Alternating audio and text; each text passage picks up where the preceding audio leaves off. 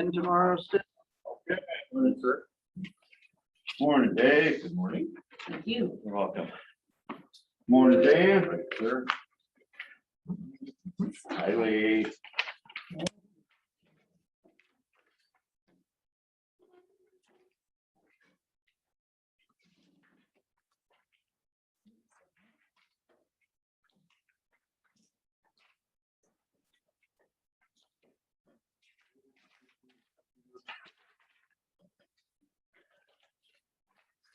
All right, whenever you're ready.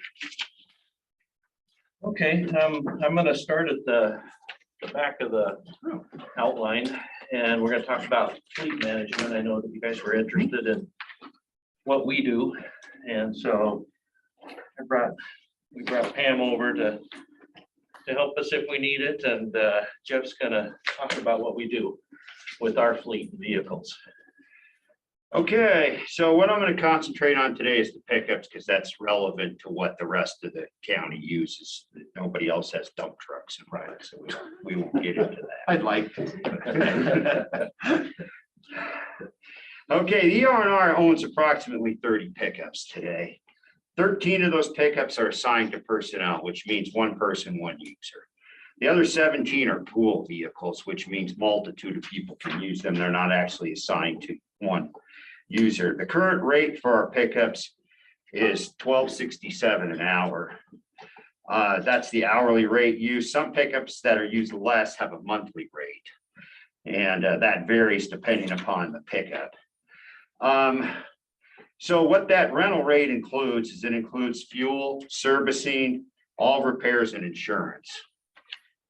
And part of the servicing part, which we're going to get into, is there. I gave you a copy of this here, which is our service record, which shows our different types of services: AM service, PM service, our AM, P, B, and C, and they're done at different intervals. A is, of course, the standard oil change that you would see at most places, and that's changing the filter, and we do a few other things with our pickups. So what we do is each person is required to fill out a user form, and it tells the number, if there's anything wrong with the pickup, and the mileage. And that's turned in daily to the shops. Also, when people go to get their fuel, they also put down your vehicle number and the mileage. So two places that gives our people at the shop the opportunity to grab that mileage, and we keep it in a spreadsheet. Each vehicle is tracked individually, and it tells the vehicle number, the next date when the service is due, the current reading, and the date of entry.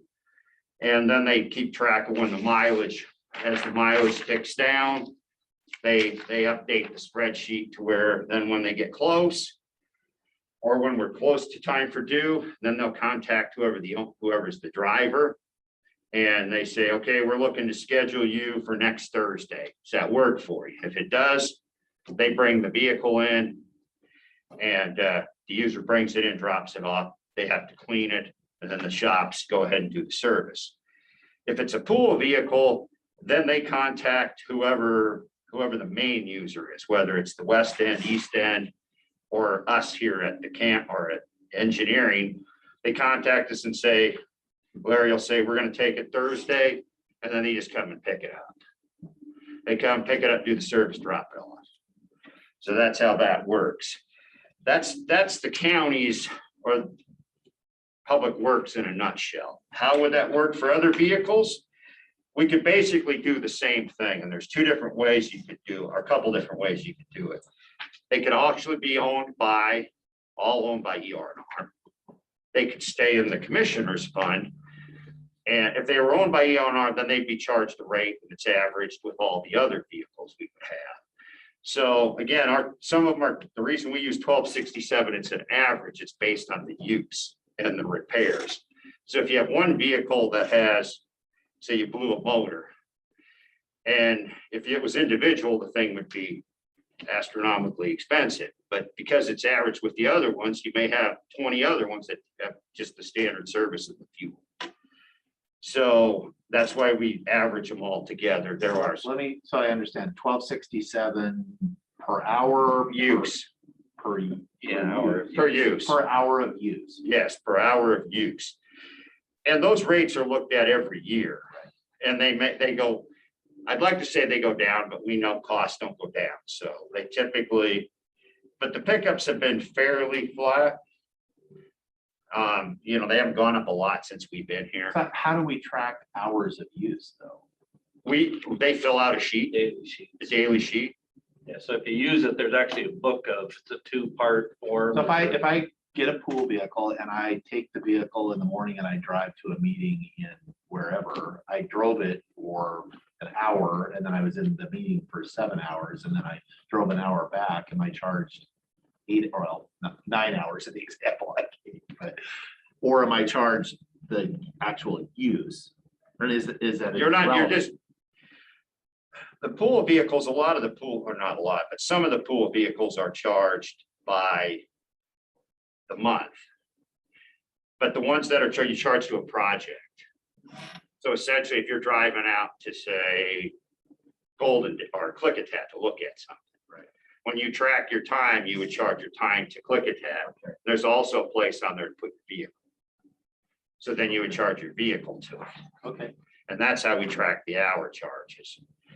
And then when we set the rates up, we look at all the different hours. And we see the cost, and that's how you calculate the rates.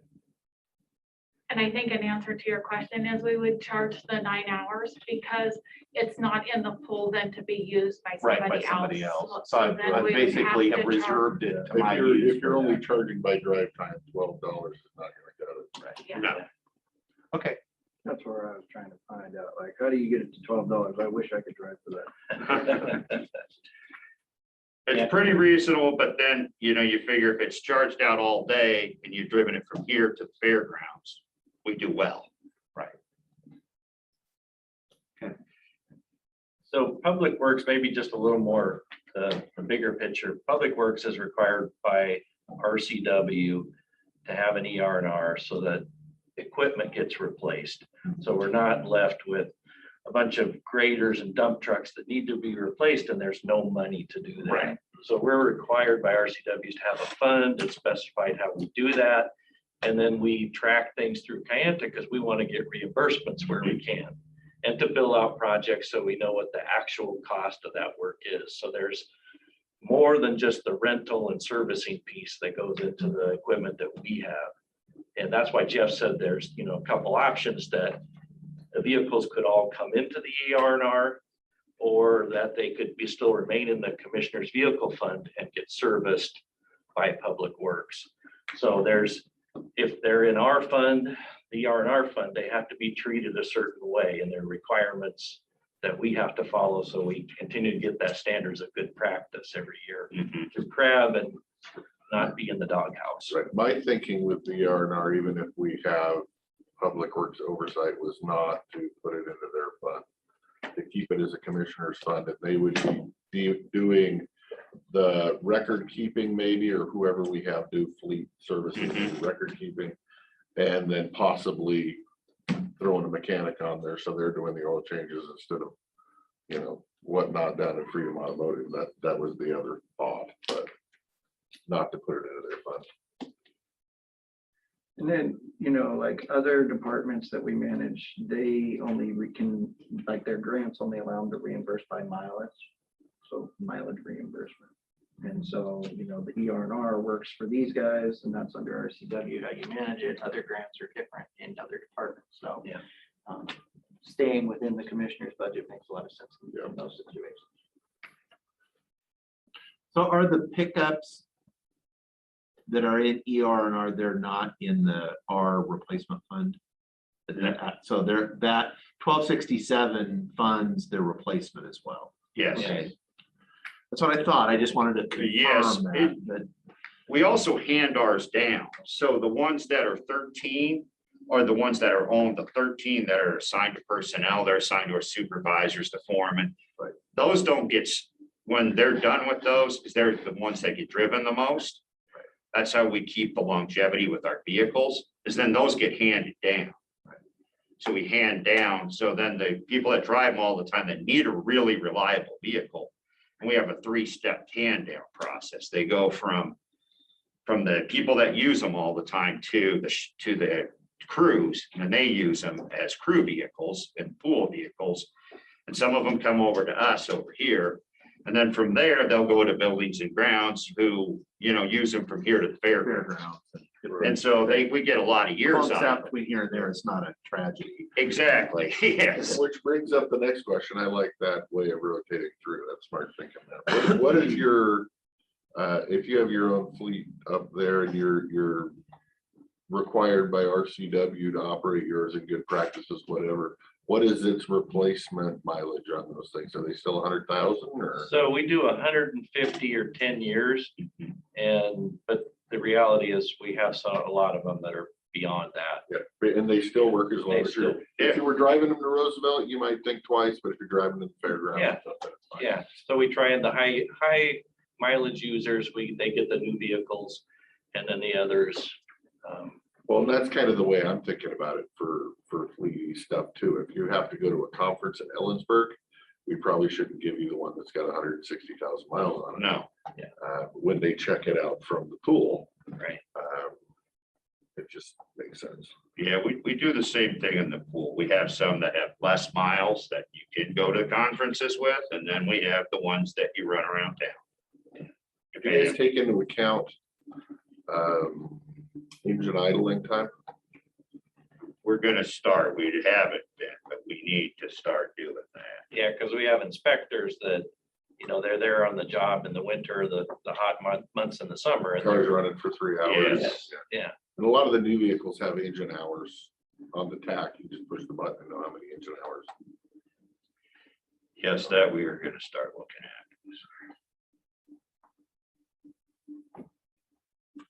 Again, there's, like we talked about, there's 2 different options, or at least 2 different options to do. They could still stay in that fund.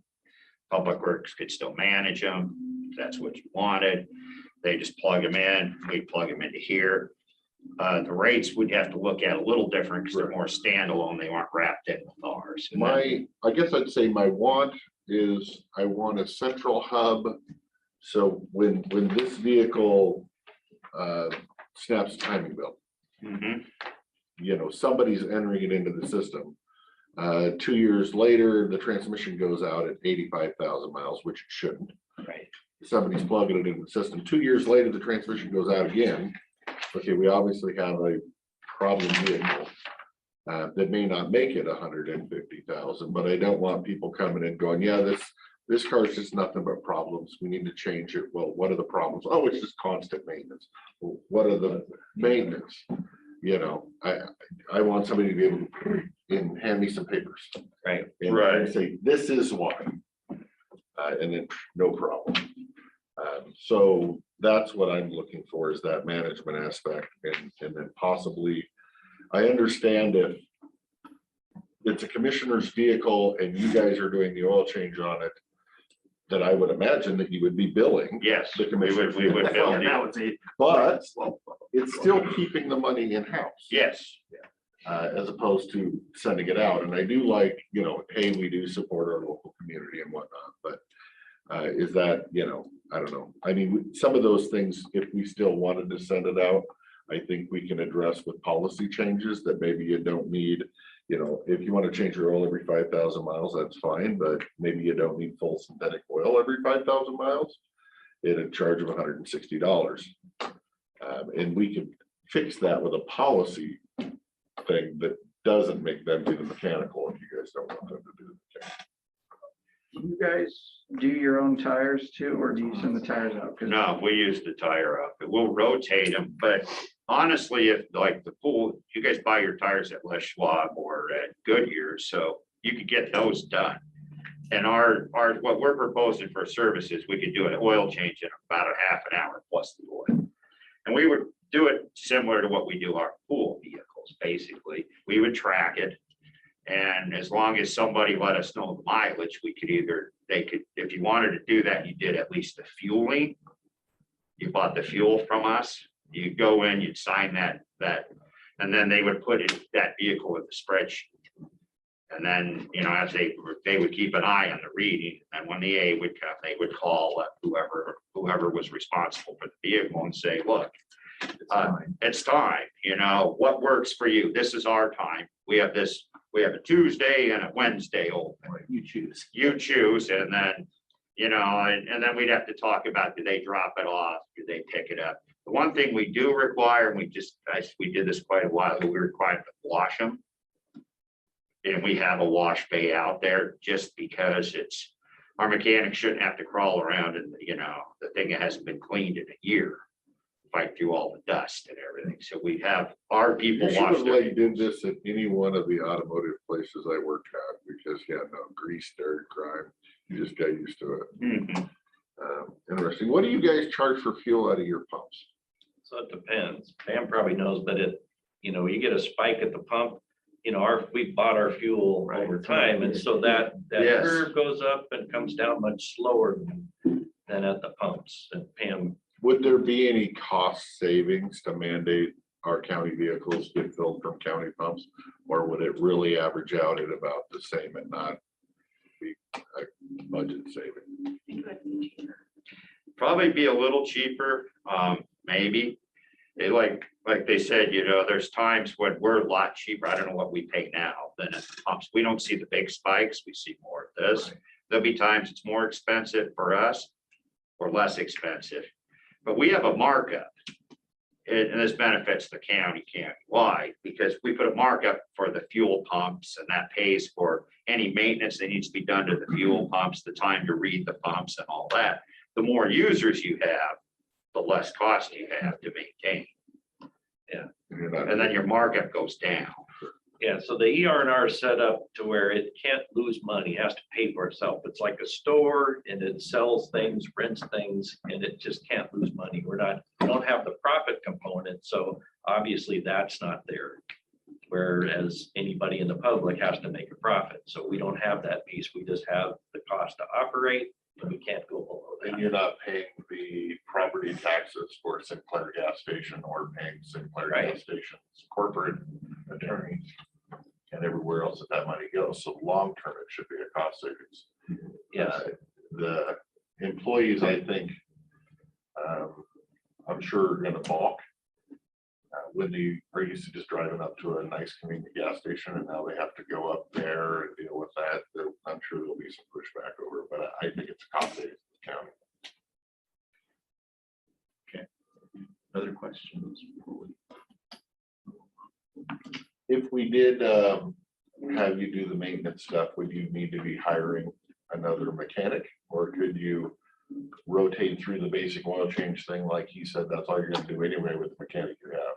I don't know how many vehicles are in your pool. Right. We would try at first doing it with the people we have. Yeah. And see, and there would be certain times, we'd be working with, there'd be certain times we just won't do it. Yeah, if we have a snowstorm or an emergency event or. Or chip sealing. That kind of stuff, we have to wait on the services. So, But they're pretty good about working around. yeah, And it would be a schedule, like I said, it says a schedule type. Well, that's gonna be, like, I'm totally open to the idea. I'm anecdotally, I think there could be some efficiency and some dollar savings, but I need to see because staff get to be expensive really fast. And it's like, so there's always that break point of if it's 2/3, I can't hire 2/3 of a human. I gotta hire a whole person. Right. And so we'll have to look at that, but it seems like it should work. There should be some savings to us. And in some ways, it should even be more efficient. It's not like getting service work done in the private sector is I just show up and they take care of me. Just a minute. Okay. Yeah, for oil changes, that kind of stuff, but it's not always. Sometimes you sit there, you have to schedule, or it's the same thing. Oh, we can get you in on Tuesday. Call for service at the dealership. And they'll like, oh, Tuesday. And I'm like, oh, no, not this Tuesday. It's 3 weeks from Tuesday, maybe in the afternoon. Well, then you gotta figure out a way to get yourself back. Back and forth. Here, they can have a pool vehicle on site, drop this one off, hop in the pool, go do your work. Yeah, Back with the pool vehicle, pick up the car. And I do know as far as ENR, as far as the rates, that is something the auditors do, because we have to justify where Yeah. that rate comes up from, where because the fund can't make money, can't lose money, can't make money. So that sounds like a perfect way to have, there should be savings there. If we're basically running a business that there is no, like we are mandated to not lose money, but also have no profit. That sounds like that's understanding that it's always, we're trying to get close. Yeah. Because you can't do that. Madam Clerk. This might be another component of this big discussion as far as if everything did go to the ER&R, would VR&R go away? And then these folks would also. Excuse me? Right. That's what those rental rates are for, those for replacement and expenses and It's all- maintenance. yeah, it's all- right. If that's what you wanted to do. If Well, not, it we could sounds do like it, we could do it where it's without just a doing. basically fee for service. like Right, we're if we gonna just, a fee, we compensate. would just tell you, this is it. If there was something that we saw during the quick inspection, we'd let whoever and say, this is our approximate cost. We've done some of this with Sharon. We don't do her oil changes, but I've worked with her to get, we've done some service on her vans. Right. Because we're right there. It's much easier for us than her to take it to Vancouver, Portland or Vancouver, where she was taking it before. This is two different things then. Right, You'd still have the replacement of the VR&R. right, And this is for the service and maintenance of it. right. And then we would have to identify because those departments now pay for those services in the private, out of their budget, those line items. And we would have to figure that out, how we could monitor that. Because again, ultimately, the goal is it's going to save us money and we should be able to, if that is happening, and we might even look at, maybe we don't pay for that stuff out of each individual budget. Maybe we just, if it's a pooled resource, that we pay it out of that pooled, we budget a certain, and it's not, they don't have to track it in their budget. Instead of vehicle maintenance put in each county department, it's vehicle maintenance is VR&R, and we just put a big dollar amount there Right. versus 27 smaller dollar amounts. Right. Understanding that this number hopefully is at the very least the same as far as what I've deducted out of there, or hopefully smaller. Right.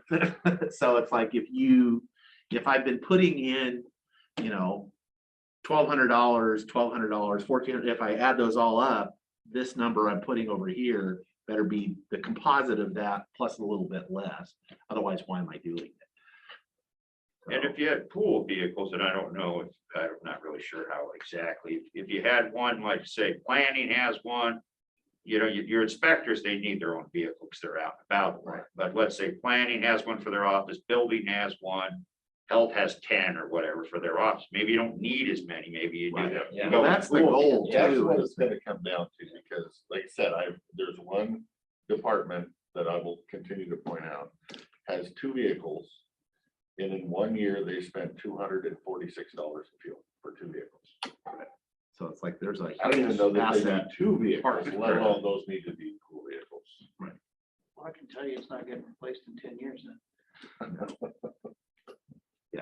So I think that's something we're gonna look at. So, because I think there's some that will have zero impact on the departments as far as providing the service. It's just not, it may not be as convenient. Like if I have to schedule a pool, I look at it just like, when my kids were home and driving, they sometimes had, oh, I want to use the truck on, well, let's see. And it was. The other question I guess I have is, if we're all in this new building over here, where would our fleet or our pool be parked? Maybe in one of our new parking lots that we're Yeah. gonna build.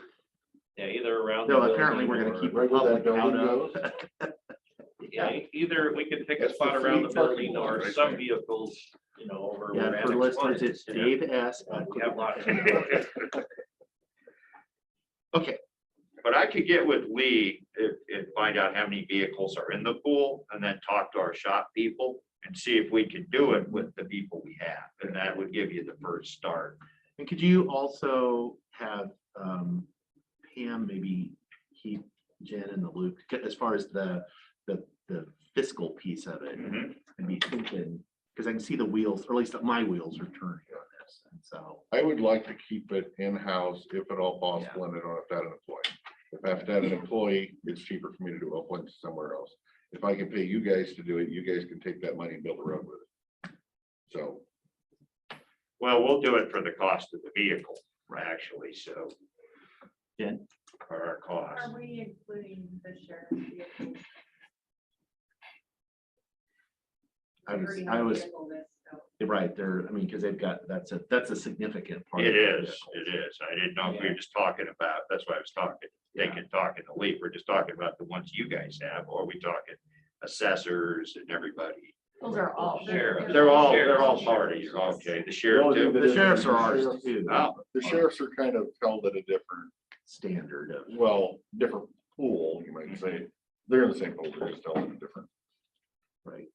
Yeah, and they may require a higher level of service too, true. because of their, their, How they're used. Yeah, how they're used. Well, and that might be the case where we have you guys do this, but we also set a policy that continue going off-site for your oil changes, just don't buy fully synthetic oil every 5,000 miles. And we can fix them with a policy issue and just do ours through house. So my answer is, I don't know. I would like to explore it though, to see the pros and cons of it. Because with that too, like the sheriff stuff, I mean, we have liability on everything, but there may be a little higher level of like if I'm working on rigs that are being used, that's different than if I'm driving it to the fairgrounds, or Right, frankly out to exactly. do an assessment on somebody's house versus a law enforcement officer that's doing a high speed. yeah. Yeah. There could, and I'm not saying that means no, but I think No, we need to no, think it's about fine. that and It's just, different. It's it's different. So it may be something that's worth it to us to let Something you like that, folks right. handle that liability. And I'm totally. Not you folks, No, no. these Oh, people that are doing it now. Yes, exactly. But I also think that if we're changing the sheriff's vehicle out, it's 100,000 Mhm. because of high speed pursuit, chase. Right. Liabilities, that vehicle might end up going into the pool when it's done to finish its last 50,000 miles. Yeah, Yeah, that's true. And we can just have handcuff seats in the back for anybody that wants to ride shotgun. And not race, or they can pull the seats out and bring them home when they put the handcuffs. Okay, That's still. so let's move this along. okay. All right, good info. Good information. All right. It's fluctuating I'll right just now, keep- so I've got some that should be going. Keep moving with the stuff. Okay. We have I the have some agreement with the questions PUD. That's our connection for net metering for the solar system on the roof of the new building. I have to have it in place. Let's see, Old Mountain Road is moving along. They're still working to finish subgrade and then they'll start hauling surfacing rock. Let's see, we finished our grant funded edgeline projects. Our guide signs and guideposts are still waiting for materials. West Garland and Roosevelt are both, we have signed and executed contracts. They're moving forward. Roosevelt grade paving starts on September 15th. And so we've worked with the Lund Hill Solar people and the landfill. And so we have they all know we're coming and that there'll be some disruption. How long do you figure that paving's gonna last, or how long the disruption? Like, Or how many days we got? we talking a week, 2 weeks, month? It's about 3 weeks. from Yeah, it'll be fairly quick, but it'll be, It's a lot longer for the project is the guard. Yeah, the guardrail extends beyond, but it'll be less of an impact than the paving. How long do you figure operation. the Darwin from start to finish is gonna take? I haven't seen their schedule yet. It's pretty quick. I mean, they'll grind it in a day, Week, 2 weeks, 3? probably 2 weeks Couple max. weeks, yeah. To do the whole thing. That's all they got planned. So Roosevelt, great, well, while we're paving, the road won't be closed, it'll just be. No, Yeah. One way. Single lanes. Yeah. Pilot car. Yes. And you did say the landfill that has been, Yeah, they're well aware of what's. okay, because I know right now hopefully maybe by then it will be a non-issue, but I know because of their reliance on contract trucks because they've had so many folks out of their normal drivers, which apparently, I mean, they can put them on their road, but it kind of disrupts their, Slows their road down. it slows their road down. And so their contract drivers go up our road. Yeah, they've talked about using, when they're doing the heavy paving, they've been working with the contractor. Because just so you guys know, that's where the grindings are going. Oh, The landfill wants the grind. Yeah. what are they, they're using them on their internal road? I think so, Oh, yeah. okay. Interesting. Is there a value in those grindings? I Well, there know- wasn't, but I- apparently I- there I'm cheap and I'm sitting here going, why are we not saving our grindings to put on our own roads versus giving them to the landfill? I don't know if we, they're property of the contractor when they grind typically. We would have to, then we have to have them delivered somewhere. There's a cost. There's a cost to it. For them, it's Roosevelt's right there, so they would dump. And now if they were grinding in Darlin, they would say, yeah, we're not giving you the grindings. We're not hauling them over there. If you want to pay us to haul them, and the landfill would probably say no. Right.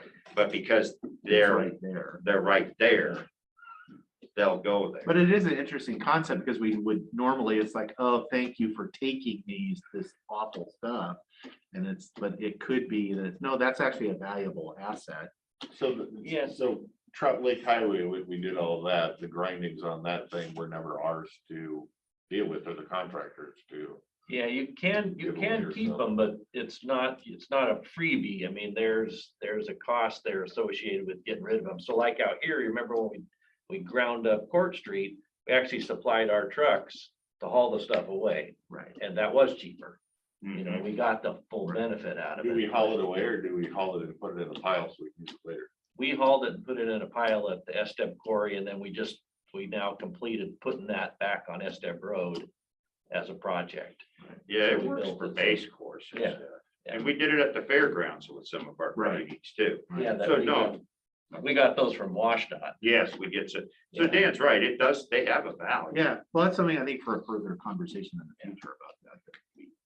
Yeah. But when, like for Roosevelt, because the feds are paying a big percentage of that, We can't haul. we can't haul. We can, yeah. We can't be part of it. And I don't think the feds would go for us buying it either, because then we're using it someplace else.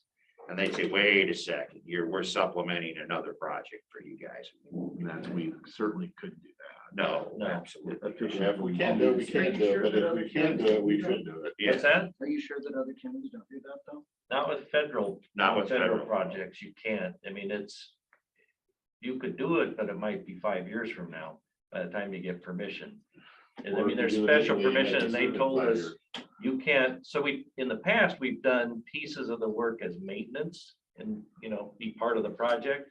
Mhm. Yeah, Because they it just said makes not. sense, and then they cut that off. yeah. You can't do that. Just, even though some things make a lot of sense, doesn't matter. They have the rules, and the rules govern. And there's no flexibility No. for FHWA. Even though we'd like there to be. Yes, maintenance, like I said, we get them from the state, we do. And we make use out of them.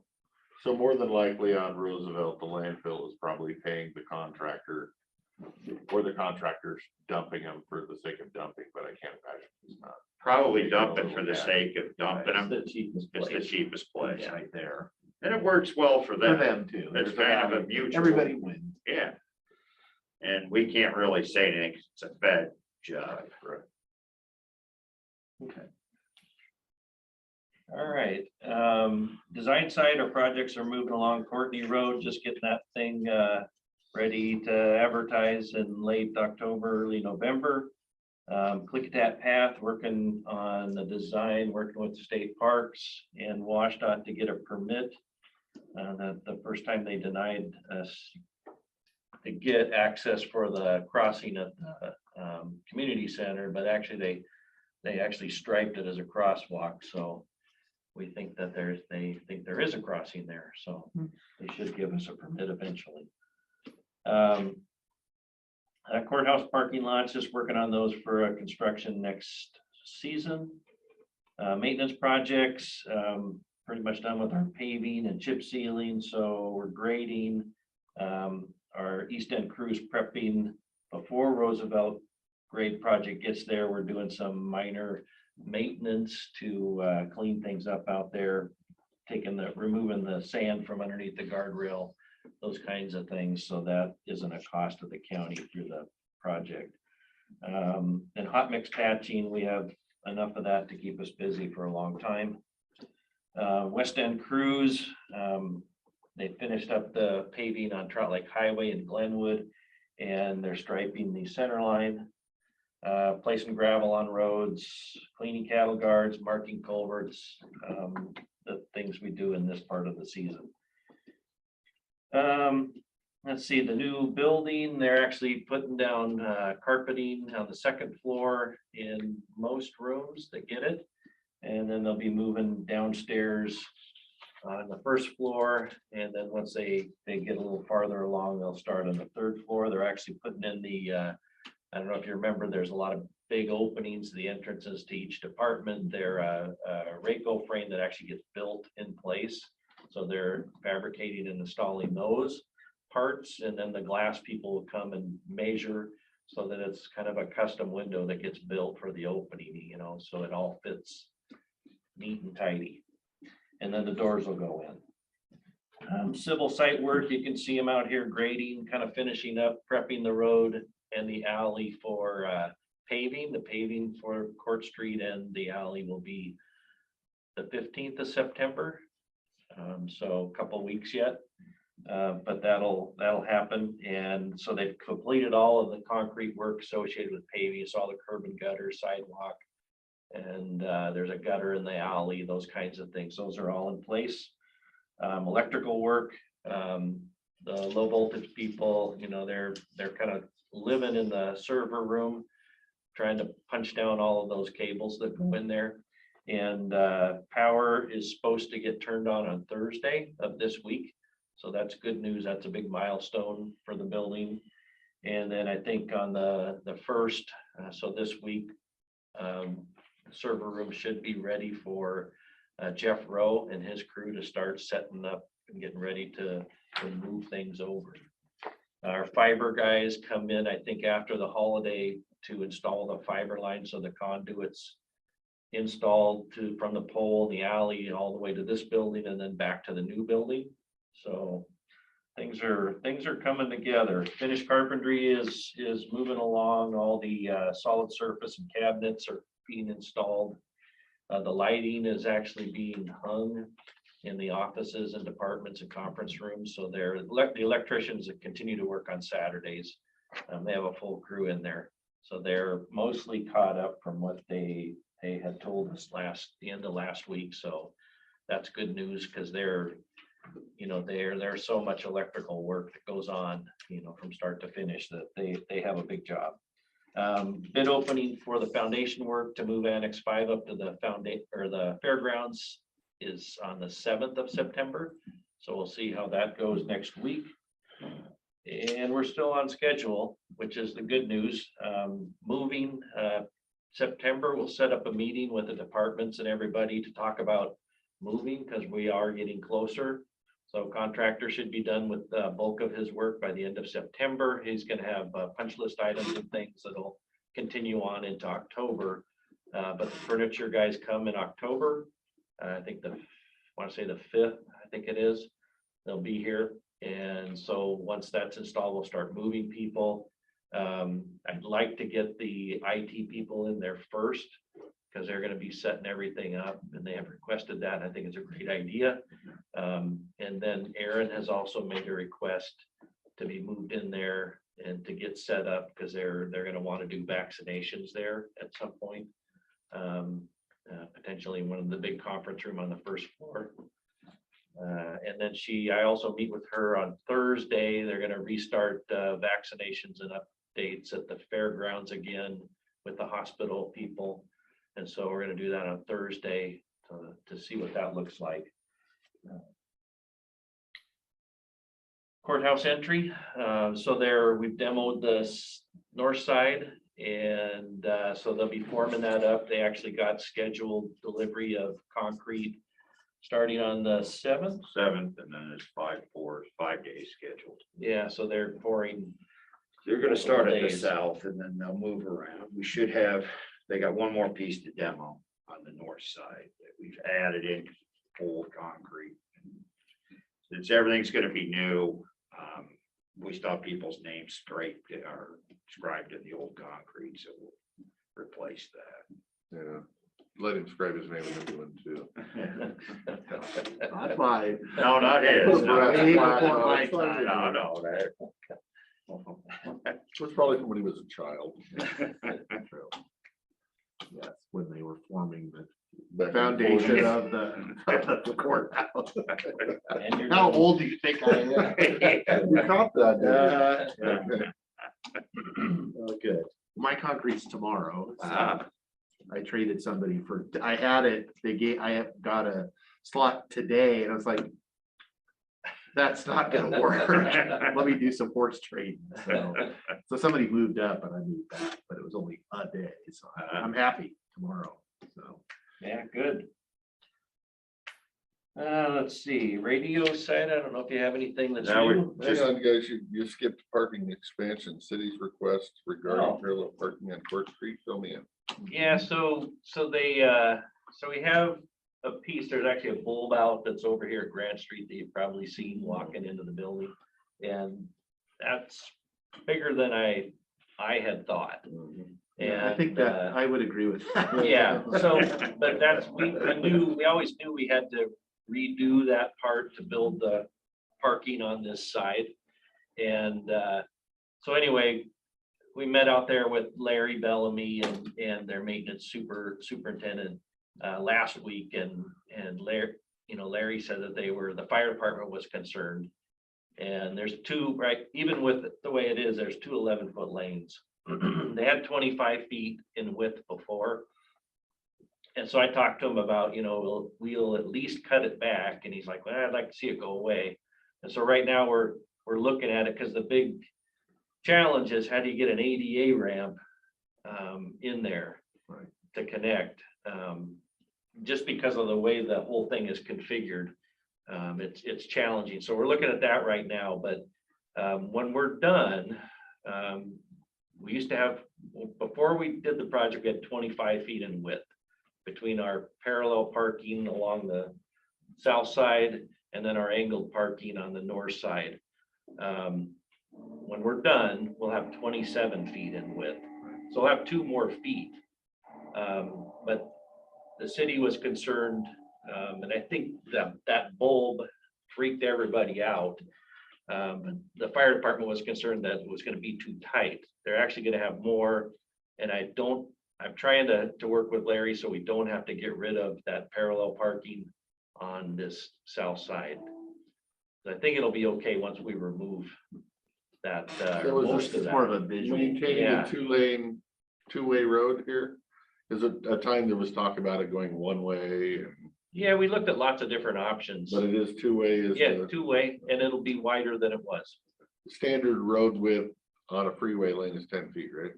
12s, they have 12s, yeah, and 11s is pretty typical for a county road, local road, you can go down to 10s. This will be 27 feet total. 27 feet wide, so yeah, So it's really, like you said, 13 it's and a 2 half feet feet. wider than it was. So Yeah. that's more than half. and that's to the cars, that's not just all the whole width, that's the lane width. And then you have the cars, the parallel parking beyond that, and then the angle parking is on the north side, and it's outside of that too. So I think we're okay, but we'll be working with the city to present that. The bulb looks way huger than that, but Yeah, it must be just an illusion. it is. Yeah, because it is really wide. I mean, once you look at that swath down there, it's, the 27 feet plus the 8 feet for parking. So it's wide, and it looks like it necks it down to nothing. Great spot for lemonade stand. Sorry for skipping that. Yeah. That's our list. One more thing, real quick, so Dave, they're Orange, they're washing, helping us supervise, they're flushing out that culvert today. Oh. Met down there with them yesterday. Today, they're running 4,000 gallons of water. Down through there. Well, I'll hear about it if it doesn't work Well, if it doesn't work well, then we can fix it. That's easier than what may be a different situation, but we'll talk about that when the time comes. Okay. Nope, great information today. Thank you, gentlemen. and ladies. Thank you. All right, thank you. Almost about time too. Yeah, no, that's good.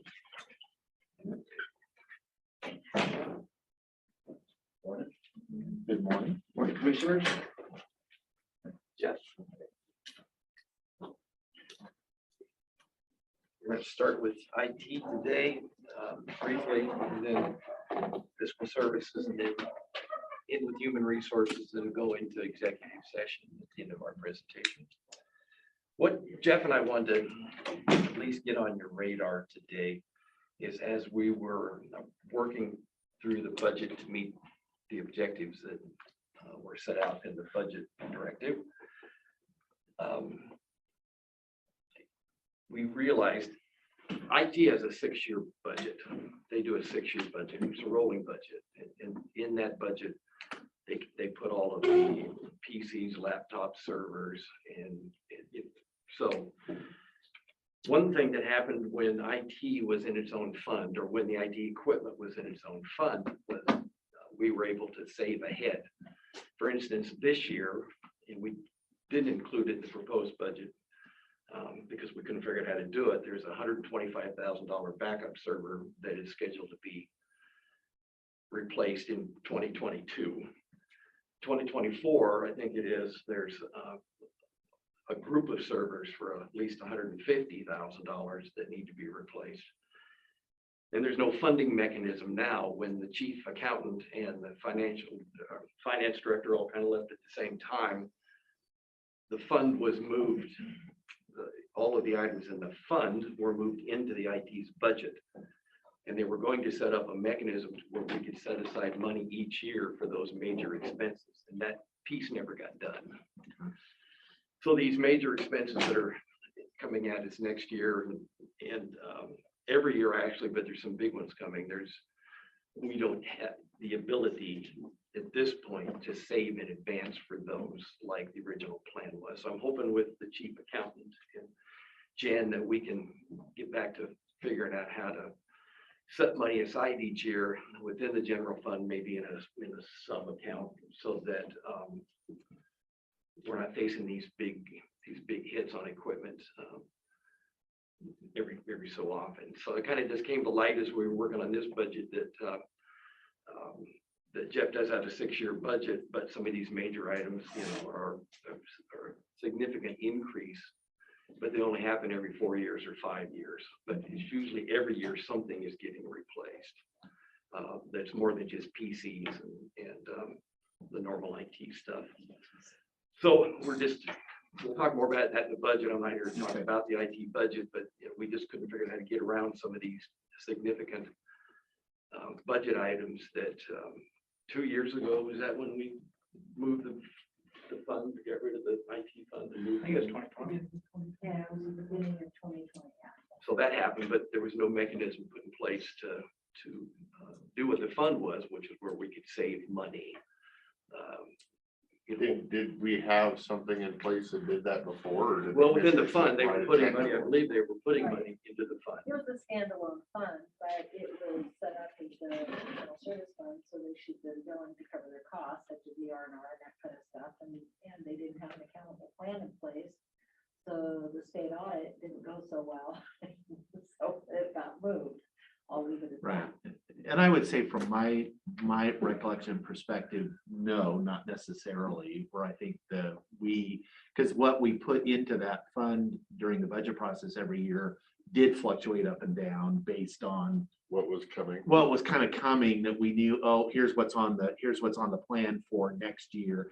I don't recall, as far as really saving money, I don't know that we ever really did it like BR&R or where we should be doing. I mean, maybe we did, but that's not, like, I didn't really look at it that way, that we had a funding request.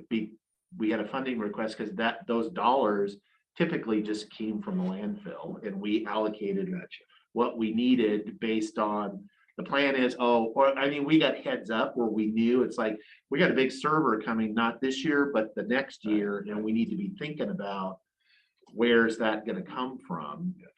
And so, I mean, I just think, I'm a big advocate of just saving all the time for things that you know you're gonna have to do. We know these servers have to be, just like we know with communication, we know with our vehicles, we know with everything.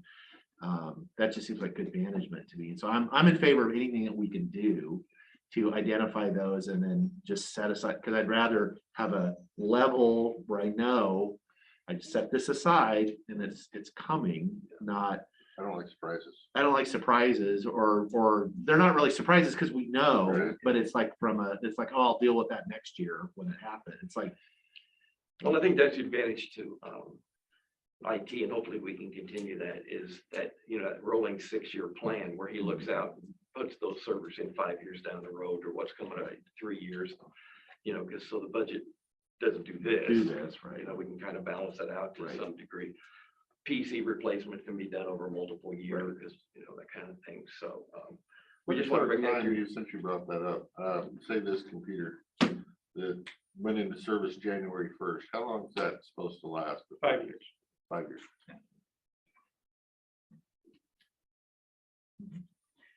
So this backup server, right? And what, are we backing up everything offsite as well, somewhere on the cloud? Yeah, the backup server backs up everything locally and then replicates it to 2 different locations in the country. So it's a very resilient system. And we, I think we talked more at another time, the amount of data that we store for public records, videos, audio, documents, It's just going up. Very, very steep. it grows exponentially. Yeah. So there's a reason they're building server farms everywhere. Anyway, we just want to bring that to your attention, and we'll talk more during the budget process, but these are fairly big ticket items that are coming at us one way or the other. Yeah. So, all right. Thank Jeff you. can't wait to get on the hot seat. Yeah. Thank you, Jeff. Yeah. There you are. Probably too much light in here for him. I told him no newspapers on the windows. No photo sensitivity. He's the only one that's allowed to wear sunglasses. Yeah.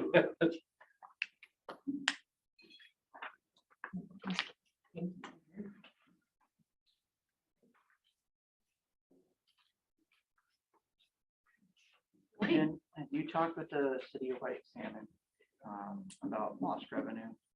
Not recently. Okay, I had a Did Marla chat come with with- Marla, and they're trying to get all that through there, and you did such a good job of, you all did such a good job of maybe gonna try to get some of your time.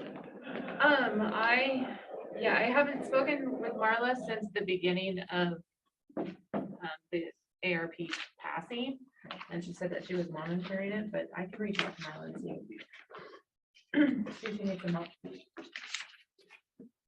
Okay, I was just gonna start off with the American Rescue Plan. I was able to, after kind of back and forth with the US Treasury and their online portal, I was finally able to get our report filed this morning. The first report is the lost revenue calculator that Teresa, the CPA that we're contracted to, had worked out and got back to me. So we were looking at 2,121,000 as lost revenue, which is significant as from my estimation, which I told you was very rough because of the amount of gyration that the auditor's office has to do. But this number matches our annual report, and I think that's the solid plan. So that leaves us with $56,670 that cannot be accounted for under lost revenue. I think that's a pretty minuscule number when talking about budget, and we can probably manage coming up with some COVID related dollars to fund that. So eligible uses for that would be administration costs, which could be my payroll, Teresa's invoice, those types of things.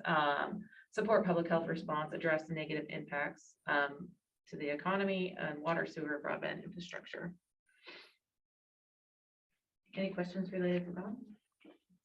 other than, that's good job, great news. That's, because that is the lost revenue is the most flexible use of those dollars. So. The next group of packets would be the 2020 budget to actuals year-to-date reporting. You guys have seen this before from me. Just kind of let you know where we are at by the beginning of July, I believe. What those numbers are. It's a little delayed just because the way payroll is ran and paid out within our system. You have the county revenues 10-year historical analysis. Shows the trend lines where we're sitting so far in year to date. And then your revenues budget to actuals, we have, 49 million of revenue so far accounted for within the system. That would be 71% of our original budget. You see the trend line year over year, omitting 2020 at the bottom of that page. The next one is our expenditures 2021 budget to actuals. Our target percentage of budget would be 58%. Overall, countywide, we're sitting at 48% of budget used so far. There are a couple areas that have exceeded the 58%. I've highlighted those in red, but again, those could just be some large payments at one point in time, so it's going to fluctuate. Do we have the possibility of the reverse of that as well? Where They're they're showing it's, but we know it's out there, it's coming, they Right. just, we only pay it once a year. I imagine that we do have the reverse of that. I wouldn't know for sure, though. Yeah. The remaining reports are going to be those That's something funds. just to Yeah. applaud, I'm just thinking out loud. It's something as we get experience like next year, when we run these same reports at the same time to be able to compare those where because we're doing it based on, the 58% is a percentage through the year where it's a flat, that's assume every expense is the same every month. Mhm. And as we know from experience, it's not, so once we get a little experience that we can say, yeah, we're running below, but we Exactly. typically run below, so that would be really useful to know that. Give us a good baseline this year. Yeah, so we'll baseline. Yep. Understanding last year means nothing. Well, it meant something. Well, it's something, yeah, but That's it's. something rolled over into. Yeah, that's, no. Okay, And then the remaining are those funds that you guys had requested that I trend and provided a dashboard for. So you have senior services, emergency management, street funds, public health fund as well. Yeah, we like that expensive, we'll go next year, that's a normal. Yeah, well, I don't know that we'll know if public health is normal for a few years, but for Aaron. Yep.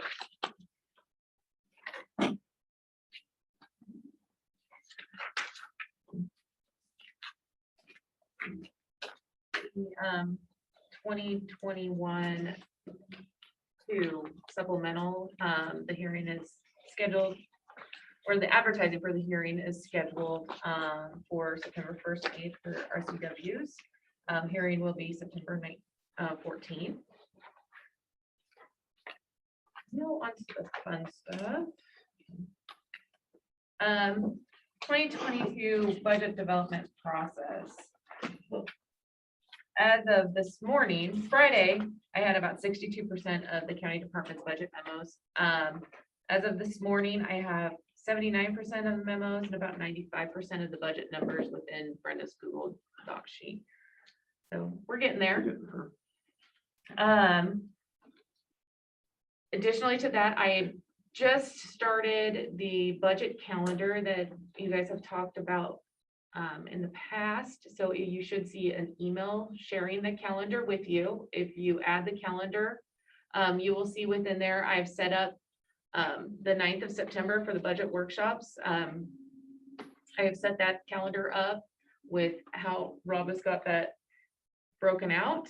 And within, if you click on, let's say sheriff's is going to be the first one in the morning. If you click on sheriff, you'll see at this point, I have loaded their budget memo and their wage and benefits forms to that, so you could just go to one spot to access that. When I get the preliminaries done, I will also add that to that, so you have an electronic copy as well as what will be in your budget book.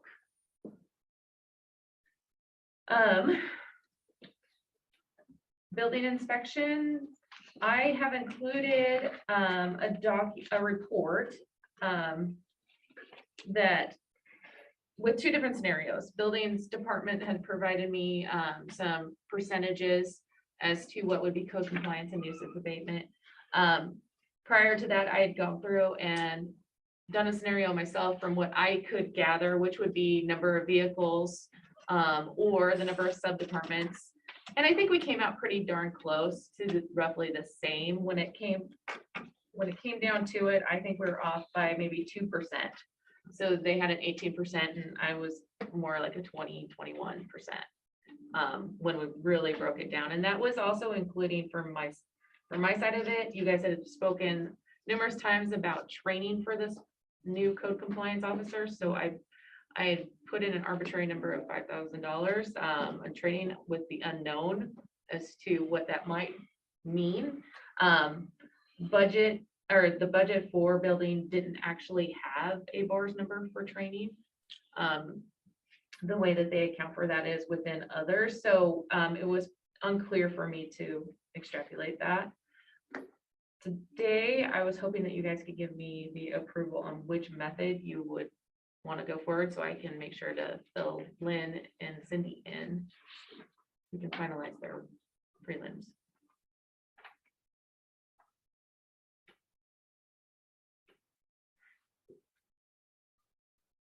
Speechless.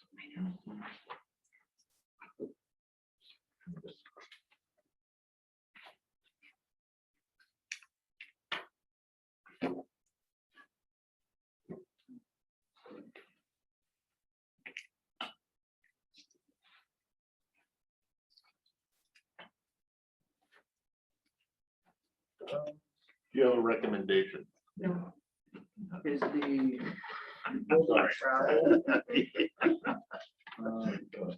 building travel, that's not for regular going out and doing inspections, right? I mean, or is I think that, the travel is training. is the travel for I training? believe that they also included their training. Or- Well, because I'm just they're thinking, out- like, Gene's on the road all the time, and I don't see how it's only $5,500. Right, Right, no. So I think it's just- part of my confusion is. Okay, so. He uses a county rig, so it's fuel. So then travel would be for the training. Or fuel, yeah, just like our travel or ours is travel and fuel. We're untrainable, so.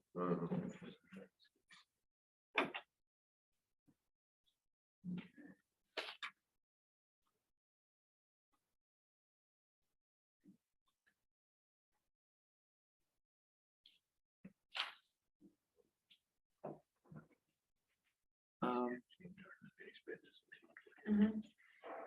If you guys wanted more time. Just say, could we, what we could Unfinished do is business. what I'm gonna suggest to my seatmates is, can we digest on this maybe over lunch? And we can have you back in it, because I do want to get you an answer. But there's some, because I'm trying to compare between the, I'm going through, a lot of them, they're basically the same. There's Right. not any, but there is, Oh, I see the two differences is the two code enforcement nuisance trainings are 5,000 and other services charges. No, at the end of 16,000 versus the- 15,000. At the end of the day, at the end of the day, because we're gonna have a little more time at the end of the day, I believe. about 2:30.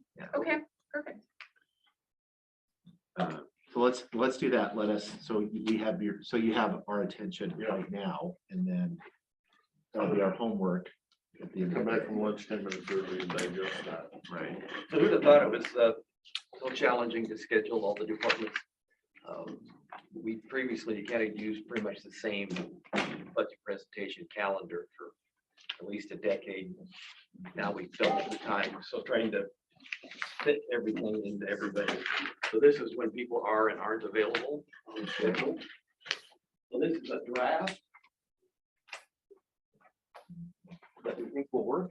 Definitely, we're going to get the 9th set, so this is something we can come back to, give you a chance to look at this over lunch. This is your recommendation though? Yes, Well, basically. then I'm good. I don't care. Not That would be- micromanaging. Yeah, if Go you for can it. make this Schedule a work, budget then hearing. schedule it. We continue to check it and double check it and triple check it, but basically there's 3 very full days and then half day on the 30th. And then just a few in the morning on the 7th of October, which I think is good because you may want people to come back. You may ask for information that they'll need time to present. So within this first phase, these first 5 days you've set aside for getting the budget presentations, there's time in there if somebody goes long or a lot of flexibility. And invariably, we'll find somebody who said they were available for some unforeseen reason won't be. And this gives us a chance to move them, move it around, since you've already blocked out these 5 days. Yeah. So, The only one that I have a question on is just can public health really fit in that short amount of time? well, that's double what they usually get. So we can expand that and add more time if we need to. The 9th is really the one we want to get set so we get this out to the departments and I can look at that, Commissioner, and see if we need to give them more time. Well, there's a bunch of open time on that same date, so. Yeah. We can always switch that. Yeah, we could. No, I'm good. You tell it. We said we blocked the dates out. So we'll, Okay, tell us we're here, we'll be here. we'll Let check it everybody again. know that if they were smart, they'd bring cookies. We'll check it again and make sure that I have no allergies that I'm aware of. no allergies. Be gluten free. And the ones I do, I don't care. The more sugar, the more happy I am.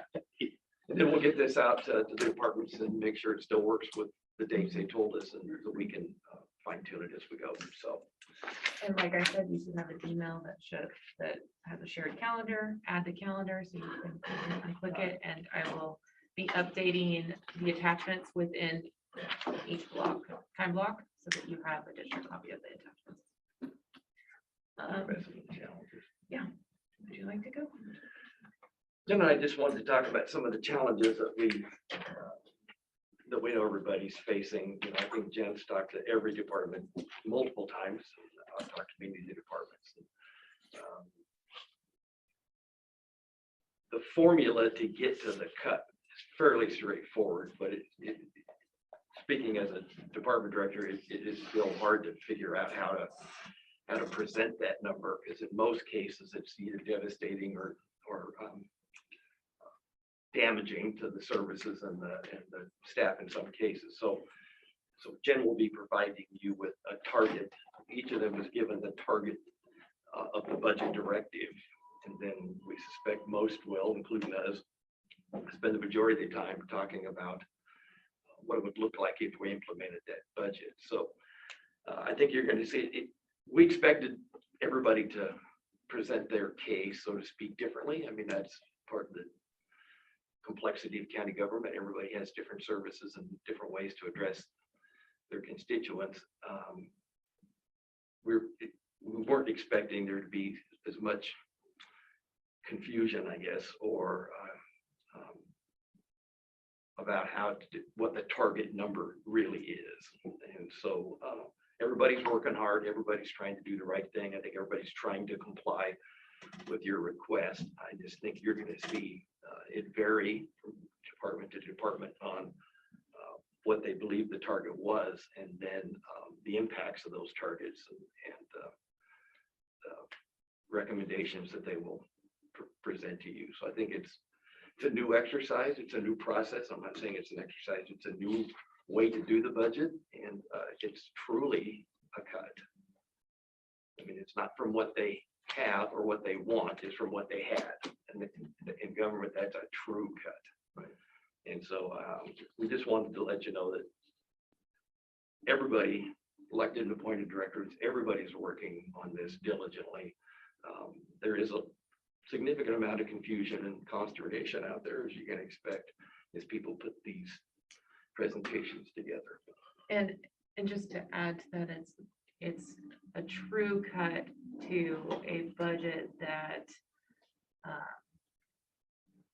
wasn't an entire year for all departments, or wasn't at normal staffing levels.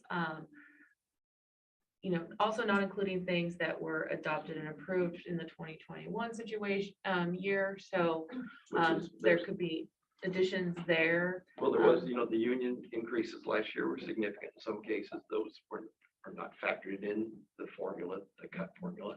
2021 increases, cost of living increases, new employees, some departments, as part of the budget or since the budget, departments have been granted new positions.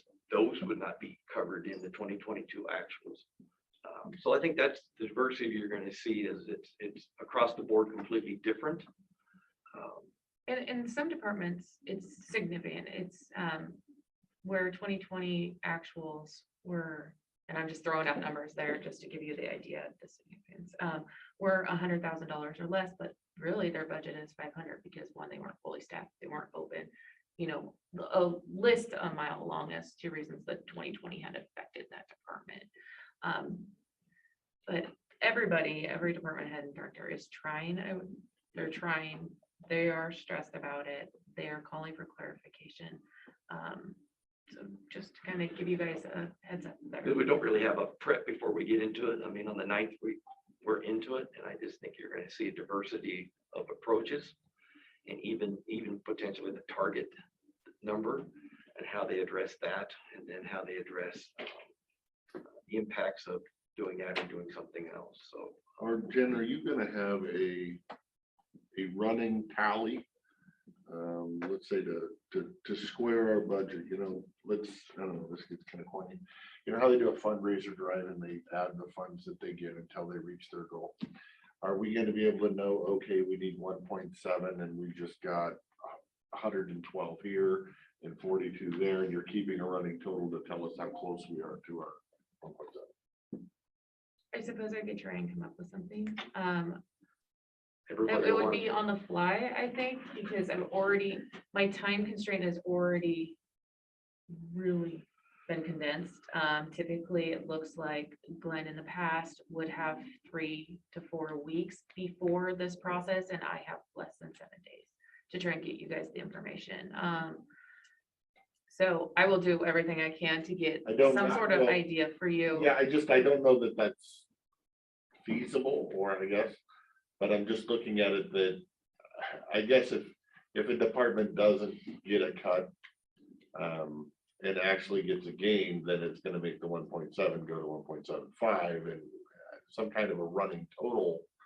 And I'm as not- we're going would be. I'm not sure in the middle of 2021 that I would be able to get you a definitive number for that, because I would say in the past, we do go through that exercise, but it's at the end. and I would. Because yeah, I when would the say that. numbers have all gelled up that we, in the past, and I don't know, we in the Excel spreadsheet, then you can just go, because that's how we balance, is that you go through like, well, we're still here. And so we go up through, oh, we could adjust this, and then it populates through, and then we end up with the new number, and we're like, oh, we can, because it always comes down to So you add will revenue. actually- So you're you actually might have watching. somebody in and going through the process, and okay, you're done, and then at the end go, wait a minute, we need to adjust something back. Oh, Well, absolutely. And we have all of October fine. for revisions as Right. well, to be able to Right. call people back in. Right.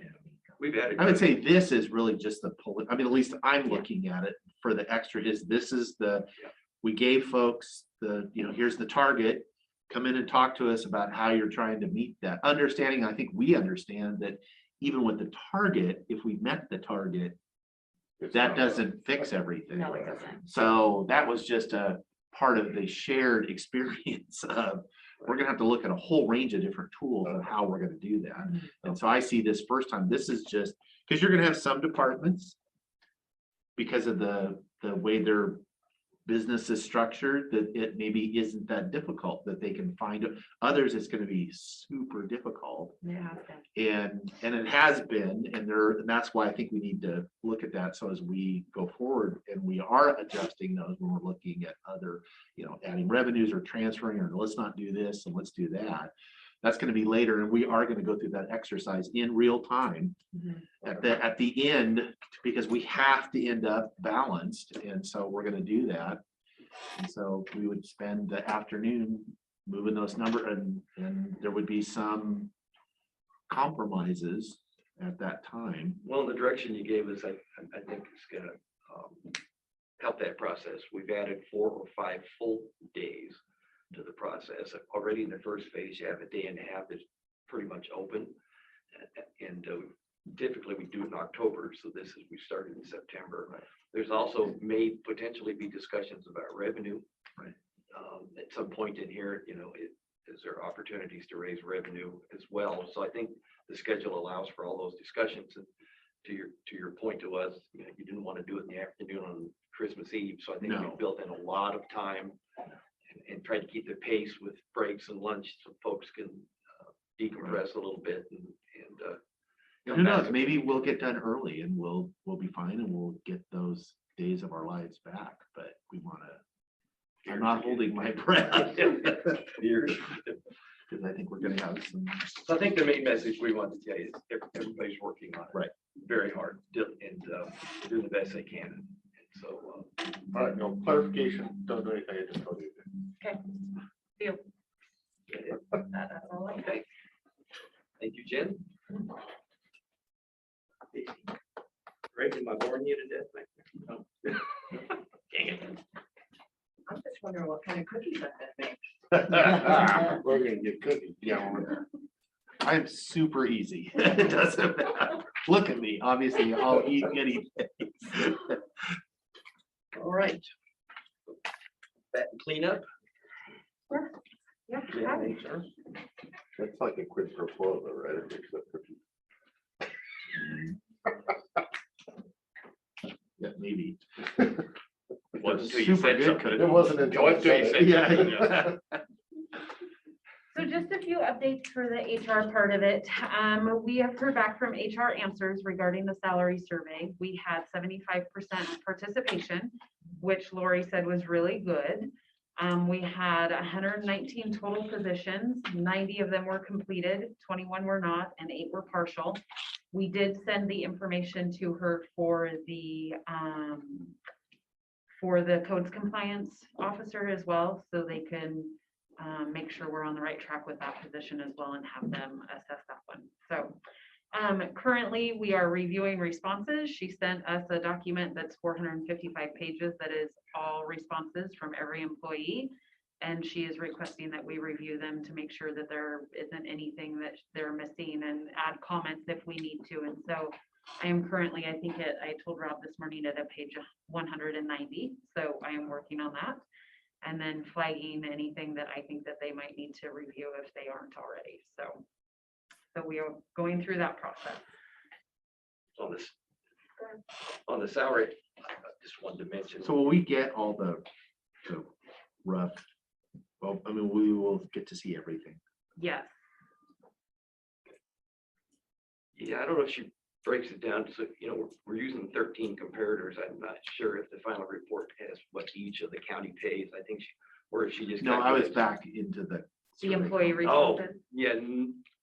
But well, if you would like to see Commissioner, you can, but typically I don't think that information is part of the final report, but we can check into that. Okay.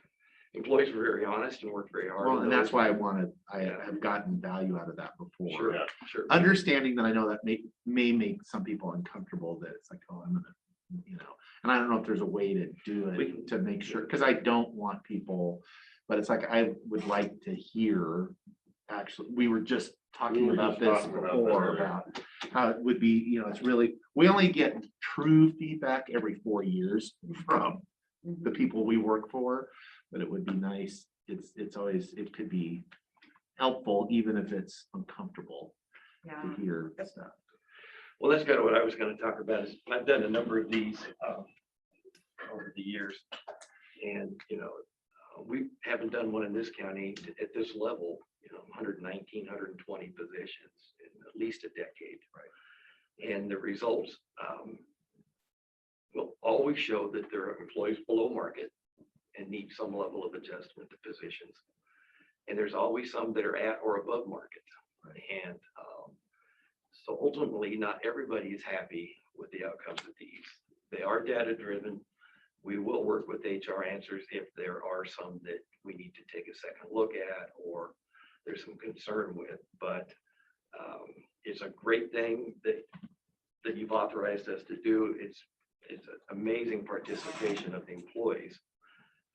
And most employees, I think, or the positions will reflect the market, but there's always some that don't, and that creates a certain amount of angst with folks. But we'll see what the results are, because it's all data driven. We're using 11 Washington counties that you've approved. But do the employees know the answers to the results? So they can just go online and go, wait a minute, I'm being underpaid. Well, Or is that Being us that know the? being answer to underpaid is that? a relative term, but when they'll have the data, it's a public report on the Right, site. ultimately, it will And so be released to everyone. So they can look and see what the averages are for that position. The challenge always is 11 counties, we don't call everything the same. Right.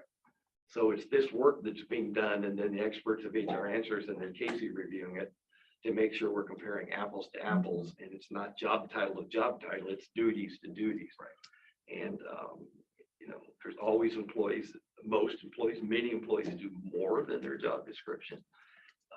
So trying to get the current data so that we can compare with our comparative counties. I was pleased, I sent an email to the 11 counties, letting them know they'd be contacted by HR Answers.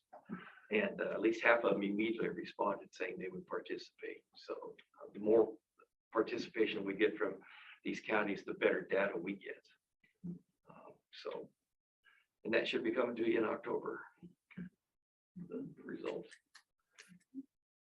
Collective bargaining update, we were scheduled, we had you block out Wednesday starting the 15th, I think all the way through Thanksgiving. The union's not available till the 29th now. They are available maybe in the afternoon on the 22nd, but I haven't decided if we're gonna start with one or just start with them all on the 29th. So the union schedule changed, a lot going on around the state. And so we will definitely have all the bargaining that is starting on the 29th. We may pick one of them and start on the 22nd in the afternoon if possible, but I hated to see us push to the end because it just means they could go farther. It adds pressure. And it's better if we get these numbers in the budget, but so we'll do it.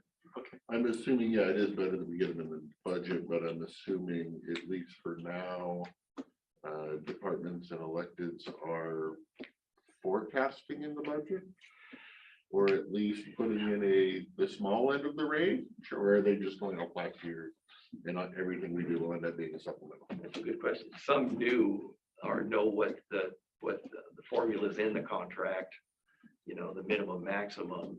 The sheriff's office is not. So there would be no way for them to know. The other ones, you can use it as a starting point, but it's just a guess. And there's a lot of thoughts on budgeting for negotiations. If you budget for it, then that's where you start theoretically. Right.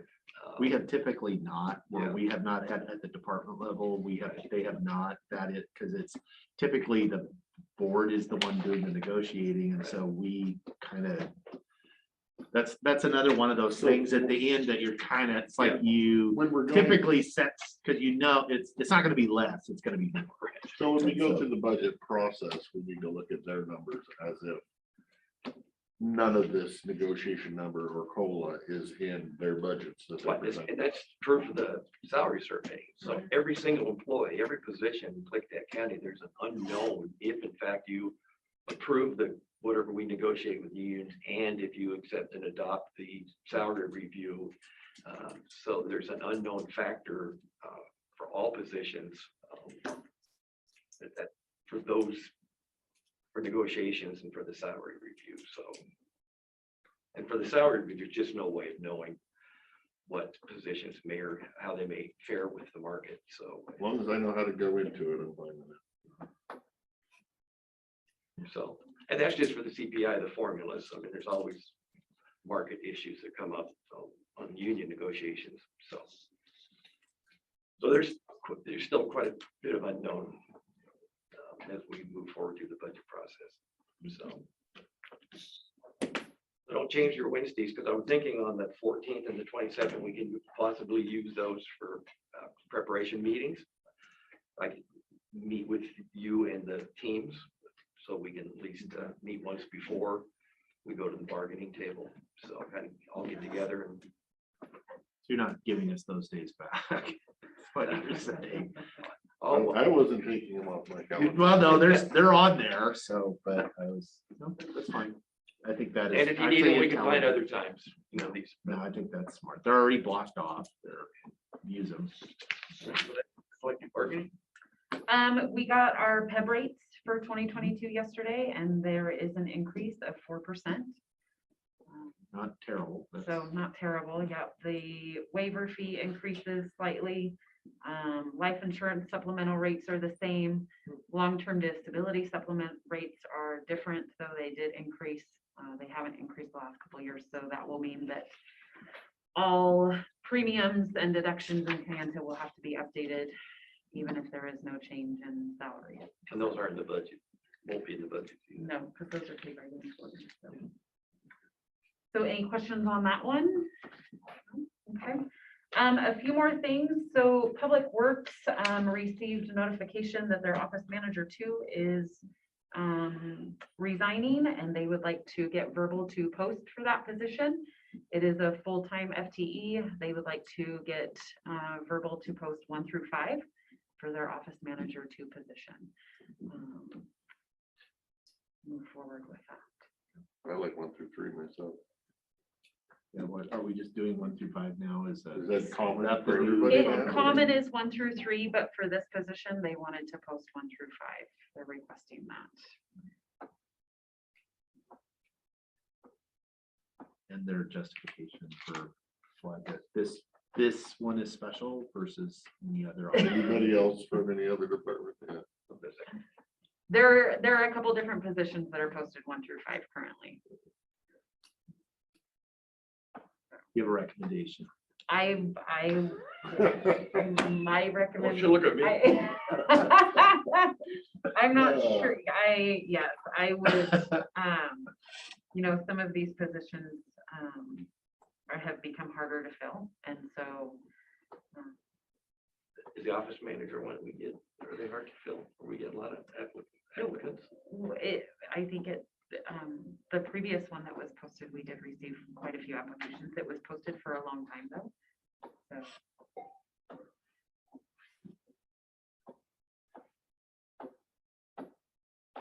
I just know when we send it out to 1 through 5, they're gonna come back with a 5.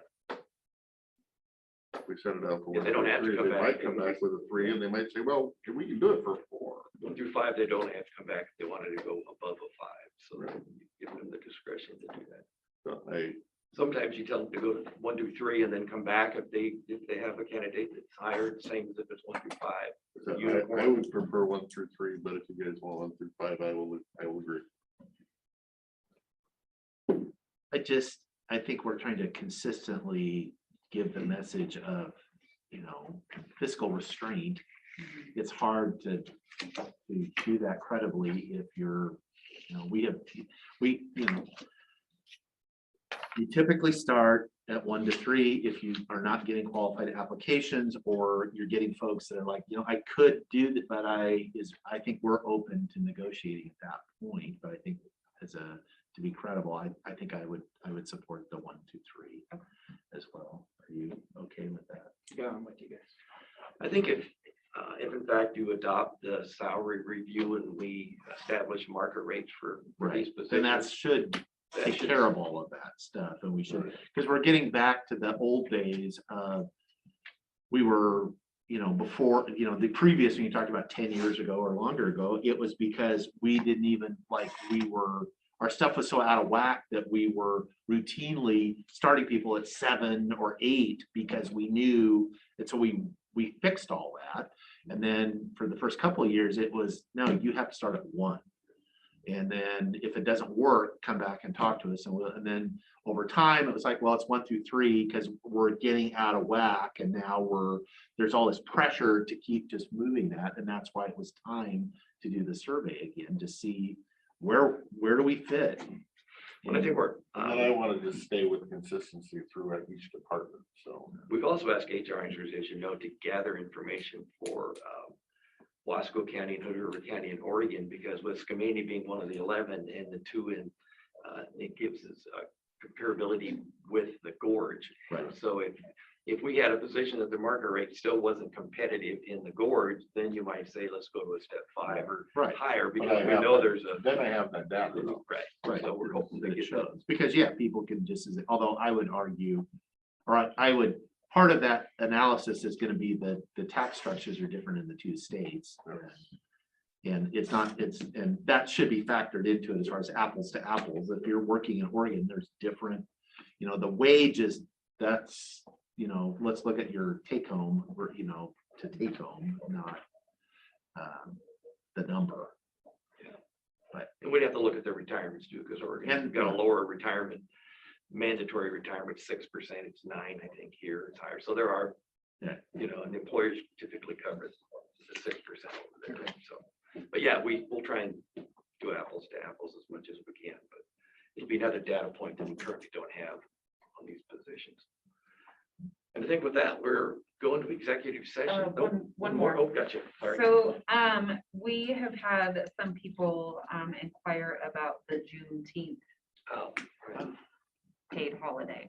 So Jay Inslee had signed it, making it a legal state paid holiday starting in 2022. And if that is the case, then, It'll be a non-issue.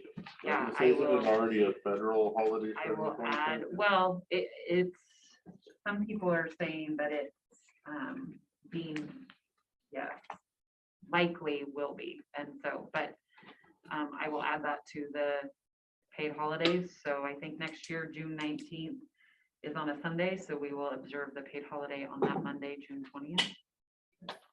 So, And I suspect that'll be in the union's opening offer. Yeah. Now. I will, yeah. Okay. Anything else, open session wise before? No, Casey and I'll stay. And Okay, how long do you need? There's quite a pile of applicants. 15 minutes and then we can extend it. That means. Yes. Is it possible that I could have just a few minutes of your time before you go into executive session? Sure. I will make it quick. Okay. Okay, because then I want a pee break. before we- Okay, that's true. We actually have also been asked that the prosecutor would like to move this, a quick executive session before we go to lunch is fine. We may not get a lunch at this point. huh? And that's why those cookies are becoming more important. Mhm. Mhm. So what I'm handing you is a letter that was written by a local physician who is the chief of staff at the hospital here. And he wrote it to Governor Inslee and to Kate Brown. He lives in Oregon. And it's regarding the mandatory vaccine. And I think he lists some very good points in his letter.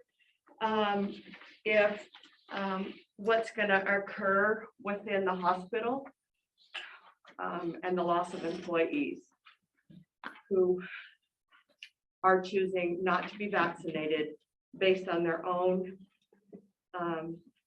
if you want to coin the phrase, it's my body, my choice. And so we have, Brenda was here as well, but the electeds are very adamantly opposed to any kind of mandatory vaccine. It will cause a devastating effect to our county services that we offer. And feel that careful consideration, if it's even being considered, needs to happen, and how it's going to affect our offices. And one of the things that he states in his letter is that that the infections that are happening are not coming from hospital staff. They are coming from outside sources. So it's not the hospital employees infecting people. And I believe that we have done a very good job of putting in measures that are preventing us from infecting other people. I know Greg's office is maybe one of the few that doesn't have a barrier. But I think those barriers are very effective when we meet the public that comes in for our services. With that being said, I really would encourage you guys to read this letter, take it to heart. I've had the conversation about vaccine with him. He is a physician that I use. And he is upfront, straightforward in explaining the importance of the vaccine. And he leaves it up to that individual after he educates them of his points. And I think that's what our medical providers should be doing. And so I don't think that allowing a mandatory vaccine for our county is going to assist any of us in doing our jobs that we are elected to do. And should there be a discussion along these lines, we want to make sure that we are included and that our voices are heard. So with that, that's really all I have. And thank you very much. I would agree with that. If there is a discussion, I will also be encouraging involvement if there is ever a discussion. Mhm.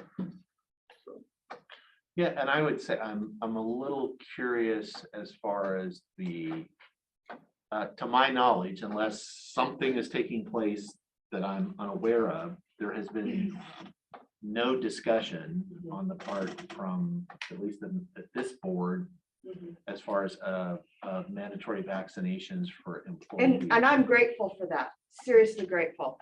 But one of the things I don't want to, be trying to catch up to the train. Right. So I just want to make it known how we feel and how strongly we feel before a conversation should happen. Right. Yeah, and I would say, yeah, I can't imagine us even starting the discussion without involving our partners. Thank you. As far as in that discussion. Yeah.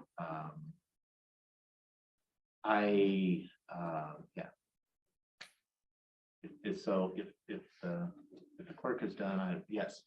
I would also suggest that you read MRSC's latest blog on what J Inslee order means and the trickle down impacts. They break it down very well as to what I would call the overreach, but anyway, I would read it. Okay. Thank you. I make a really mean molasses cookie. You guys will get some. Molasses, That's sugar, chocolate chip, molasses. Molasses are great. They're all good. Yes, thank you guys very much. All right, thank you. May I recess? Yes.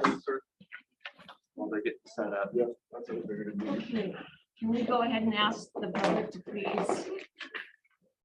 Yeah, we are going to go into executive session for, I'm not going to announce it just yet, but I'm going to.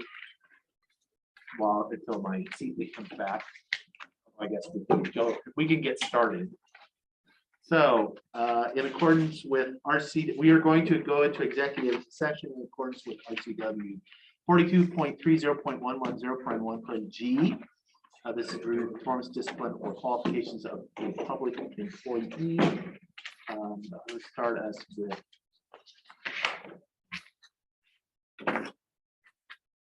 15 minutes. Not just yet, though. So I would ask members of the public, we can take no action in executive session. I do not anticipate us coming out and taking any action. So the next public business would be at 1 o'clock when we come back from our lunch break, if we get one today.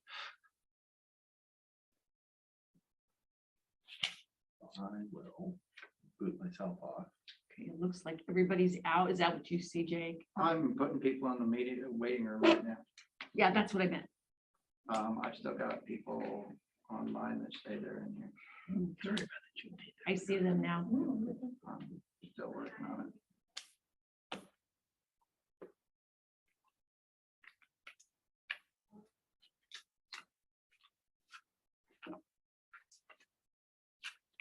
I got me, you, and Dan. Okay. I left. Okay, and I'm gonna go ahead and lock the meeting. It is interesting, the consternation amongst appointed and elected. Show all three. Let the record show that the recording is in progress and that all three commissioners are present. We will start with the Pledge of Allegiance, please. I pledge allegiance to the flag of the United States of America and to the republic for which it stands, one nation, under God, indivisible, with liberty and justice for all. Okay.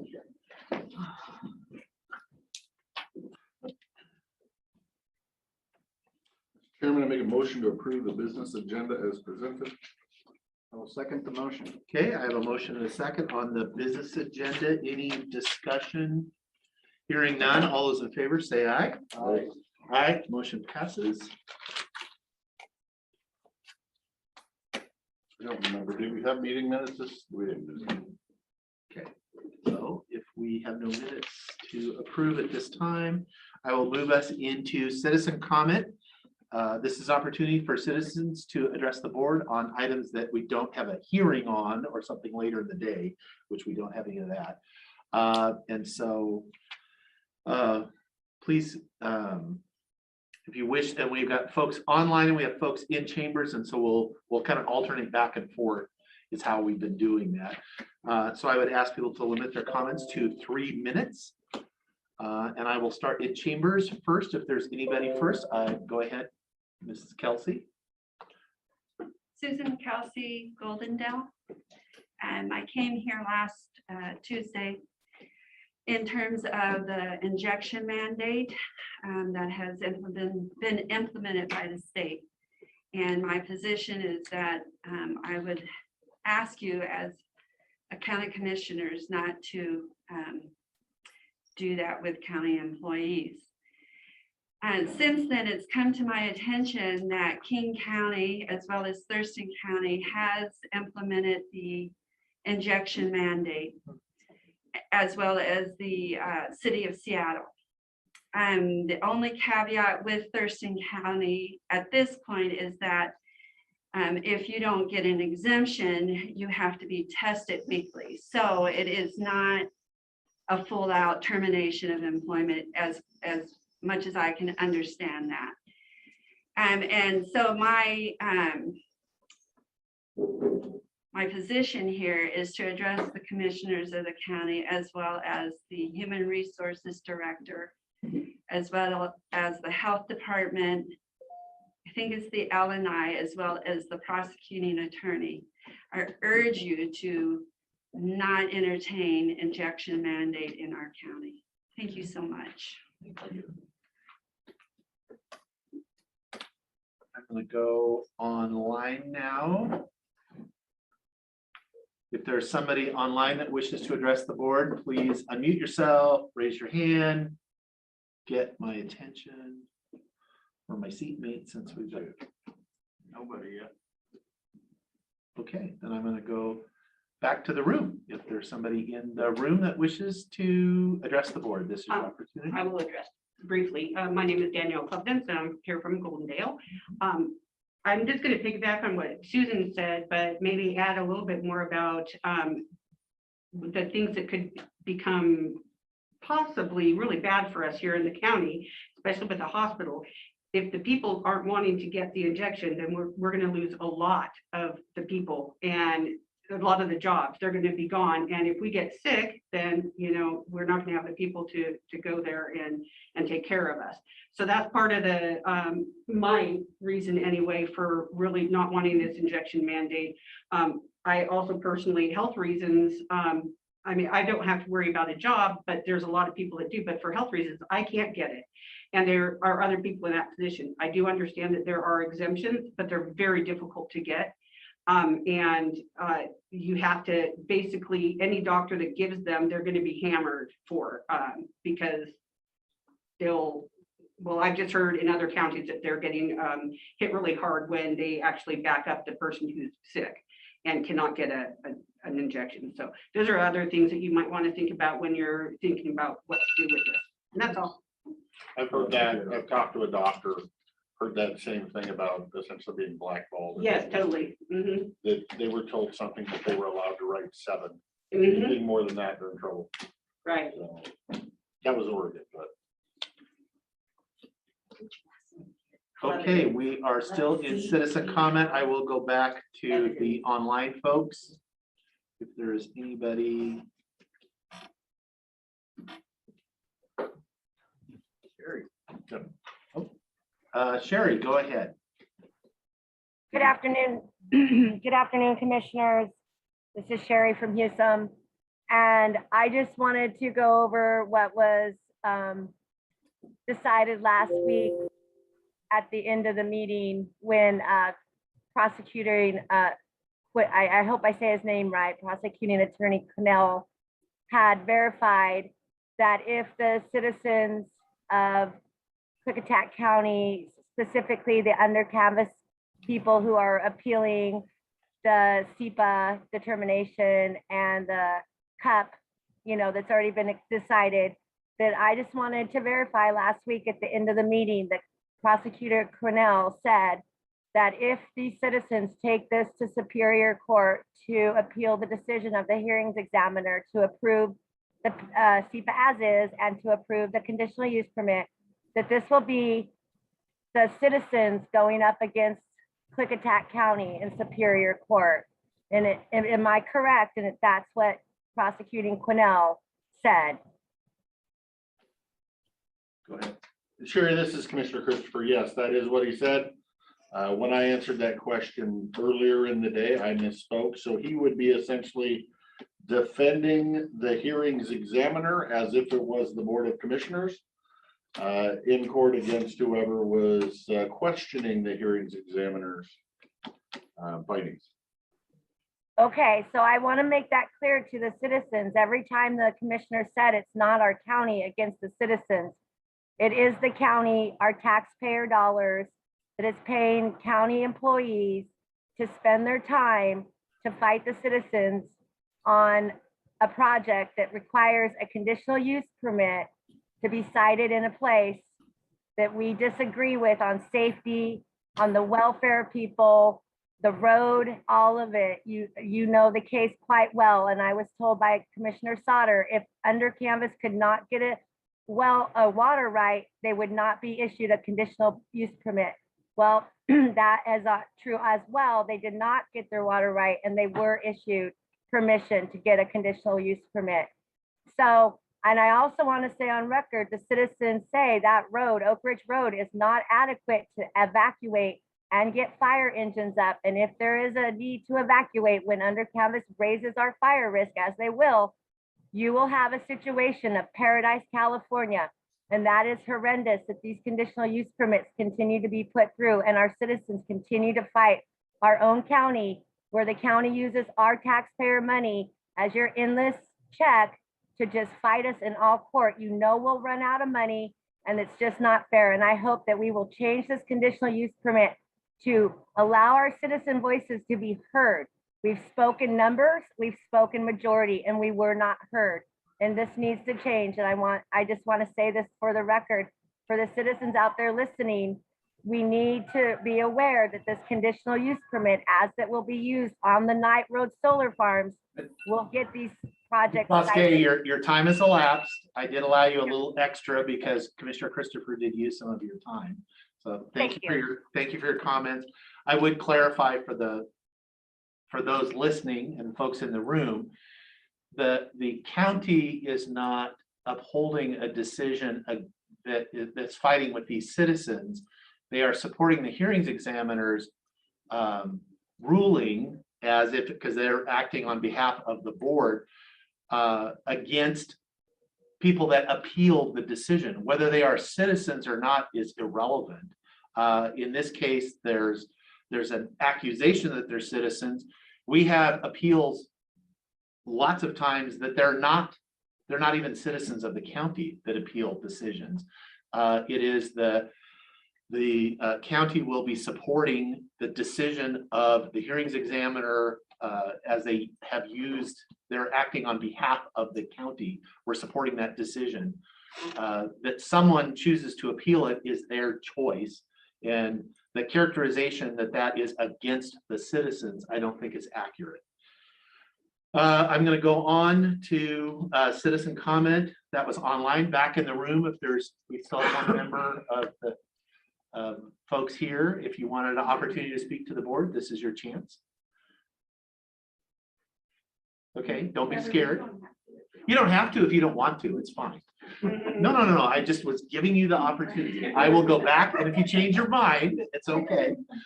I know it can be scary for people sometimes. I'm going to go back online. If there is somebody on the Zoom meeting or on a phone call, please unmute yourself and get our attention. *6 if you're on the phone. Yes. Anybody? Let me put my glasses on. Nothing coming up yet. Number search.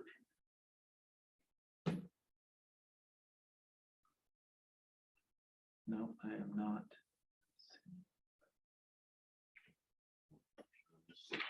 Okay. Well, if folks change their mind, then get our attention. If not, I'm going to take the opportunity, since because we don't like to use citizens' time but I will respond to the two folks inside that are in the chambers that made comments as far as, we did have a conversation this morning. Executive session. No, when Renee, Oh, got it. no, I would not Got be discussing. Trying to I was make like, sure, God, okay. thank you for, Yeah. okay. Thank you for making sure. As far as vaccine mandate. And there has been, this board has not entertained, discussed in any way, any kind of that we would consider doing a mandatory vaccine. That does not mean I myself am vaccinated. I believe in vaccines, but that was my choice. And I made that choice. And I know, to my knowledge, I don't believe that there is any kind of regulatory scheme that the governor could make the county that's different between, as an employer, if employers want to choose, and that's a different discussion at the hospital, and those comments really should be directed to the hospital. We don't have any jurisdiction over that. But it's that the governor has mandated vaccines for state workers, which again, then he's in that kind of chain of command. He's not in county employees' chain of command. That would be a decision that I would anticipate would be made by the management here in the county. And at this point, we have not even contemplated that. So I'm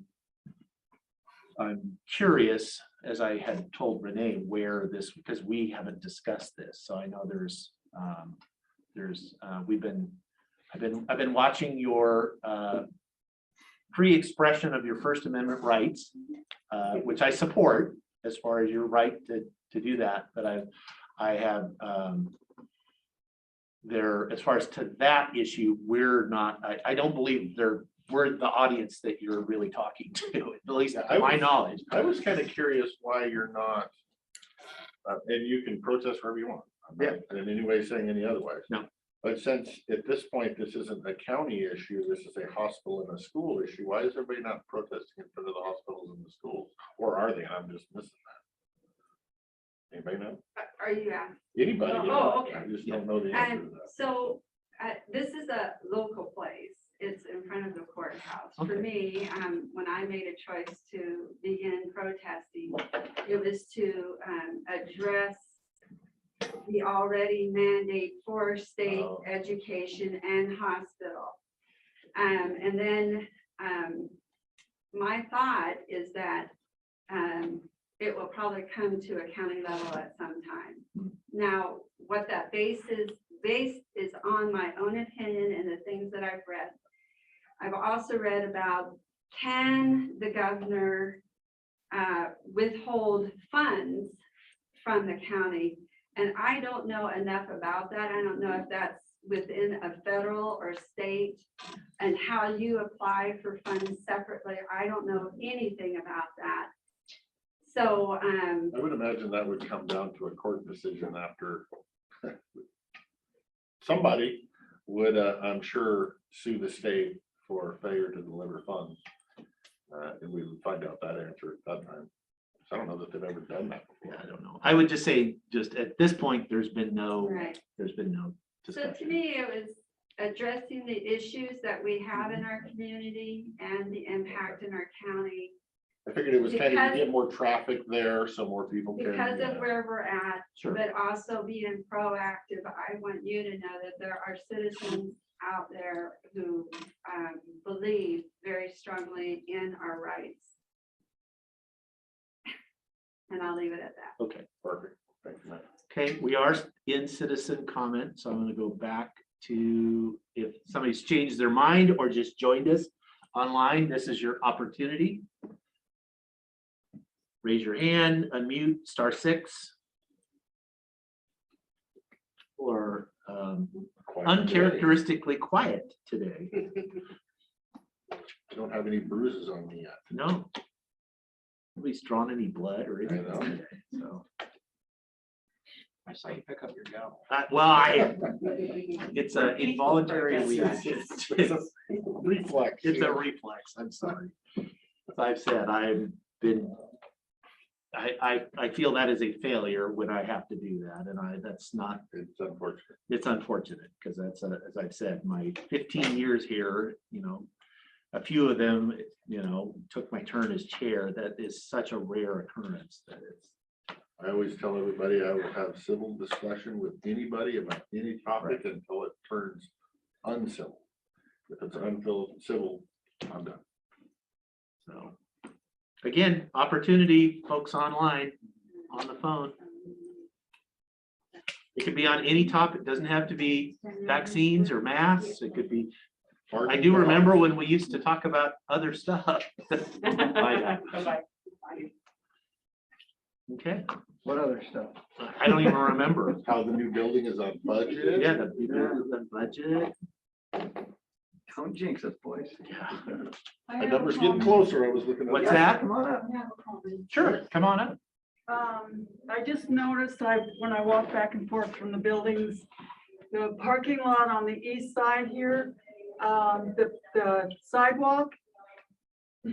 I saw an elderly gentleman in a wheelchair and he was pretty much four-wheeling it around those cars because they're right on the sidewalk. They Oh, the can't get sidewalk by. that goes down the middle of our new parking. thing? Yes, yeah. And anyway, I thought, I can maneuver it, but this guy had a tough time. He had to go out and gravel and he was, trying to weave in and out. And I just thought maybe we might mention to whoever Okay, parks there. Maybe. Anyway, Denise Goldenville. okay. Thank you, Denise Goldmill.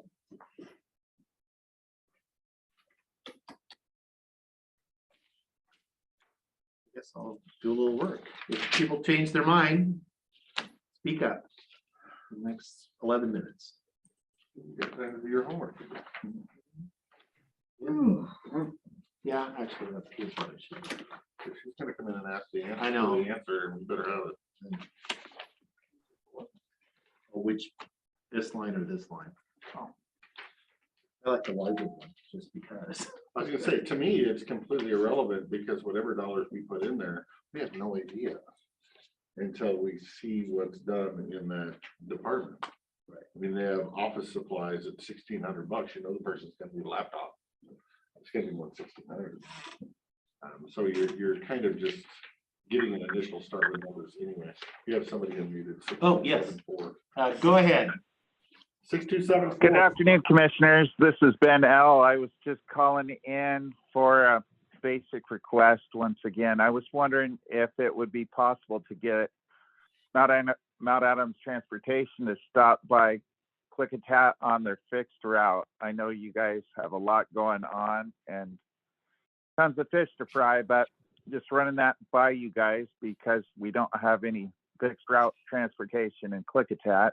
I think it'd be a big improvement to the transportation sort of lack of transportation that we have in this area. So just wanted to run that request by you guys, and that was all. You guys are doing a great job and hang in there. And yes, I'm just glad you guys are there. That Bill, was have you all. ever done or Ben, have you ever done the dial-a-ride rather than the fixed route, but called in to be picked up? No, sir. This is not necessarily transportation for myself, but other members of the community that aren't familiar with the transportation that you guys provide. Okay. Right. So our senior services director is on our afternoon. I hope so, because I have more questions. Yeah. And one of the things I'm going to be bringing up is possible looking into our dial-a-ride and seeing if we could potentially phase back the more expensive dial-a-ride and use those funds on expanding service between the Dalles and White Salmon, which would also include up to Klickitat. So it's something that's on our radar as we go through this budget process. The key is finding the funding in order to accomplish our dreams. But it's on our radar. Awesome. Okay, thank you. I greatly appreciate it. You guys have a good afternoon. Thank you, sir. Thank you, sir. Okay, Bye. we are still in citizen comment. If there's anybody online that wishes to address the board. I would like to address. Yes, 5865. Go ahead. Rosefield Dimick, Goldendale, Washington. I wanted to make a comment about the comments that Dan Christopher had mentioned on KLCK regarding the ordinances in Douglas County. He had mentioned that the county had one ordinance, and I wanted to correct him from the misinformation that he may have received. There is a section 1816.3, I think 55, A, B, and C. Under B, it says that facilities shall be located at least 7 miles from an urban growth area boundary or city or town limits boundary, municipal airport boundary. So it looks like there's 7 miles setback for that. And the facility shall be located 7 miles from habitat associated with sensitive and candidate threatened or endangered plants and wildlife identified by the state and federal list. So indeed, there are ordinances that were implemented by Douglas County, and I just wanted to make sure that he was aware of that so that he wasn't spreading misinformation to our residents. Thank you. Thank you. Lucille, I believe from what I read, this is Commissioner Anderson, that is one ordinance. Those are different sections within an ordinance, but that is a singular ordinance. That is correct. Okay, well, but he had only mentioned that the FSEC aspect of that ordinance was mentioned in his interview with KLCK. And I just wanted residents to realize that there are more parts to that that do protect those residents and those species. And it would be my hope that the commissioners would also consider our endangered and threatened species in our county as well. Virginia's hawk, badger, and gray squirrel, which all reside here in this area. And it's also my understanding that there's a critical areas. I guess it hasn't been updated recently, or it's still being looked at. So if we could, get that in our ordinances, I would appreciate that. Thank you. Thank you, Ms. Demick. Okay, we are still in citizen comment. If there are other citizens. Crystal. Yes, Crystal is unmuted. Do you wish to address the board? Yes, I'm opposed. Can you hear me? Yes, go ahead. Okay, I'm opposed to the approval of this short plat. In 1968, Congress. No, sorry, I'm sorry. There's a hearing. That's it. That starts at 1:30. That starts at 1:30. So that This is a public comment Or or anything not on the schedule. it's not on the schedule, which that short plat, you will have an opportunity during that process to give your comments. So I'll have to- Okay, perfect. Thank you. Okay, thank you. Thank you, man. Okay, we are still in citizen comment for items that aren't on the agenda later during a hearing.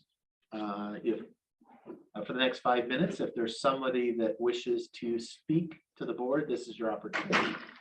Raise your hand, unmute yourself. *6 if you're on a phone.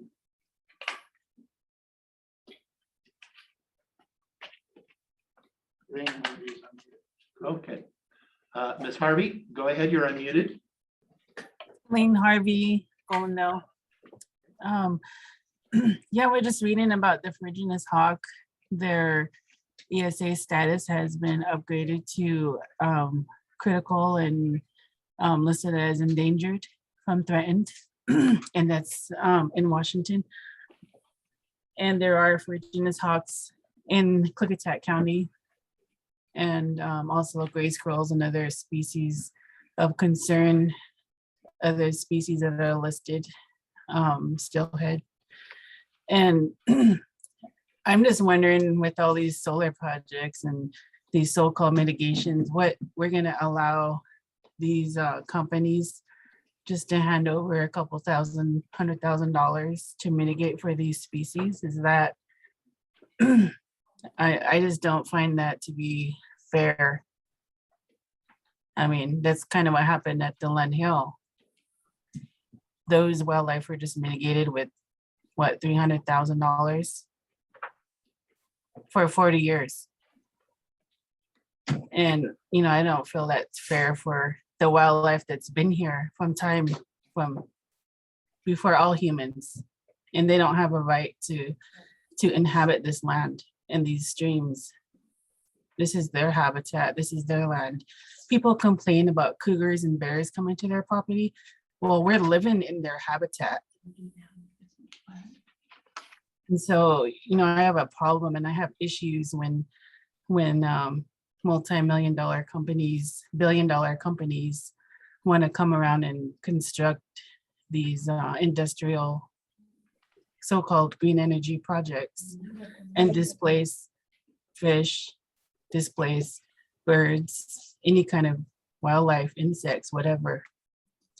You know, I just have issues with that. And I have issues with the county just accepting mitigation dollars, because that mitigation money is not going to replace those species, especially steelhead that are lost from 2 creeks near Roosevelt. I work in those watersheds. I know those fish existed there. And I know the company's withdrawn water.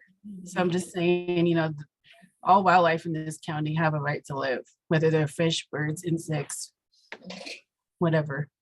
So that's just my comment I want to bring up.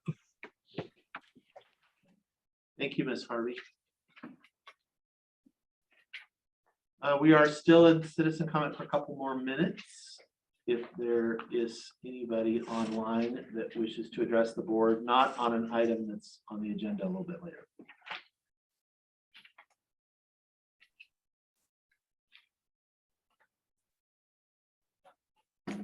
Anybody?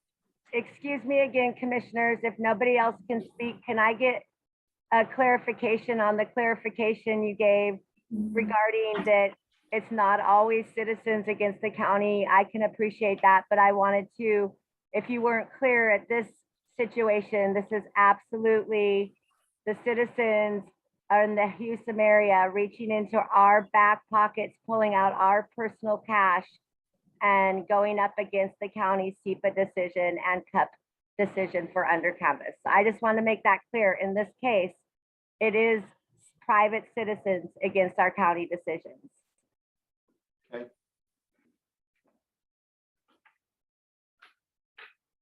Okay, there's 1 minute left. I am going to comment. I'm going to give myself the, as far as with Ms. Harvey's comment about the, you know, dollars for mitigation. I will say I too, I am I don't think writing a check is automatically just that's how you fix things. As far as there needs to be, I'm less concerned for the dollars that there is actual, that the dollars are supposed to be used to represent actual mitigation for impacts to species that offset those impacts.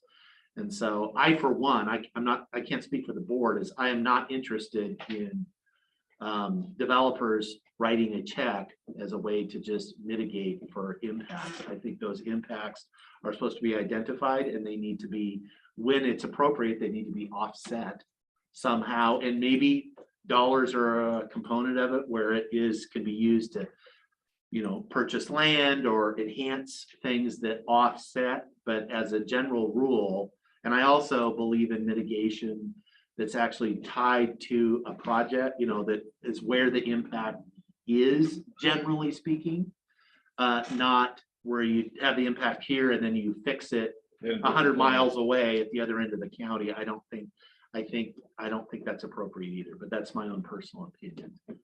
And with that, we are out of time. Thank folks. Which brings us to 1:30, which is the time we set aside for public meetings, bid openings, and public hearings. And our really only piece of business right now is a consolidated public hearing to review an appeal submitted by Patricia Arnold of Friends of the White Salmon River to SEPA threshold determination, SEPA 2021-20, and preliminary approval of short plat SPL 2021-19 to divide 21.39 acres into 2 lots. The property in question is located within a portion of section 25 Township 4 North, range 10 East, and sections 30 Township 4 North, range 11 East, Willamette Meridian. This is in the Houston vicinity. The applicants are Gary and Judy Gottschalk. And if folks will bear with me for a second where I can get to my procedure. This is a formal process, and I want to make sure I'm following things the way I'm supposed to.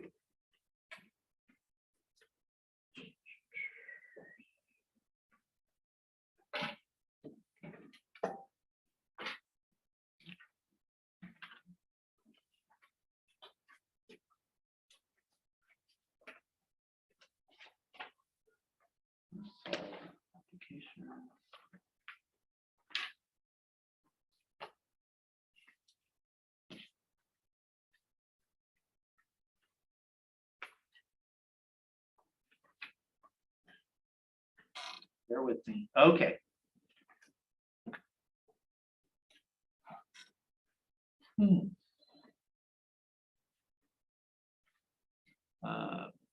Okay, I did announce the purpose of this hearing. This is a consolidated hearing that will include, it's a closed record hearing of a SEPA appeal. Let's see. So I have now opened that, and I will start with a planner's review. Ms. Denise. Okay, I'm Denise Lee in the planning department. On May 5th, 2021, the planning department received an application for a 2-lot short plat from applicants Gary and Judy Gottschalk in Houston. The application was deemed complete on June 4th, 2021, and a mitigated determination of non-significance was issued for the SEPA on June 10th, 2021. An appeal to the SEPA 2021-20 MDNS was received on July 2nd, 2021 by Patricia Arnold of Friends of the White Salmon River. As you mentioned, the hearing today is in 2 parts. First, a closed record hearing to develop findings to support a decision to uphold, modify, or overturn the SEPA responsible officials determination for SEPA 2021-20. And second, an open record hearing to approve or deny short plat SPL 2021-19. Specific information was included in the staff report. Okay, does that Yes, that concludes my planner's review. Okay, and I'm going to just, for folks online, as far as I'm going to kind of go through how the schedule is going to work. That was the planner's review. This is a closed record hearing on the SEPA portion of this. So we've had the planners review. There will be appellant's testimony will be next, followed by the applicant's testimony, followed by the appellant's rebuttal. Then there will be an opportunity for the board to ask questions of the staff, the appellant or the applicant or others, should they choose. Then we will close the public hearing on the SEPA appeal, and then we will move on to the preliminary plat application, which is an open record, which we will take testimony from the general public on that. I just want people to be clear that there's two things going on. The SEPA appeal is a closed record appeal, and so it will only be the appellant and the applicant that will be testifying. No public comment on that. The public comment comes later. And so with that, I will now move us to appellant's testimony, which I assume we are doing via Zoom.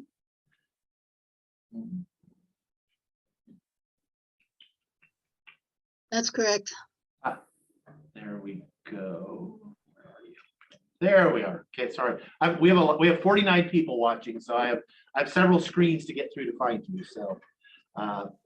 So, Ms. Arnold, go ahead. This is your opportunity. Right. Thank you. Thanks for holding the hearing. I'm going to be kind of reading because if I try to ad lib, it'll have bad results. And I also don't know how long I have. The agenda allots 30 minutes for two hearings, the SEPA appeal closed hearing and the short plat application open hearing. That indicates to me that you either don't want or you don't expect an in-depth exploration of the issues in this case. So I'll put it to you in the simplest of terms. Do you want to be known as the county that destroyed the most important cold water refuge river in the Columbia system? Do you want to use your regulations to prevent harm or to protect natural resources that serve all of us? I think I could share screen here, right? So I'm going to start with a map of the, which I don't have up. Hold on one second.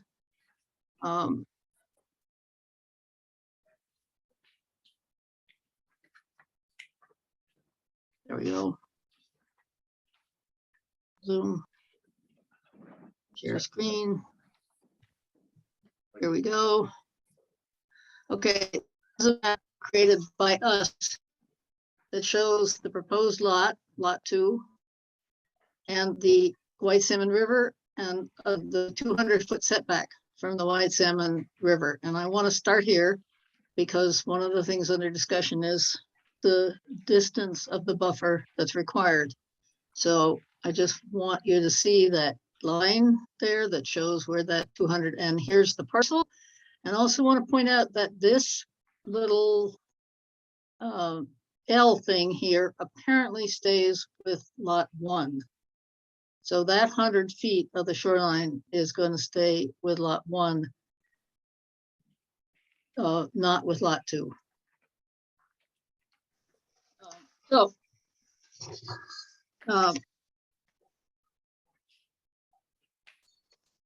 this creates a very odd shaped parcel, and it makes me wonder what the SEPA mitigations refer to. They talk about the construction process and they mention exclusively lot 2, which is the small new lot being created.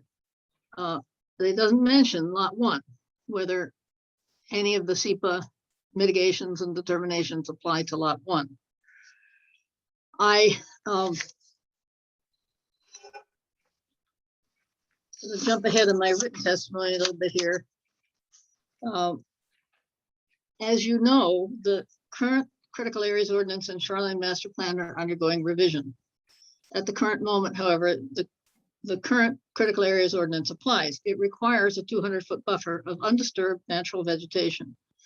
Proposed SMP, which would remove those critical area buffers from the shorelines of the White Salmon, would substantially reduce that buffer. But I think we can safely say that approval of the SMP is some ways off, perhaps a year or more. So it's my opinion that the current buffer requirements apply. Regardless of this regulatory confusion, if we just look at the SMP, a major goal of the act is, quote, to prevent the inherent harm in an uncoordinated and piecemeal development of the state's shorelines. Please note the words inherent harm. This project certainly meets the standard of being an uncoordinated and piecemeal development. Harm is inherent in this and must be mitigated. The conditions in the SEPA do not do this. Also, regardless of this regulatory, I'm on page 4 in case you're trying to follow me. Also, regardless of this regulatory confusion, it is perfectly clear that the White Salmon River is a shoreline of statewide significance and that it's a critical area under any definition, including the one proposed in the county's current revision of the critical areas, quote, areas where state or federal designated endangered, threatened, and sensitive species have a primary association. You have an obligation to protect the salmon, the steelhead habitat under this critical areas ordinance, and that requires protecting the shoreline buffer and the hydrology of the river. The county does not enforce mitigations called out in SEPAs. We know that, relying mostly on other agencies, referring people to WW and other agencies. There's a problem with this, and I'm going to show you some pictures in just a minute about the cumulative damage that is happening on this parcel. And there's damage there in violation of critical areas, shorelines, Clean Water Act, stormwater stuff. There's a lot of cumulative damage. And, you know, in the absence of your ability and or will to enforce regulations, your only choice is not to permit projects that have the potential to inflict substantial damage on resources. You know as well that the county's standard approach to SEPA determinations for area-wide actions like the SMP and the critical areas is to declare that they have no impact. You issue DNSs on those, and that any impacts will be evaluated and mitigated at the level of individual project applications. Well, you have a pretty good test case in front of you right now. Chance to put your money where your mouth is, so to speak. If you approve this SEPA determination without guarantees that impacts will not occur, which is the way, you know, if you prove it, you're not guaranteeing anything. You're going to put paid to your assertions that you will deal with impacts on an individual project level, and that you can go on declaring that the area-wide ordinances like criticals and shorelines have no, and zoning ordinances have no impact. So you kind of have a bit of a dilemma here. Either you deal with the impacts of this project correctly, or you deny it because, you know, it's going to impact everything. So I think, you know, you have kind of a choice here. I want to put up a couple more pictures. It's going to take me just a minute to get around and make sure I have them up on my screen.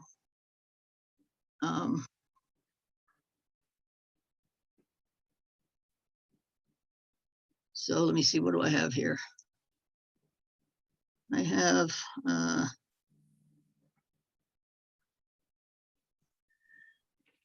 okay, I'm going to start with the SEPA mentions, the SEPA checklist mentions a forced practice application.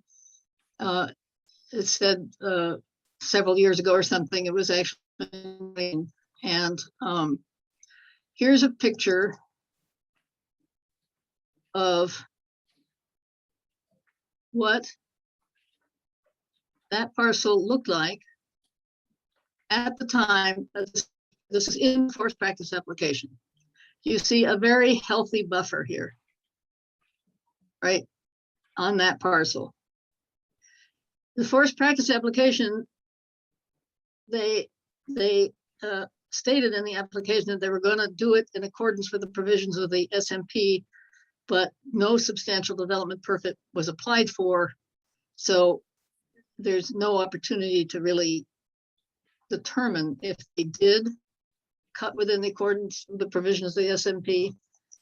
But if you go back to what that parcel looks like now,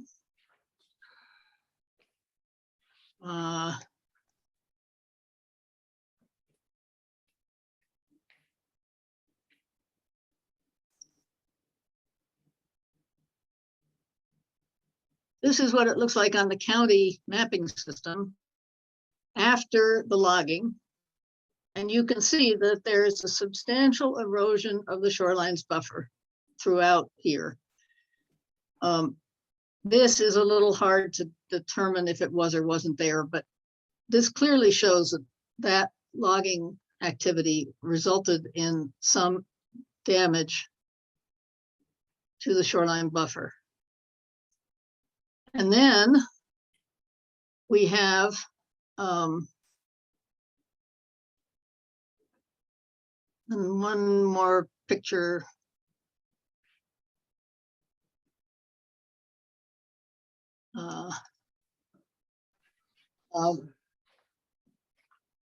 This is actually a video, but I'm going to try to just show it to you in a still version.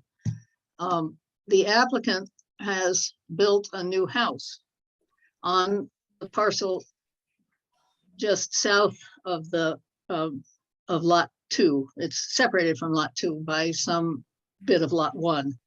But this is a house that was built, and this is substantial damage to the shoreline here. There's just no getting around it.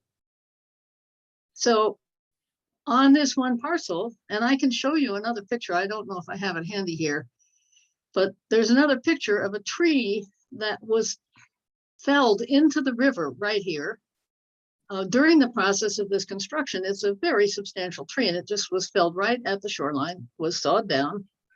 Gotta be in violation of various regulations. So this project, or this parcel, is really an excellent demonstration of what cumulative damage means. And so I think that your choice here is to say, no, we're not going to permit this kind of cumulative damage to go on. I think I'm going to stop because I'm sure that you have time limits here, but I did send in a document that has comments on the various points, amplifications and comments on the points that we made in our appeal, and the applicant answered some of them, not satisfactorily, but did answer some of them. I just want to talk specifically about 3A surface water and 5B animals. And I want to reiterate to you that the SEPA checklist omits mention of anadromous fish as priority habitat species, and also omits mention of those species, anadromous species, which are listed as threatened and endangered. You cannot properly evaluate the impacts of a project on a thing if you don't say that that thing exists. And the omission, both by the applicant and by the county, of these species from this checklist, and the subsequent lack of or failure to consider impacts on these species, makes the SEPA checklist just unacceptable. So I've provided as well an attachment A, which just briefly, I'm not a scientist, and I picked a few people's brains. You could get way better information from other people, some of whom are probably in the room here, about the impact of shorelines, buffers on fish.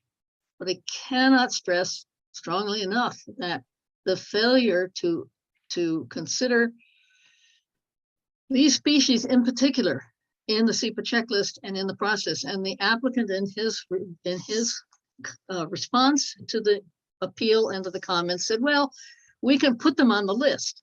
Well, yes, you can put them on the list, but that does not answer the question of possible impacts. It's just not enough to say they're there.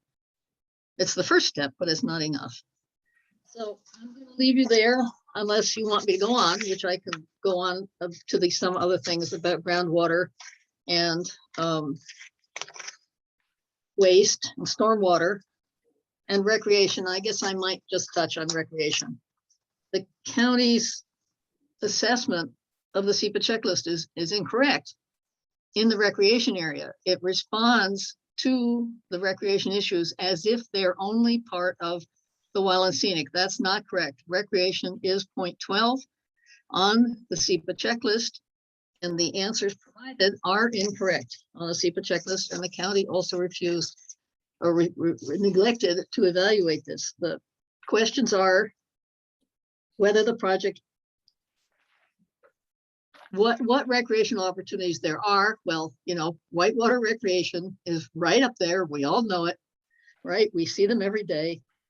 Question Two is whether those recreational uses would be displaced. Well, no, they wouldn't be displaced because this project is not in the river, so those uses wouldn't be displaced. But three, the question is, C is what measures are taken to reduce or control impacts?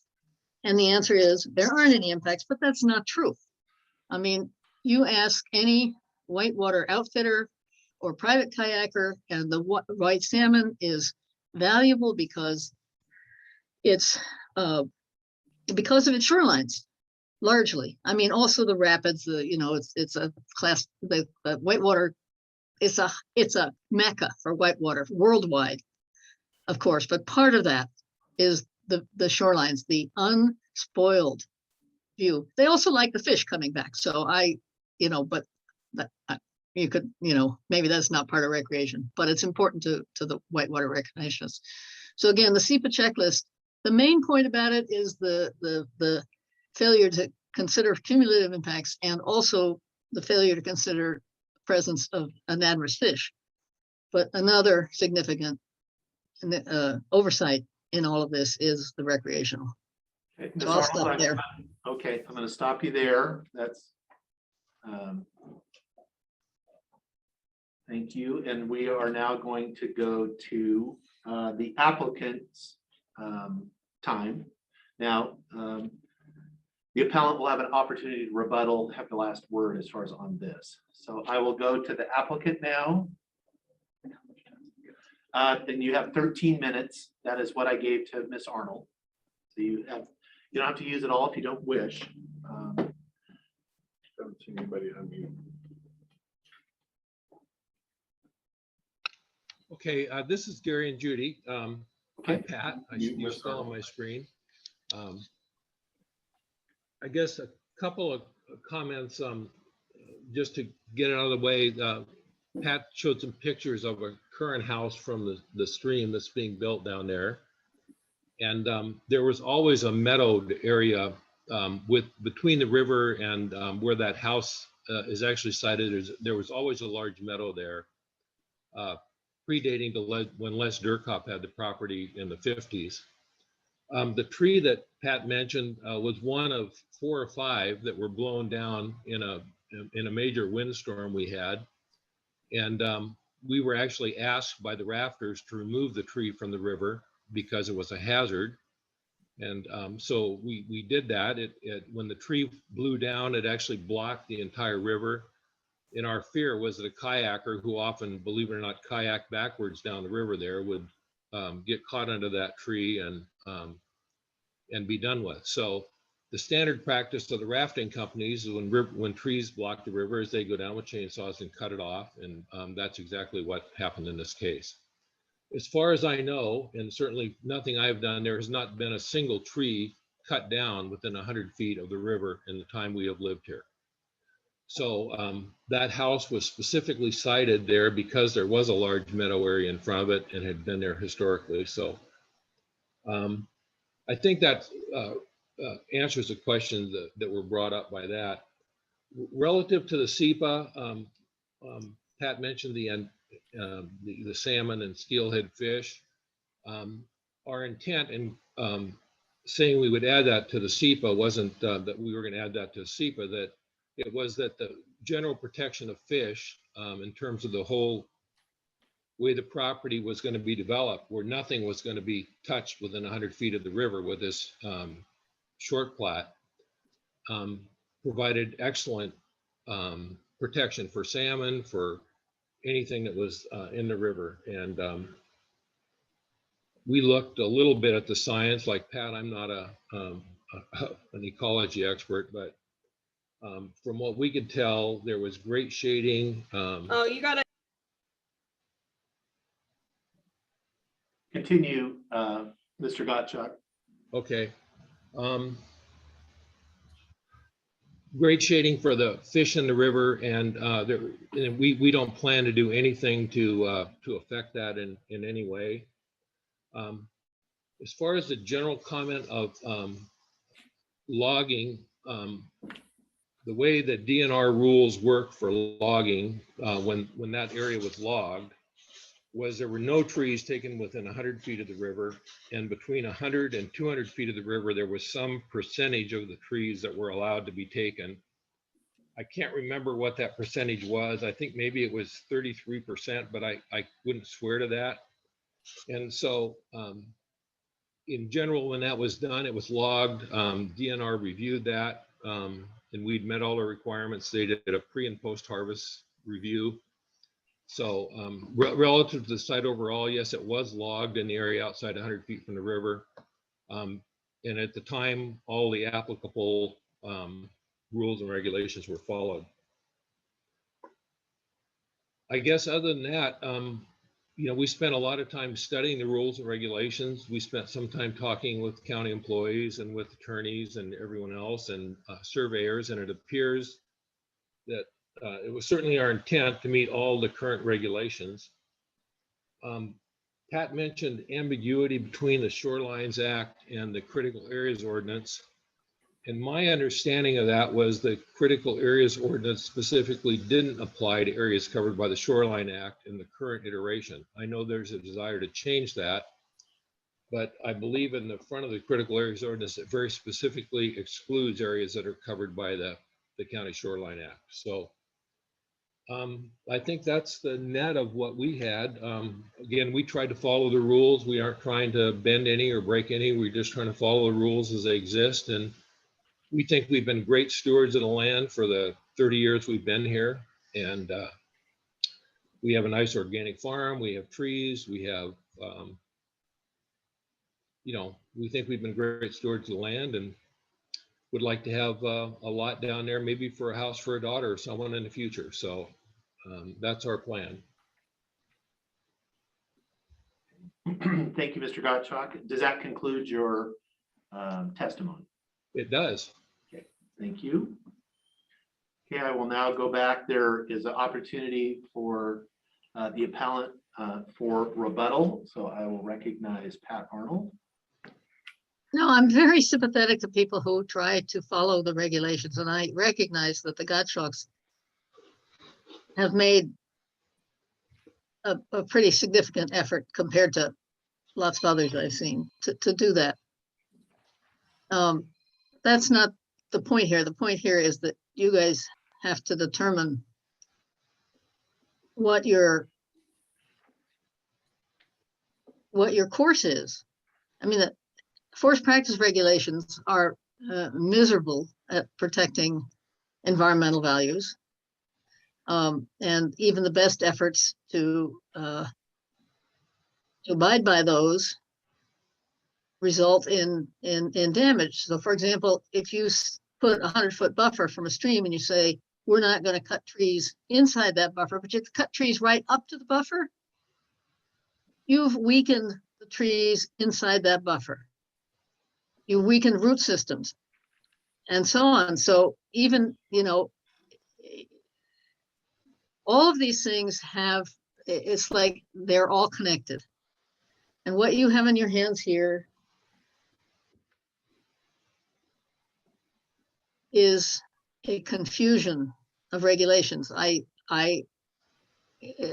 Gary could be right about the shorelines and critical areas, but I don't think he is. I think that they're both in suspension, and that where it says on the draft of the critical areas right now that it will be subsumed into the shorelines, yes, that's expected to happen eventually, but I don't think it's happened yet.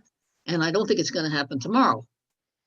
So there is a confusion of regulatory issues here, and even the most valiant efforts to abide by the regulations allow harm to happen. And the question in front of you is, are you going to take action in this situation on this proposal to protect the resource, like a positive action for protection? Or are you just gonna say, well, you know, it meets the letter of the law here, and we all know that regulations can be interpreted in many ways. It's not like a stop sign means stop. It's not that simple. You guys know that. We all know that. You have the ability to interpret, to apply these things as you see fit. And so the question here is, given your consistent position through many generations of commissioners, that you're going to sign determinations of non-significance to area-wide programmatic regulations and ordinances, that you will deal with the impacts on a case-by-case basis as they come up. Well, here's a pretty good test case for you. Are you going to do that? Or not? So, you know, I'm sympathetic to the Gottschalks in their attempts to comply with these regulations, but it's your job to assess, and the county's job to assess the potential impacts and to decide what you're going to do about that.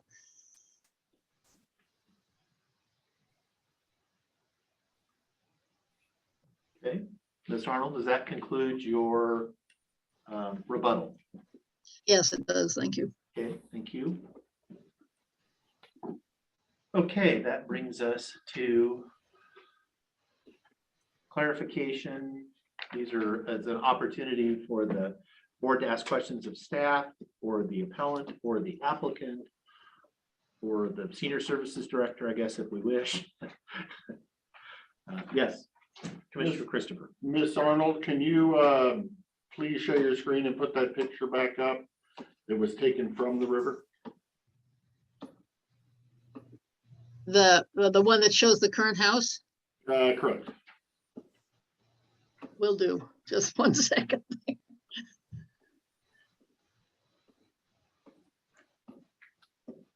Yes, we're all adapting to the technology. Okay, I got it. Oh, no, I don't got it. Where am I? Oh, there we are. No. Okay. Share screen. Picture of current house. I think this is the one you're asking for. Well, I actually have two of them side by side. There's a tree that came down. And here's the construction. And I think you can see that Can you there's full been size clearing. that picture up above it, please? Up in the top sorry? right corner, in the top right corner of your picture, you can enlarge screen, the middle one. This one? The middle square that you just hovered over for a second. There you go. That one? Yeah, there you go. Get bigger. Trying to see better. Okay, so I guess I would ask a question. Thank you, Ms. Arnold. Please leave that on for a minute. I guess I would ask a question of Mr. Gottschalk, talking about the meadow that has always been there for the dawn of time or what have you. Did that meadow have shrubs and wild grasses and whatnot in it, or was it all dirt like it is now? It tended to have dirt in the summer, and in the winter it had more grasses. Just from it just dries out in the summer, and when we went in, it actually, Pat missed the big tree that fell down. That tree that's in the river is not. That tree's been hanging there a long time. There was a major tree that fell down in the river that blocked the whole river. Right. I'm not so concerned about the tree. I'm concerned about the, I guess I'll come right out and say it, the total disregard for the riparian area of the stream. Oh, we're planning to Looks like replant. there's nothing there but dirt. Yeah. That upsets me, sir. Yeah, it's our intent to plant that as soon as we get some rain. There's no further questions, sir. Questions? If I can make a comment, you know, that's not a separate. Ms. Arnold, it's actually closed to further comment. This is opportunity for the board to ask questions. The board may ask you a question that you could respond to, but at this point, I'm looking to my seatmates if they have any questions that they wish to ask. Oh.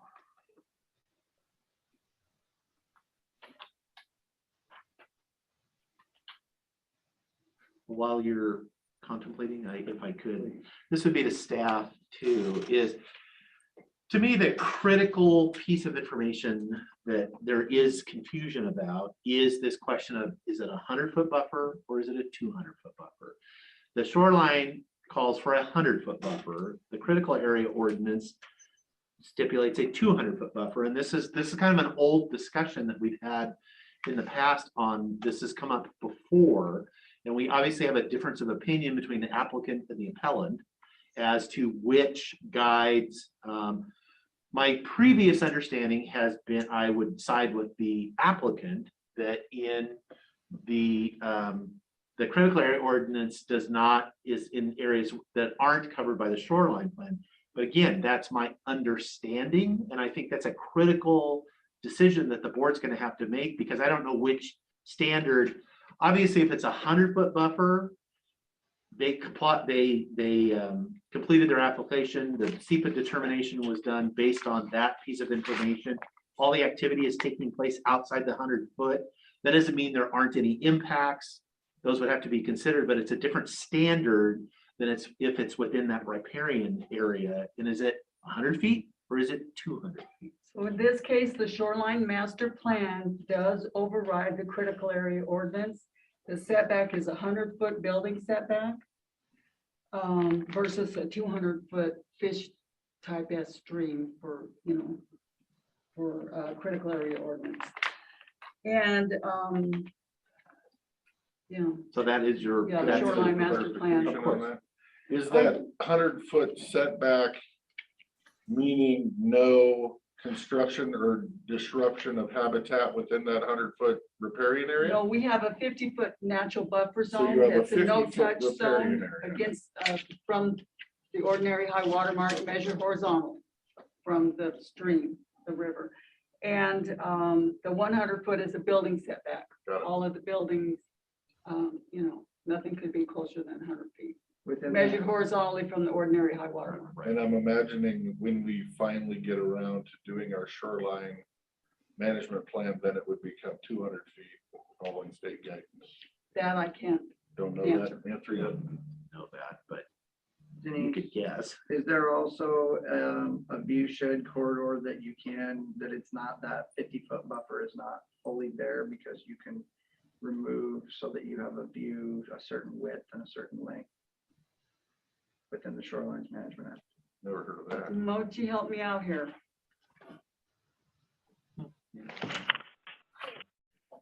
So this is Mochi. Within the first 50-foot natural buffer zone, we will allow for some very limited clearing of that area, but it's case by case.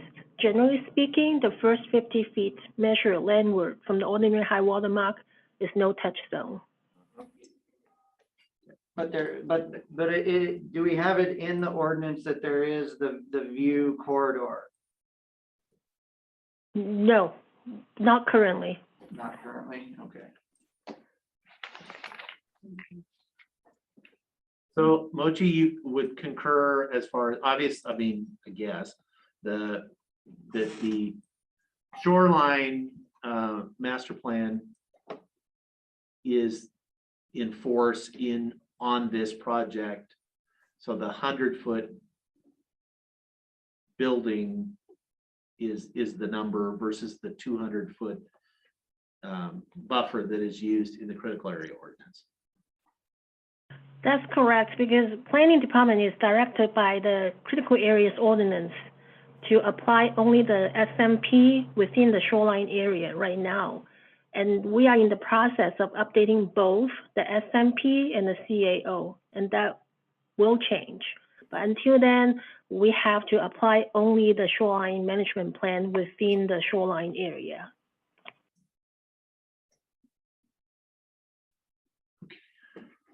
Additional questions? I'm good on this issue.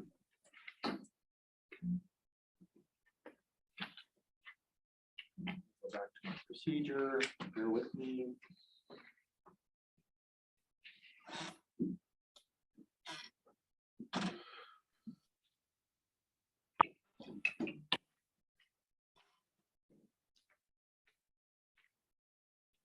Be able to flip screens easier.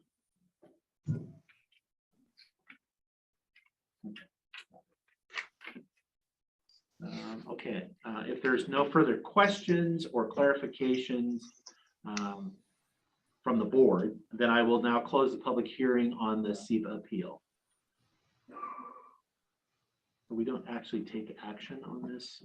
Well, We that's don't what I make was a questioning. decision. We hear the next one before we, Make a determination, because why would we move on to the, if, that was my depending on question. what, I'm gonna You said spin back motion up guidance. because, yeah, I believe it's your call if you want to make it, develop findings to support, order us to uphold or remand the SEPA.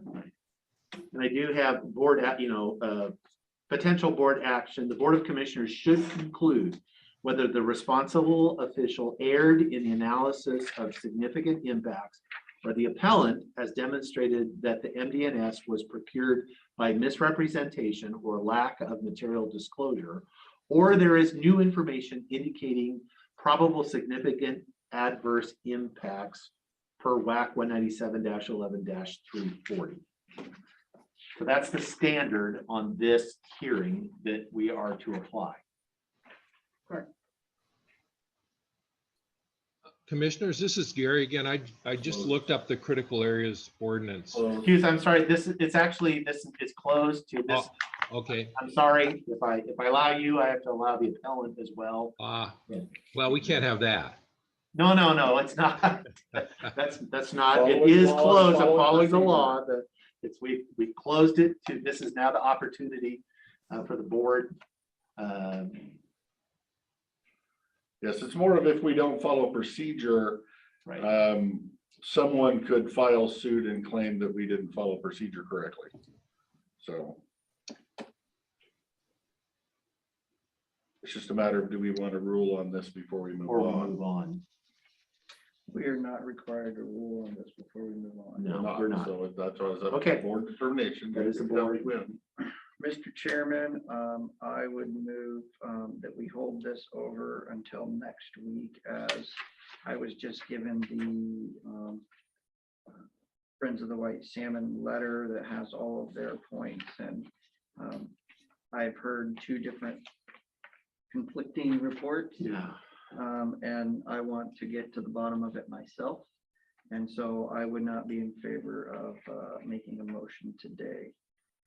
Though I do want to hear the actual. I would like to make one comment that the closed SEPA closed hearing comments were not accepted anymore for the hearing. I believe what you were handing just now is related to the short plat, a comment. There's like 3 of them. I may be mistaken, but I'm right. That's But I my- do think that. So you're saying we should be hearing the SEPA before we read those comments?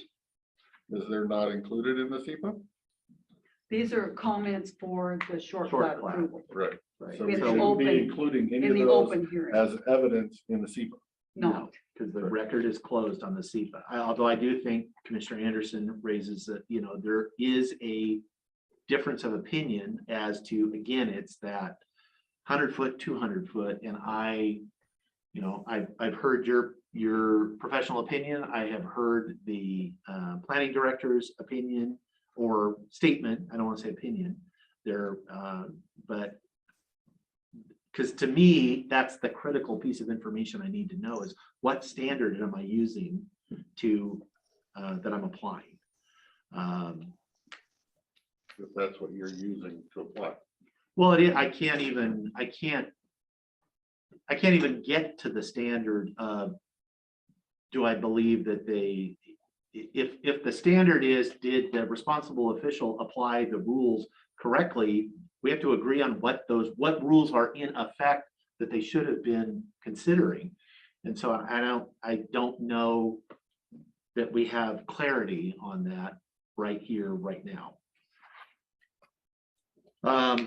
So we have. Well, we can think of many instances over the course of your tenure where we have allowed people to build 100 feet back Right. from the stream. And so you have set a precedence your entire tenure that that's the way that the Shorelines Management Act and critical areas, which have not changed in many years, have been interpreted. Yeah.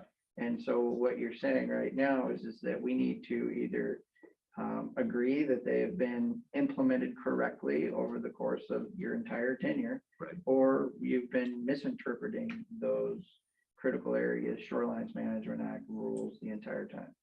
or the current interpretation has caused cumulative impacts. So that's another one that doesn't have anything to do with 100 feet or 200. Right. Well, I will say for myself, you're correct as far as my understanding and the standard that I have applied in these cases since I've been here is that the shoreline master plan takes precedent in these, and it is 100 feet, and that is the standard I've been using to make those determinations. Nothing has changed in that, and so, you know, but I do think an answer would be good. Where would we derive such an answer? Would that be at a state level or an attorney level, or how would we find the final answer on which one supersedes which one? I do have an ordinance here, Mochi ordinance 0012704 in 2004. Relating to land use zoning, adopting critical area ordinance and repealing existing critical areas ordinance. It does says, whereas the state enacted chapter 321 laws of 2003, which provides that the protection of critical areas within shorelines of the state shall be accomplished only through the local government shoreline master plan and shall not be subject to the procedural and substantial requirements of the GMA and et cetera, et cetera. That kind of tells me that the shoreline master plan overrides The current on file shoreline master plan. Yes. okay. I would agree with that. I would, well, that's been my understanding since 2006. This since was I've been here signed 7, in January 27th, 2004 by the commissioners. Okay. And that states the RCW that the shoreline master, it's not just a previous document from a previous board, it's actually stating the state law that we can look to that says we have the authority in a shoreline master. Well, That's how I ordinance. interpreted. Yeah, That's how I interpreted that, if they gave the. I'd be happy to bring it up and have you. Yes, please. Yes, that would- or at least that's how they interpreted it then. I would like to quickly bring up that RCW. It's highlighted on the second page.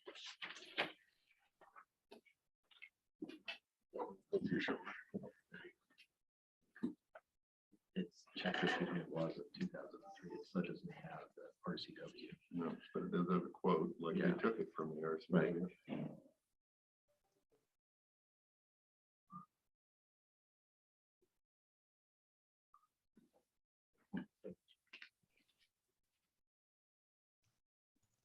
Yeah, without playing in chapter 321. Okay. Well, I'm comfortable with my earlier assessment is based on the information that I have was accurate. So I believe in this circumstance, the shoreline master plan is the governing ordinance, and that is the the 100-foot, no building within 100 feet, no touch in the 50, and then So, Mr. Chairman, I guess there's a motion on the floor to extend this till next week. I can hear and rule on the case today. If my seatmates needed after this discussion to continue on until next week, I would be willing to throw that second, just asking for clarification. I'm reading the first page. Or if he wants a 5-minute recess or whatever anybody. My needs. memory's coming back on the CAO and the settlement agreement.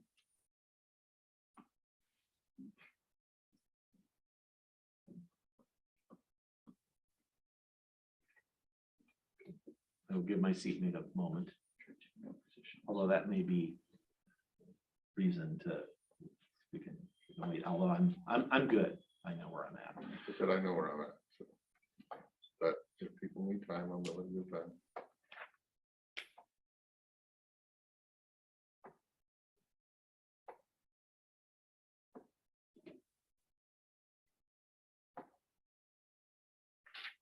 Okay. That's me. I've always wondered where that was. Okay. You can have this back when we're done. So you have a motion on the floor. Do you want to pull your motion or do you want me to second? Your It motion? wasn't seconded, so. So it died for lack of a second. Okay, there you go.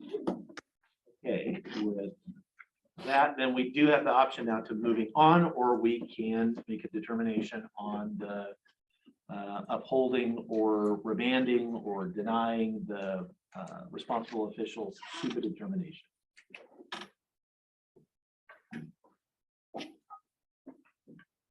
Chairman discretion, yes.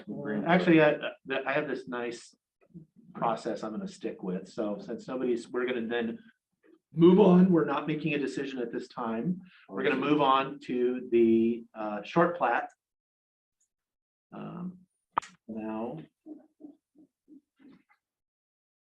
I will now declare the public hearing open for the preliminary plat application SPL 2021-19. And interesting, we don't start with a planner's review, but at all. I'd be happy to. Why don't you give a brief, and then we will go to applicant's testimony, and then we will open it up for proponents, people supporting the application, opponents, and then the applicant gets the final rebuttal. And then it goes into that same process where the board can ask questions. So quick planner's This is going to review. be short and sweet. The applicant submitted a proposal for a 2-lot short plat of resource lands evaluation, or at least resource land zoning. RLE had already been done. And their proposal was routed for the SEPA. We know it was appealed. It's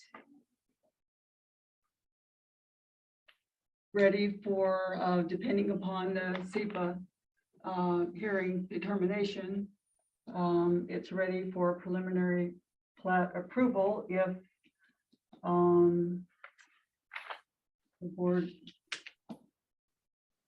is ready for that. They're meeting all of their current zoning requirements, resource land perimeters. They've drilled test pits, environmental health, public works has provided comment. They're meeting current development code. Okay, thank you. Okay, I will now open the public hearing. I will start with the applicant's testimony.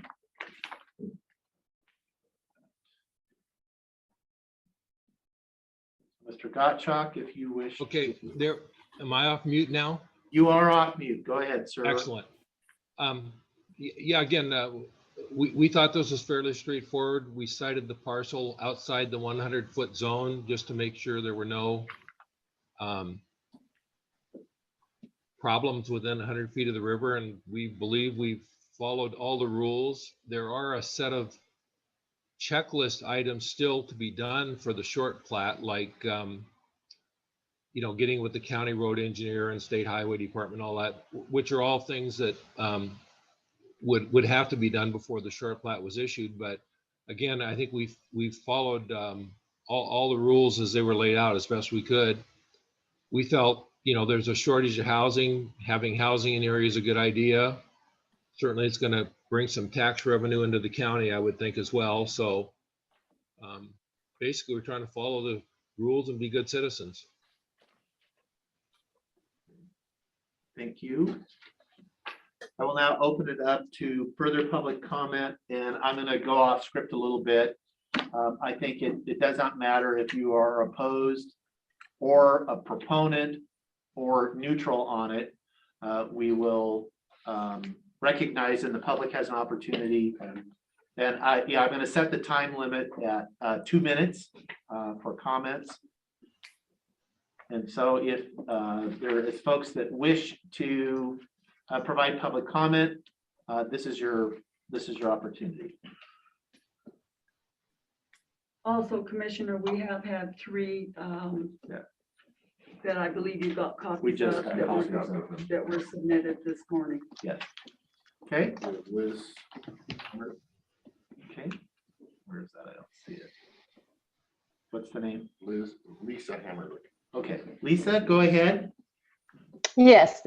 Hi there. Lisa Hammerlink. I live at 731 Upper Lakeview Road here in White Salmon. I'm just a couple miles downriver from the subject parcel.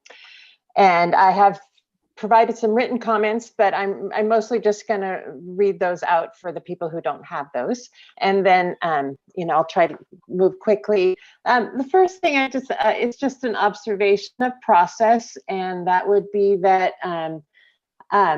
I know there's deadlines to get all of this information in for, the SEPA appeal and all of that. And that information has been in for a while. And so I guess I would be frustrated that it's coming down to a question in front of you right now of what setbacks, when there's a ton of information, and I guess I would like to know and feel more confident that you had read through that information and were making informed decisions and not asking questions off the cuff. So that said about the process thus far, I will just now dive into the short plat. I am opposed to it. I do not believe that the environmental review and the SEPA checklist was completed accurately, sufficiently, or in a manner to provide enough detail so that the side effects of these incremental changes and the serial, short plat process is doing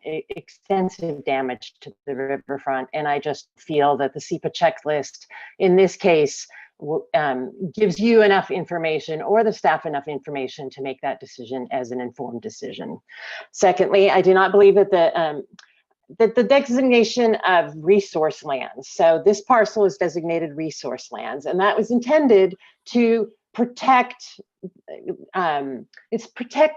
high quality agricultural land, high quality, forest lands. It's not to protect development rights. So if you think of, they have a resource parcel, they have a home, they have high quality orchard lands. So I think in this case in particular, they have reasonable development. They have, and they're essentially creating as many waterfront parcels as they can. And that's, we all know that that's maximized development. Excuse me, your time is elapsed. Thank you for your comments. We will move on. Is there somebody else that wishes to provide public comment or comment? I shouldn't say public necessarily. This is Ryan Krebs has his hand up. Lane Smith here. Okay, Mr. Smith, go ahead. You have 2 minutes, sir. It's not much time. Used to get 3. I just introduced myself. I'm Lane Smith. I used to be a county commissioner here, sat where that fellow in the white shirt is. And I ended up resigning because of stuff like this that I see going on. I am a little appalled that you guys didn't know that it's a 100-foot setback. And I constantly have seen in the past people cloud the issues like I have seen these obstructionists do before to the people that live on this river. Now, I own and have lived here 50 years on this river. I was here when there was no zoning whatsoever. The state asked us to zone. We zoned the Houston-Beasley area, 20 acres. That's what we had. We all lived by that rule for a while, and then it was changed by these county lawyers. They changed it to 80 acres. So those of us with large chunks of land, and I at that time owned 175 acres, I cannot do anything with my property but farm it. And I don't know how many of you people have spent hours at night baling hay trying to make $1, because it's difficult to pay that and keep paying all our taxes on this land that we owe that we cannot use because of these obstructionists that are constantly here year in and year out. They are one of the big reasons I resigned is my county commissioner seat that I worked hard to get to. Now, I can go on to say that when they changed the rules there, the rules were really set up when they came up with the resource lands, that those of us that had large chunks of land could still sell our land on 20-acre parcels. But for those with less than 20 acres, they could go through a resource lands. Now, Gary Gottschalk and his wife Judy went through this process. Everybody followed through with it. It's 100-foot setback. There's no left and right with all these other quirky people that are just always jumping into the middle of other people's lives. He applied for that. It went through the process of the Resource Lands Board. It was approved. It was sanctioned by you three people up there. And I just get madder than hell when I see these obstructionists come in there and cause so much problems. God gave us this river, our Mr. trees, Smith. our mountains, and everything. Mr. Smith, your Not time has abused. elapsed, sir. Nobody's. Thank you, Mr. Smith. Your time has elapsed. Okay. Yes. Let's move on. Thank you. Minutes is not allowed. Ryan Krebs, you have your hand up. This is your. Yeah, perfect. Yeah, so I'll just start out and you guys can hear me? Yes, go ahead. Yeah, okay. My name's Ryan Krebs. I live just to the west of where this proposed project short plat is. I'll keep this short because I'm not an expert in understanding all these rules and regulations. But Gary and Judy are stewards of the land. They've owned this land since I remember. They're on top of maintenance. They control noxious weeds. They pick up garbage along the highway. They're just great people to have in our community. As for land use, I walked the property with Gary and I feel like that this makes the most sense for this property. They're not removing any farming or any food producing property.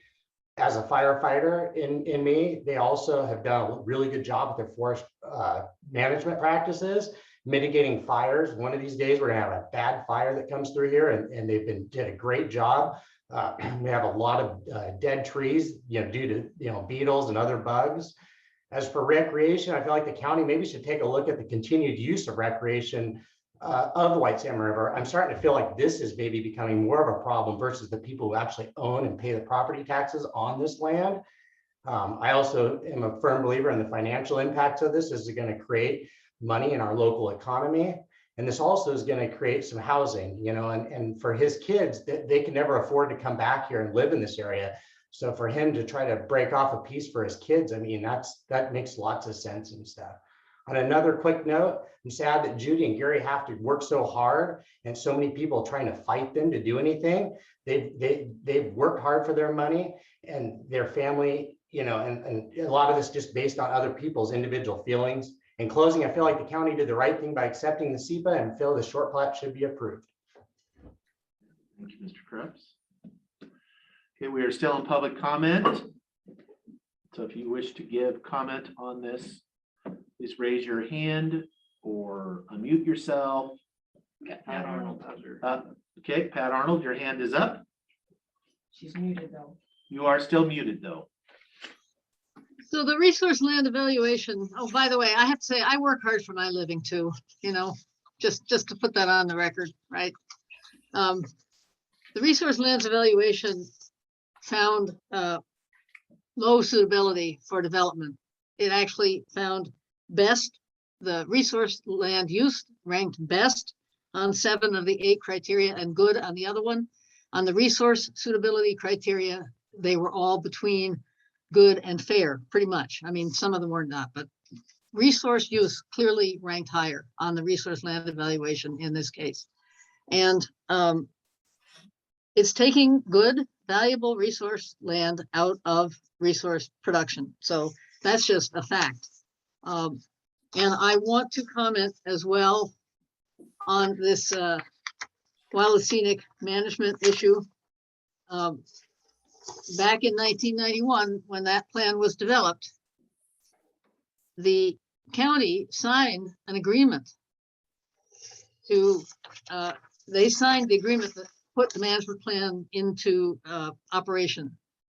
And somewhere in all this mess, I have, and I sent it to you, I have the statement that was signed by the county commissioner at the time, that had the chair of the county commissioners at the time.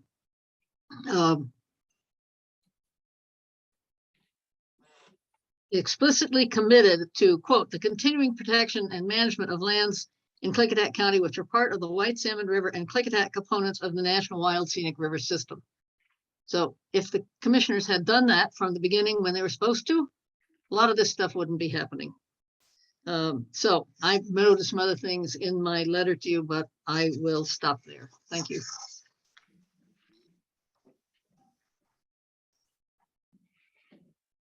Is there anyone else that wishes to provide public comment? Testimony. What's that? Testimony, not comment. Yeah, I'm sorry, testimony. Thank you. Sherry Busquet. Sherry Busquet, go ahead. Good afternoon. I was unaware of this situation. I was just happened to be tuning in to the weekly meeting. And I am a homeowner of 3 years on the wild and scenic White Salmon River, approximately a half a mile down from this location. It sounds to me that the applicants have been trying to do their best. It's a small family, so on and so forth. But I think a big point here is that we need to consider that this is a national wild and scenic protected river. And by piecemealing it together, you will have a cumulative damage. I would like to back up my statement of being a riverfront owner. I have been told that my critical areas of what I must obey for any cutting of anything is 200 feet. So obviously there's confusion within your county when you talk to different river owner, shoreland owners. Also, when the shorelands is being discussed, it was discussed to be put back the buffer to 200 feet, and that hasn't been approved yet. So what I'm saying is, a steward of my land of 700 feet of this beautiful protected river, that by piecemealing together these projects one by one, we will have a cumulative damage. You must consider the under canvas project that is being put onto the river with thousands, tens of thousands of sewage dumped a day that we will not know what damage it will do to our beautiful river. Please consider stopping the development that could potentially hurt. If he wants to move it back 200 feet, then let's talk about something like that, but we need to protect our river. So please consider all the cumulative damage that's happening. And if I must be a good steward, I hope everybody else will be too. Thank you. Oh, and if I have a second, I appreciate them wanting to help their family, but to say this is for housing and to help the community, I heard the gentleman say it's for his family. But I'm just talking about really protecting our white salmon, wild and scenic, nationally protected. Do your part as commissioners and uphold the honor of our river and its environment. Thank you. Thank you. Okay, is there anyone else that wants to provide testimony on the short plat?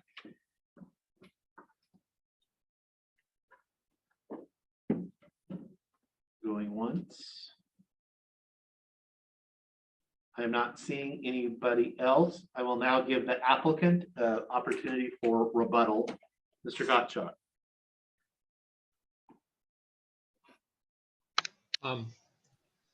See, can you hear me? Yes, go ahead. Perfect. Okay. Again, I think there's a set of rules that people would like to have. Some people would like to have that are different than the rules that we're living with now. And I think it's only fair and right and legal that the commissioners follow the rules as they exist. And certainly we're going to be good stewards of the land.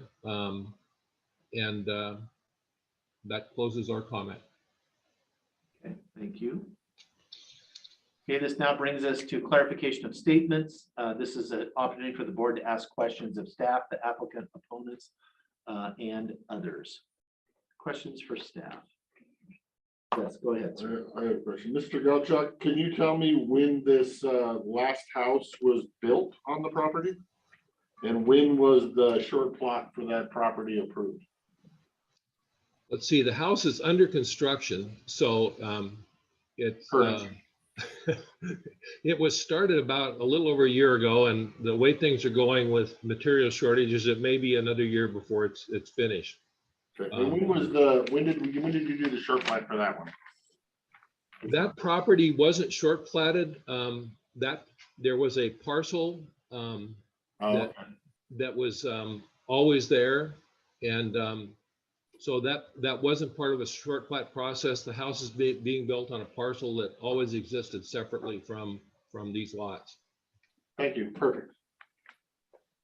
No good questions.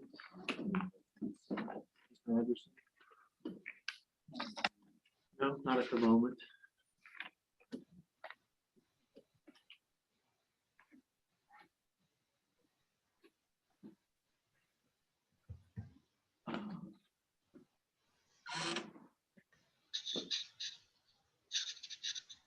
You know, I think this all comes down to the fact that we have a shorelines management master plan that needs updated, a critical areas ordinance that needs updated. There is a lot of ambiguity and there's a lot of room for interpretation with the way that things were written almost 30 years ago. And this is what happens. This is the same thing that happened with the use and BC zone, where you try to fix things, make them better. You try to tweak the verbiage to make it clear, and then it ends up in court, and then it ends up repealed, and then we're right back to where we're at, which, you know, is exactly where we are right now. Right. The shorelines management plan was recently appealed. To me, we're still operating under the exact same laws and the exact same rules that we've been operating under. And many other some people on this phone have used these exact same rules that have been in place for the last 20 years to do the exact same thing that this gentleman was asking for. I would be remiss to say it was fine for you to do it, but you over here, you can't do it. I believe in, you know, the equal application of the law. Once the law changes, different rules, but when it's the same law, that's what we're operating under. Comments before? Are we closed public hearing and on the discussion now, or? Yeah, it was. Yeah, well, it says discussion and then. Oh, it's got close the public. discussion twice, got it. Yeah, but it's, Okay. that's when we're saying discussion, it's an opportunity to ask questions of staff, Yeah, no, which I am always under the opinion, we always have the opportunity to ask. I don't questions. have any more questions of Okay. staff. I have a. I will now close the public hearing as far as to further public testimony. Now, if you have comments or questions or discussion. I guess I go back to being a good steward of our natural resources. And the buffer zones in that picture that you could say it's dead grass, but it's bare dirt to within, what, 7-10 feet of the river. And if you look at the river bank on each side of that picture, not the clear cut in the middle, you can see ferns. And to me, it's fairly obvious there's been some removal down there for a scenic view or whatever you call it. And to me, that is not being a good steward of your natural resources. Because as a fisherman, the fish need that habitat, they need that shade. So with that, I haven't seen that there is good stewardship from this applicant. I also believe that we do have some pretty big cumulative impacts in this county with previous boards, county commissioners' failure to implement shoreline management acts and cumulative plans or comp plans. And I think those things, in doing these on a piecemeal approach, do not take in a long-term impact. So I don't believe the SEPA was done incorrectly from our SEPA official, but I do believe that the cumulative impacts are great and should be taken into account. And I will be voting no on both the SEPA and the SURE plan.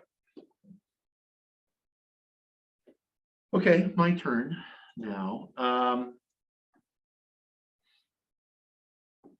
I believe this case does illustrate the need, as Commissioner Henderson said, that we definitely do need to complete our work, get the shoreline master plan updated, update our critical area ordinance, update. I mean, we've got issues as far as our zoning that we have attempted to fix in the past and have, you know, we're unsuccessful.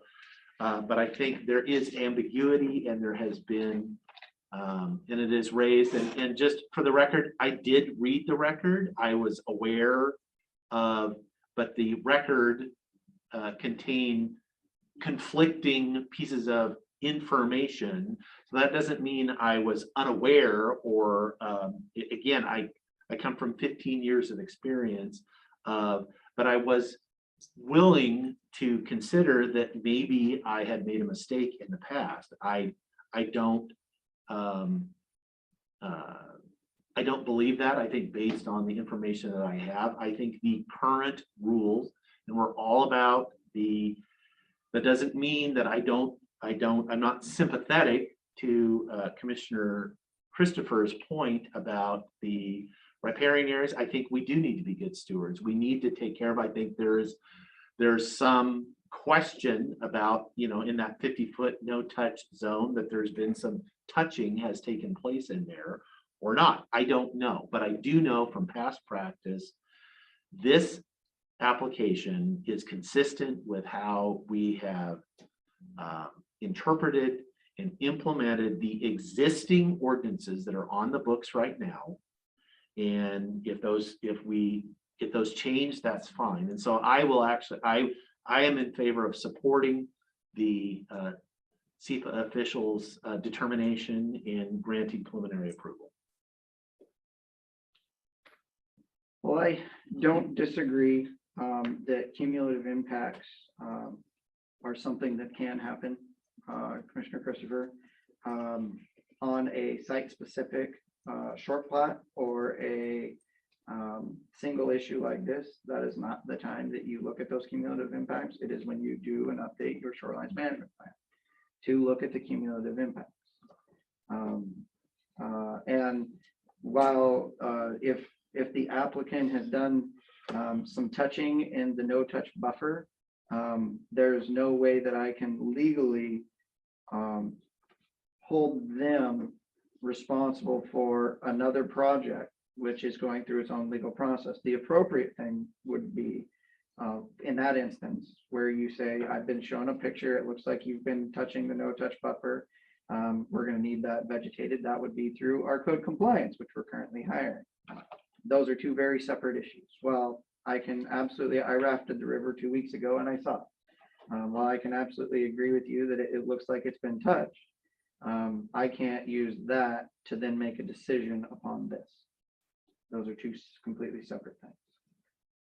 And like Dave was saying, if we were to interpret the laws or the rules differently than we've been interpreting them over the last 20 years, well then that would open us up, I would see, to legal jeopardy some way, one side or the other,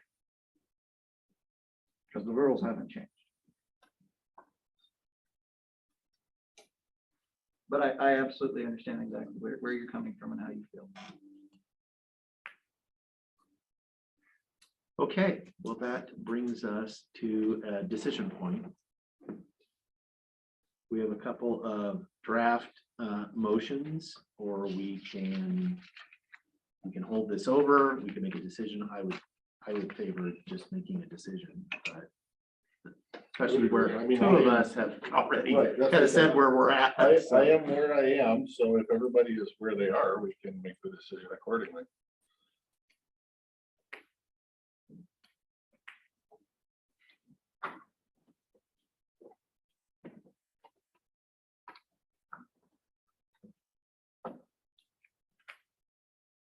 Two choices, or you can make your own.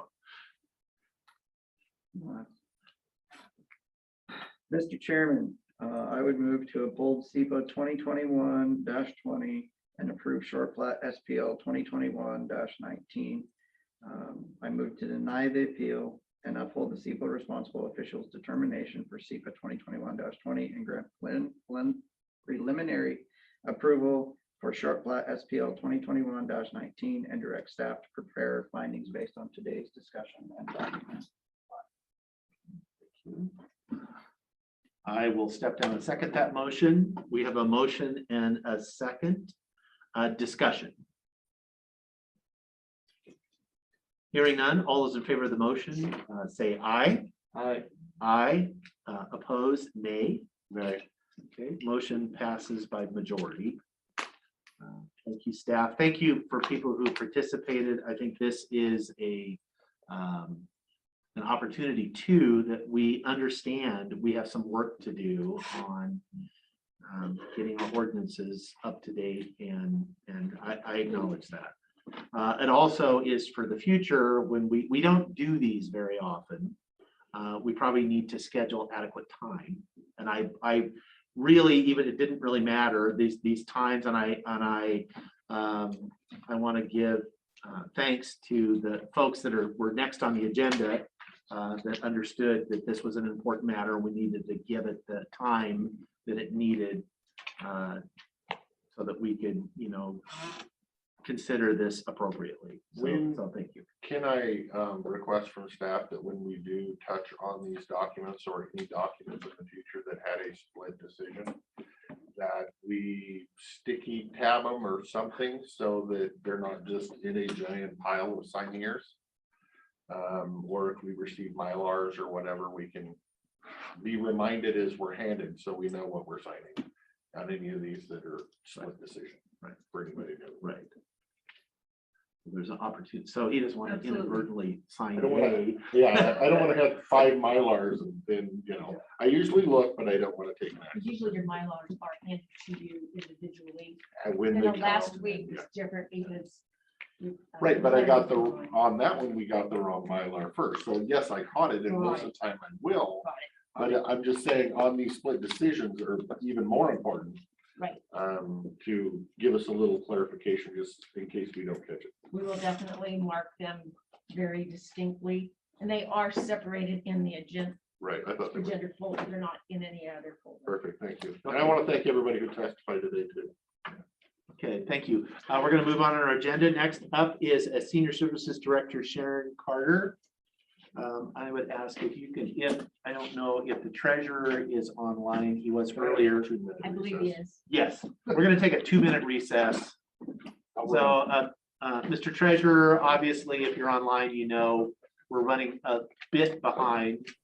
So we'll, if you're monitoring, fine, come down when Sharon's done. If not, we'll call you when we're caught up.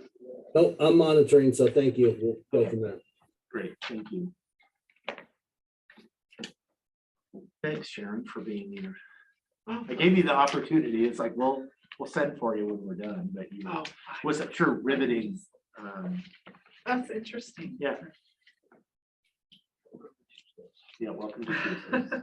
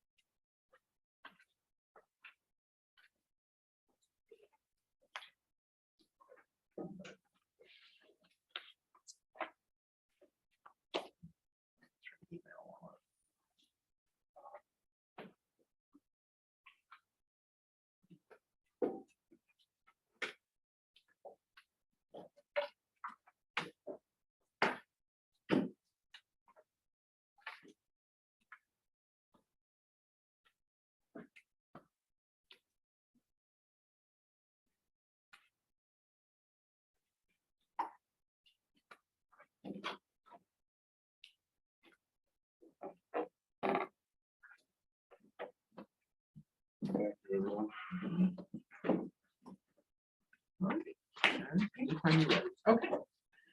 So to begin with, I just wanted to mention that the grant that ATSA provided that I was applying for the volunteer connection program we were awarded that funding.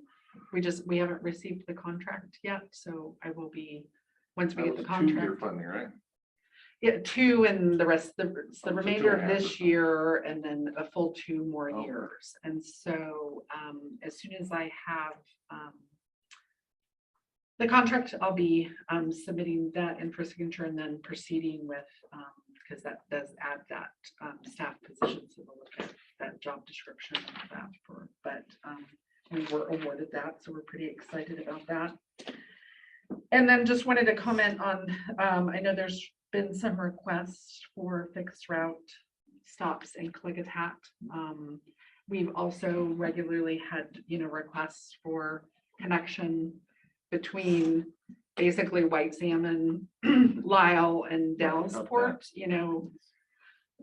Obviously the issue is resources, because it's a lot of money to just even, right now, the existing service, part of getting that funding was it's from the main population centers of Goldendale and White Salmon. And so we would hope potentially to be able to, and I could certainly evaluate, but the level of ridership, even right now, just on our White Salmon Goldendale, it's going to take some time to build up again because of being shut down for the last year. So there aren't existing resources to add those in, and whether or not there's going to be sufficient even people along those routes is a challenge because we are so spread out. So Are we we worried about having sufficient people even from the population centers to make it continue to be worthwhile as well?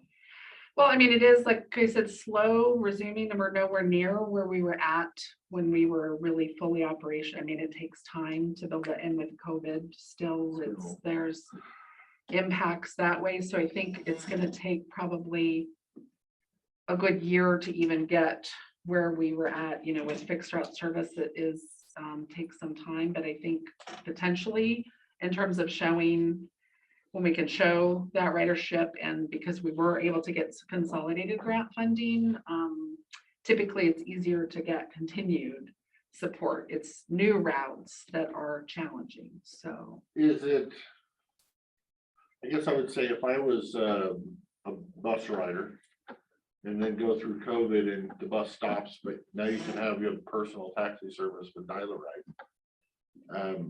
How are we going to get them off of Dial-A-Ride and back to the bus? Are we going to need to set some policy decisions or restrictions on how many Dial-A-Ride trips we allow people to use and to try to get them back on the bus? Because I would imagine the Dial-A-Ride is far more expensive than the public transit. yeah, and actually we already have Dial-A-Ride. You can't just call and say, I want to ride to here on Dial-A-Ride. You actually, medical is, we have prioritization based on need, more essential need items, and you can't just get a ride on Dial-A-Ride to go to the Dalles to a store there. That would be something, we direct people to go on the fixed route for that service. And even we are directing people that are able-bodied to ride the fixed route service too, for some of those other even medical trips to the Dalles or something like that. Dial-A-Ride is definitely more pushed towards folks that need that actual, or more special needs transportation wise, elderly, disabled, and those that are capable of riding fixed route. We're definitely providing education.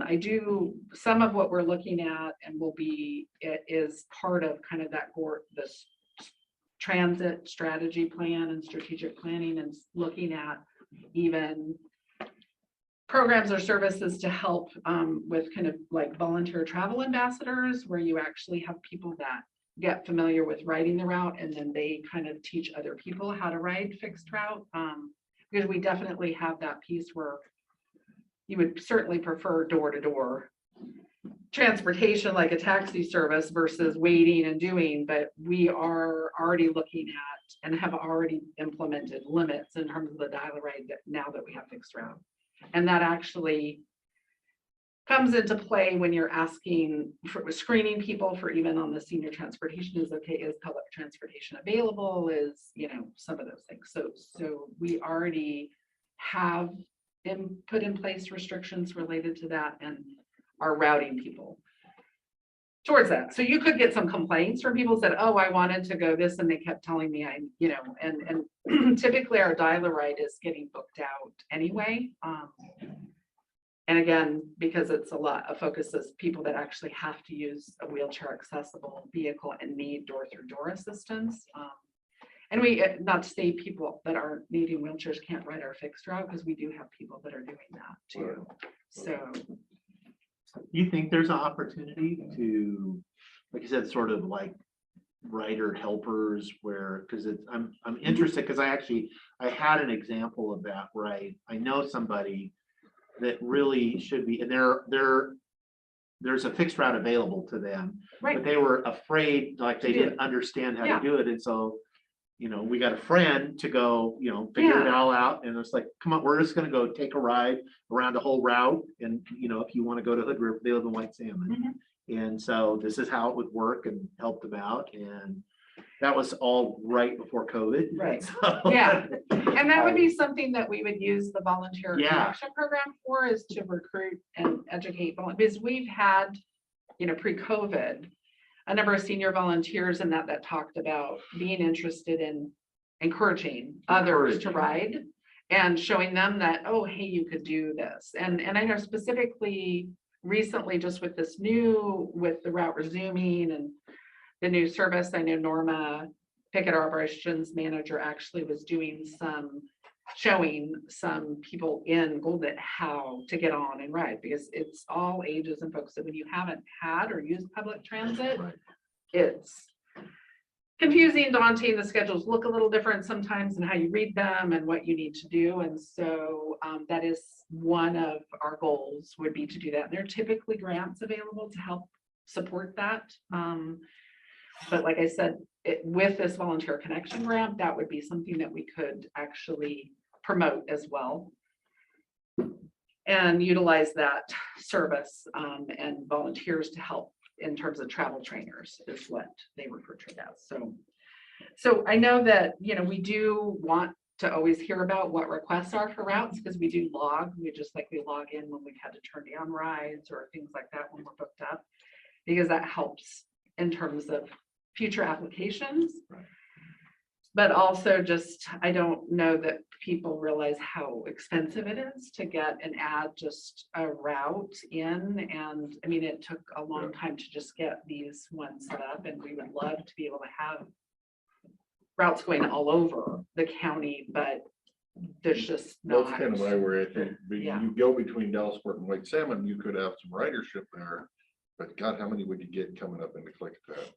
And so that's something that, again, we would have to, look at, and whether there's some other ways to do some connections, and potentially some van pool sources or some other creative ways to help with that. But I know that's definitely the community of Klickitat and Wild always, had requests in that too. And we would love and hope to be able to do that connection. But just right now, with the funding we have, there aren't the resources for that, but certainly we'll always look for possibilities of that, and then approach the board about whether you're supportive of applying for those grants. Yeah, it all comes down to how much money we have and how much money you can spend. And we'd love to do a lot of things. It's just funding always comes out. So one of the main areas that I've written about, that I have wanted to discuss, that is, and this is something we've visited and revisited over the 15 years that I've been here, and it's becoming really more of a challenge of the viability of our home care agency and that license for that service. So the challenge is, it's a needed service and support, but it is very big of that's a huge drain in terms of financially. It's been one that's been increasingly subsidized with the county dollars that we've received for solid waste revenues. And I would say, in terms of some of the summaries where I've indicated kind of what the support that's been provided to county, that is cash support. That's not really the full picture,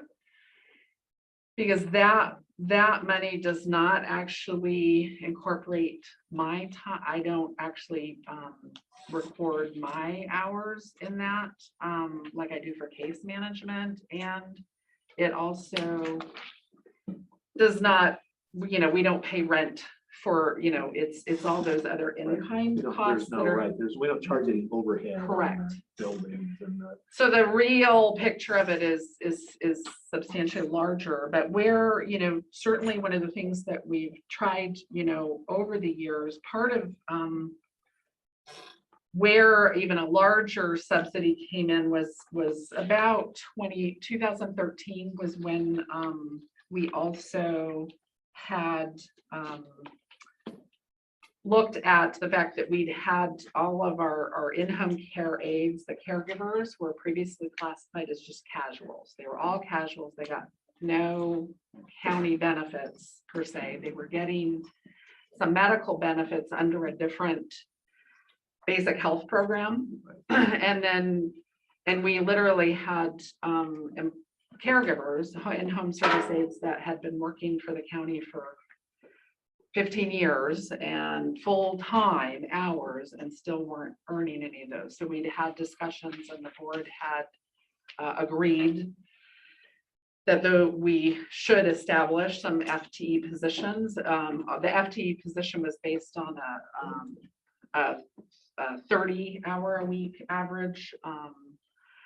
And so those full-time positions that were created, we continued with full-time and some casual part-times where they would earn, be able to access the county medical, dental benefits, PERS, and then additionally earn 6 hours holiday, 6 hours vacation, those pieces at that level.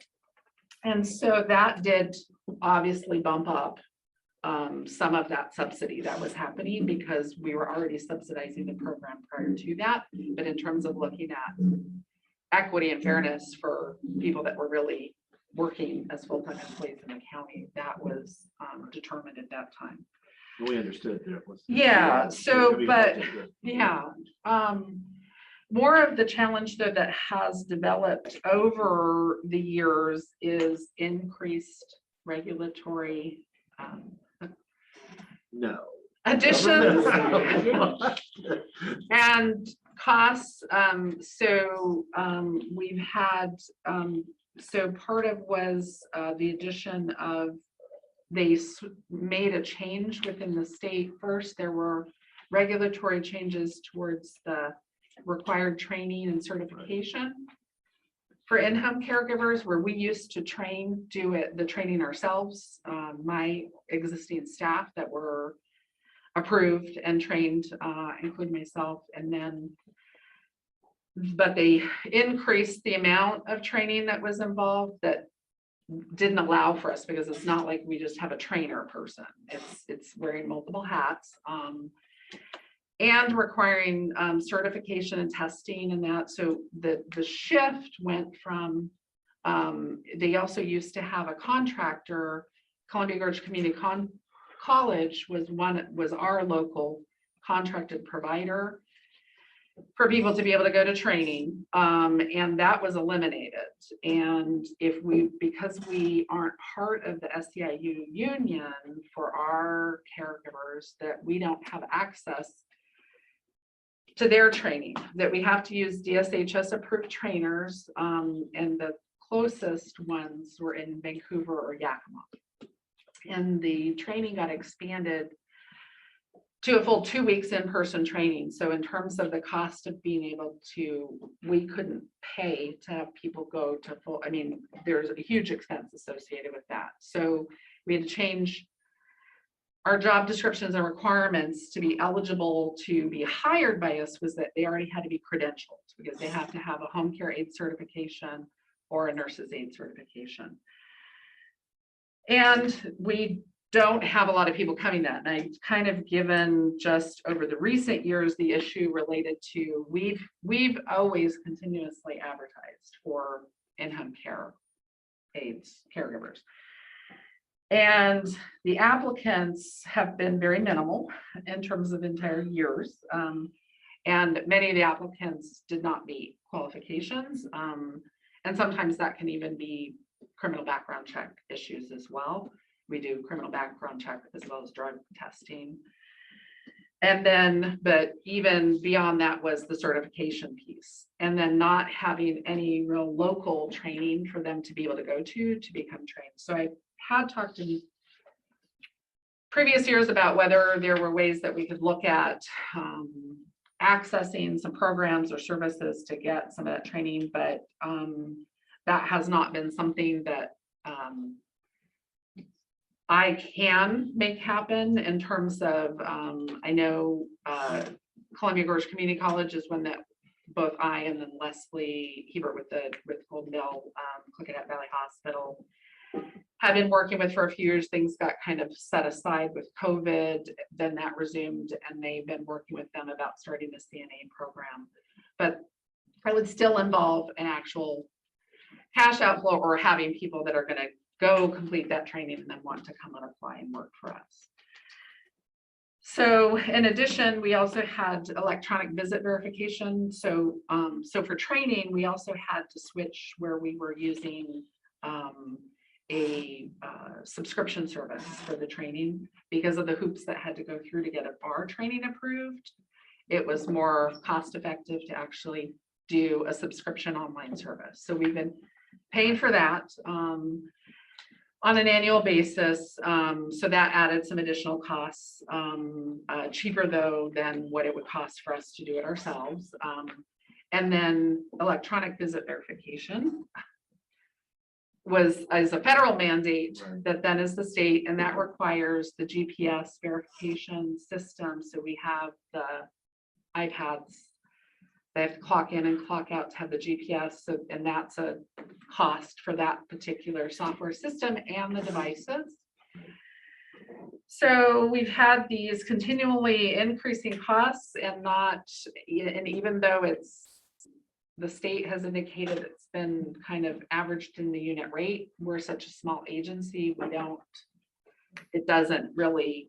No, it's not. The costs are a lot more for us. So we had received a grant to help with some of the startup costs for the EVV from the state because of what we said, this is a huge burden for us, where we were able to purchase the iPads with that grant, but we still have the monthly expense for those because they have to be on, the Verizon plan and then it's every clock in and out is a charge. And the software management system, because then that information has to get uploaded to the state. So we're proving that we actually were in that client's GPS location providing service. So, and it's a lot in terms of management for myself and operations manager, just keeping up with the regulations and that too, but it's a needed service. Except we're at a point now that we cannot get the staff needed to even kind of carry out services and needs. And so I'm at that kind of breaking point of what would need to happen is some money to put forth to do some definite push for recruitment and training to get folks in, as well as a decision to really would need to be marketing and competing against some of the private business to have more of those private pay resources coming in that may be able to offset some of those losses. Now that I'd have to really evaluate whether that was, what that meant in terms of dollars to make that happen, and whether that would really, what the break-even amount would be to make that happen. Typically, the agency, us operating the agency and having it from when I've come on, was that we were primarily there to provide an alternative, not really directly compete against the private business sector. And it was just to be there because of not having the service and the resources. And so our current breakdown of private pay and state clients and where people are at, we currently have actively just about 31 clients on services right now. And then that can be as little as somebody that's just getting a few hours a month of housekeeping services to folks that are getting, full-time kind of support. And we're down to actually 7 in-home caregivers. Only 4 of those are full-time and only 3 are actively working. We have 1 out on medical. And of those 3 full-time, 2 are talking about that they're ready to retire. So it's not, So I thought this was a time to talk about, and so our license is a 2-year license for the home care license. It's due to renew the end of January. That's a fee associated with that. Usually about a couple of $1,000s for that license. Our current contracts and that license would require that we give notice for that, and obviously look at providing and helping existing clients to find replacement agency or caregivers for the service. And there are some different options potentially. And then potentially for any staff that we have would be, again, talking about whether they would want to become what we call a contracted individual provider for the state, where if they're a state client, they can have that same caregiver and they become part of that state individual provider program and are paid through them, or potentially see about one of the other agencies hiring if that's what those caregivers are interested in. So I guess I'm at this point where because this has been an issue always every year at budget, because we're coming up on budgets, is okay, Sharon, you got more here that you're asking, for us from where do we have to look at, in terms of where the big subsidies are. And unfortunately, the home care program and that licensing is a big portion of that senior program's money drain.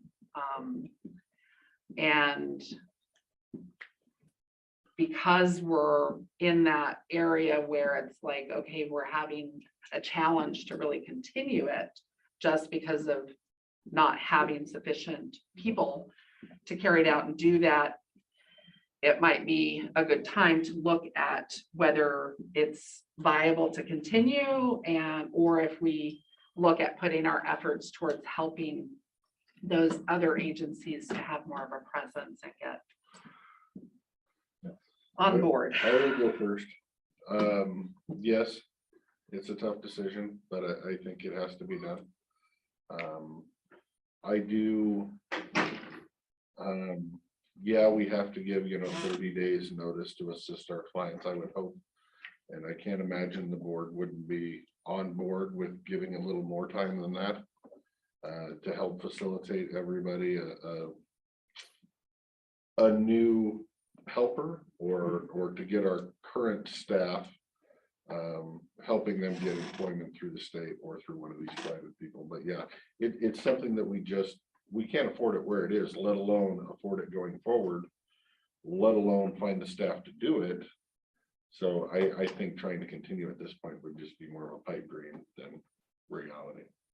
And I would suggest to go to the end of the year, for that transitioning. The 30 days was okay. There would need to be a decision prior to, if we weren't going to. But I felt like before, even in We have the terms of license, so let's budget. take it to the end of the year, Right, and the license is, yeah, and then just in terms of, because of, I know we'll have budget meetings and there's going to be the whole piece there. Addressing that, I thought talking about that prior to get some direction on where and how. And we had already made, we did last year, had made a transition with our operations managers positions that had typically been one at each end. And that was a big half of their time had typically been allocated to the home care program and then half to transportation management. That shifted to just one person who's floating between the two, overseeing, doing the home care and transportation management. So we had actually reduced, we replaced those with admin supports at each end that help in all the different programs. But in terms of specific to what's allocated out of home care, that reduced actually some of that, yet we're still subsidizing that substantially. And a lot of that has to do too, but we don't have more of a client caseload because we don't have the caregivers to make that happen. But there's a whole catch-22 in terms of you can't you have to staff up in order to be able to bring on more people and. How do you staff up when we can't even get people Can't even to get an apply? applicant, right. Exactly. And I mean, literally, there have been 0 since February. I mean, I know everybody's struggling with it, and this has been one we've been struggling for years on. And Where's the senior advisory board been sitting on this? well, and so we have a meeting. Find out on Friday. You're gonna find out on Friday. Well, he won't be here this Friday, it'll be next week, Oh, is next it? month now. Yeah. And so, You want to sit in on Friday? I've got another meeting. so I mean, I will talk with the advisory board in more detail about this on Friday with I them. understand with them, they're going to have pushback. Just because I imagine all seniors will have pushback, but it needs to come down to funding and they need to, I guess I'd say, if not from here, then where? You know, kind of a thing, so. I can't imagine they would rather say cut bus routes and keep this program. You know, we're gonna have to do something somewhere, so. It'll be interesting. If you want me to go fill in for Jake on Friday and take the grenade, I will. Yeah, no, and I don't have any problem explaining, we've talked about the challenges and then this has been an ongoing item for years about, with that level of subsidy. And I know they're strong proponents of continuing and using, those funds to support that, but we're kind of at that area too, where It's not. we're just a not money able, issue, yeah. It's a personnel issue. and- That would become both. It's an ability. Yeah. It's not just. And whether or not we can potentially help development in other, I think on the other hand, this volunteer connection program, there's some supports that can be garnered through that. It's not going to be a replacement, but I think it can be, there can be some supports that will help fill some of All right. those gaps maybe that can't be done here. So, but we talk Friday and then I can always, come back to you all and. I've already kind of said where I'm at. Are you guys, do you need time or do you need time to decide where you want to be on this? I've already kind of told you where I am. Well, I would, thank you so much for being willing on Friday, because I've got another meeting at that same time. You still hasn't told me whether she wants me there or not. I'm gonna wait for the formal invite. If you'd like to come, I sent them an email saying that you were coming next month. And so if you want, I can send an email and say you'll. I'm just saying, if you need somebody there and want somebody there, I Well, can I deal think with it this would guy. be good. If you don't need somebody there, I can find Well, something else. Before we make any decisions, I'd like, if you can to go on Friday and bring it back and we can have a discussion about what the senior advisory board felt. That'll help us go on. I mean, we don't have to make a decision. Oh right boy, now. you want me to jump right on that grenade, don't you? You offered to. So Friday, 10:30 Dallasport. That's your official request. Or I mean, can I send you think, the and link I too. would say I have found them to be, yes, they will, of course, always advocate for resources, but I think they're realists and they are, when we've had to do things, they can understand. I mean, you can look at the numbers. Yeah. And it's, plus it's kind of a fairness thing too, is the matter of the number of clients and the level of subsidy has gotten to, we're almost $5,000 per individual that we are it's really a direct subsidy to that person. And we have For other the- I mean, areas for the that, year, so that- other senior programs that we are, there are subsidies and that is hitting a broader number. of Exactly, is folks, that like- when we have Cost per limited, the individual. cost per individual. We only have There's- so much money Right. and it could be far better served. Yeah. Um, Because I think mean, we'll have to work just it like out the later. INA program, I mean, there's a lot of subsidy there, but there's also a lot more. But not in terms per of client in individuals, this case, and clients I'm or- very sympathetic, I get that, but.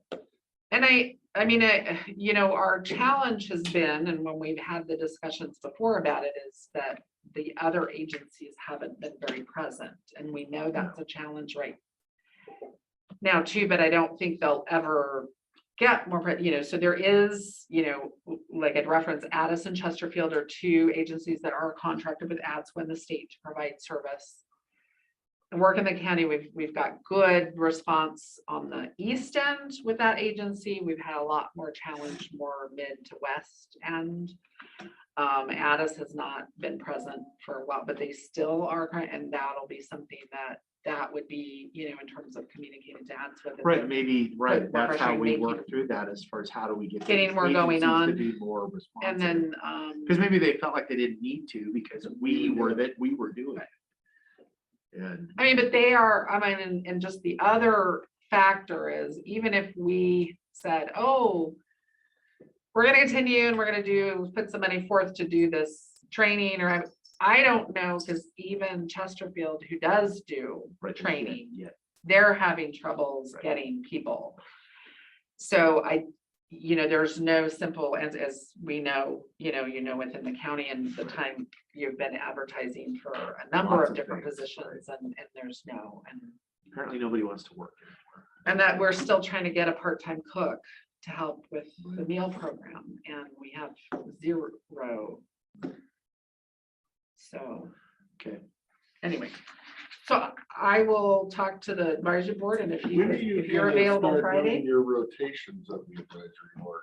From Pardon me? location, from White Salmon to Lyle to. or from We are- Gulfport? So we just had Goldendale.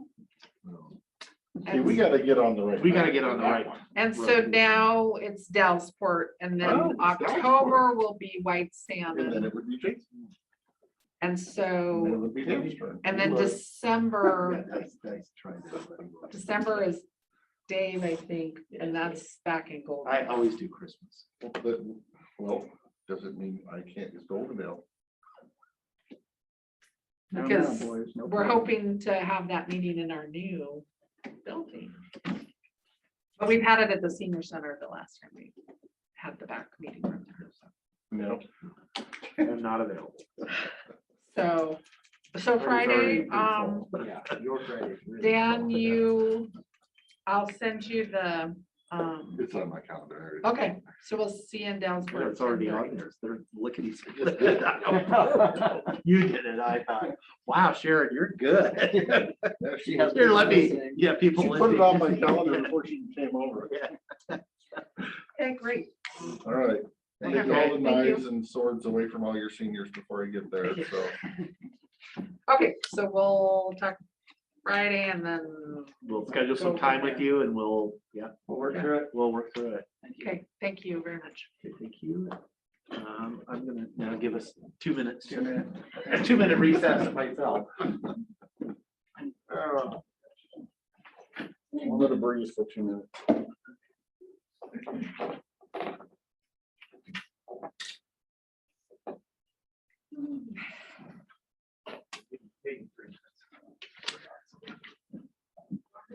Besides the other thing. I'm gonna sit here and drink for 3 minutes so I can breathe.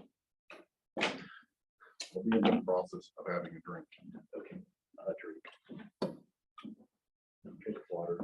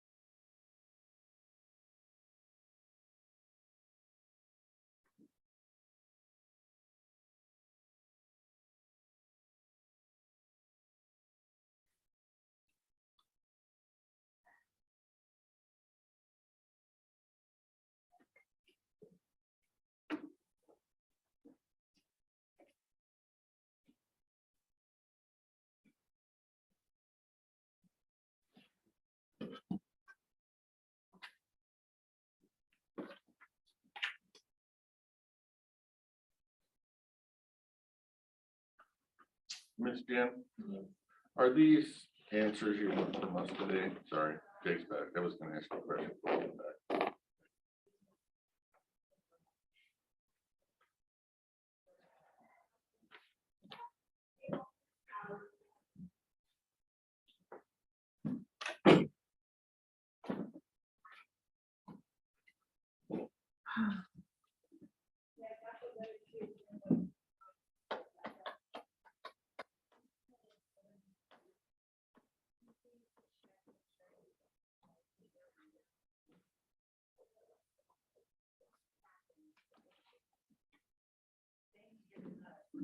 Good thing we didn't have Jeff King today, or it'd be a real long. Yeah.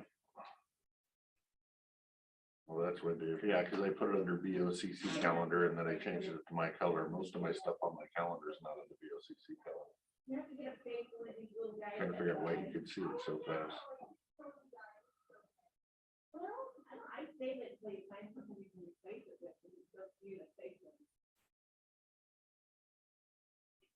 No, it was already supposed to be long. And I was invited to another county commissioner meeting at 4 o'clock today, so they can continue to go long. What was that? Said I was invited to another county commissioners meeting at 4 o'clock. Oh, with, Yeah. men? So you're the chosen, did you go to the last one? I tuned in about 20 minutes left to go. What was it about?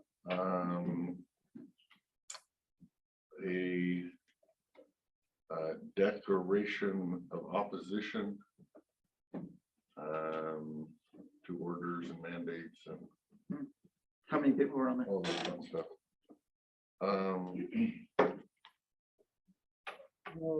7, 8.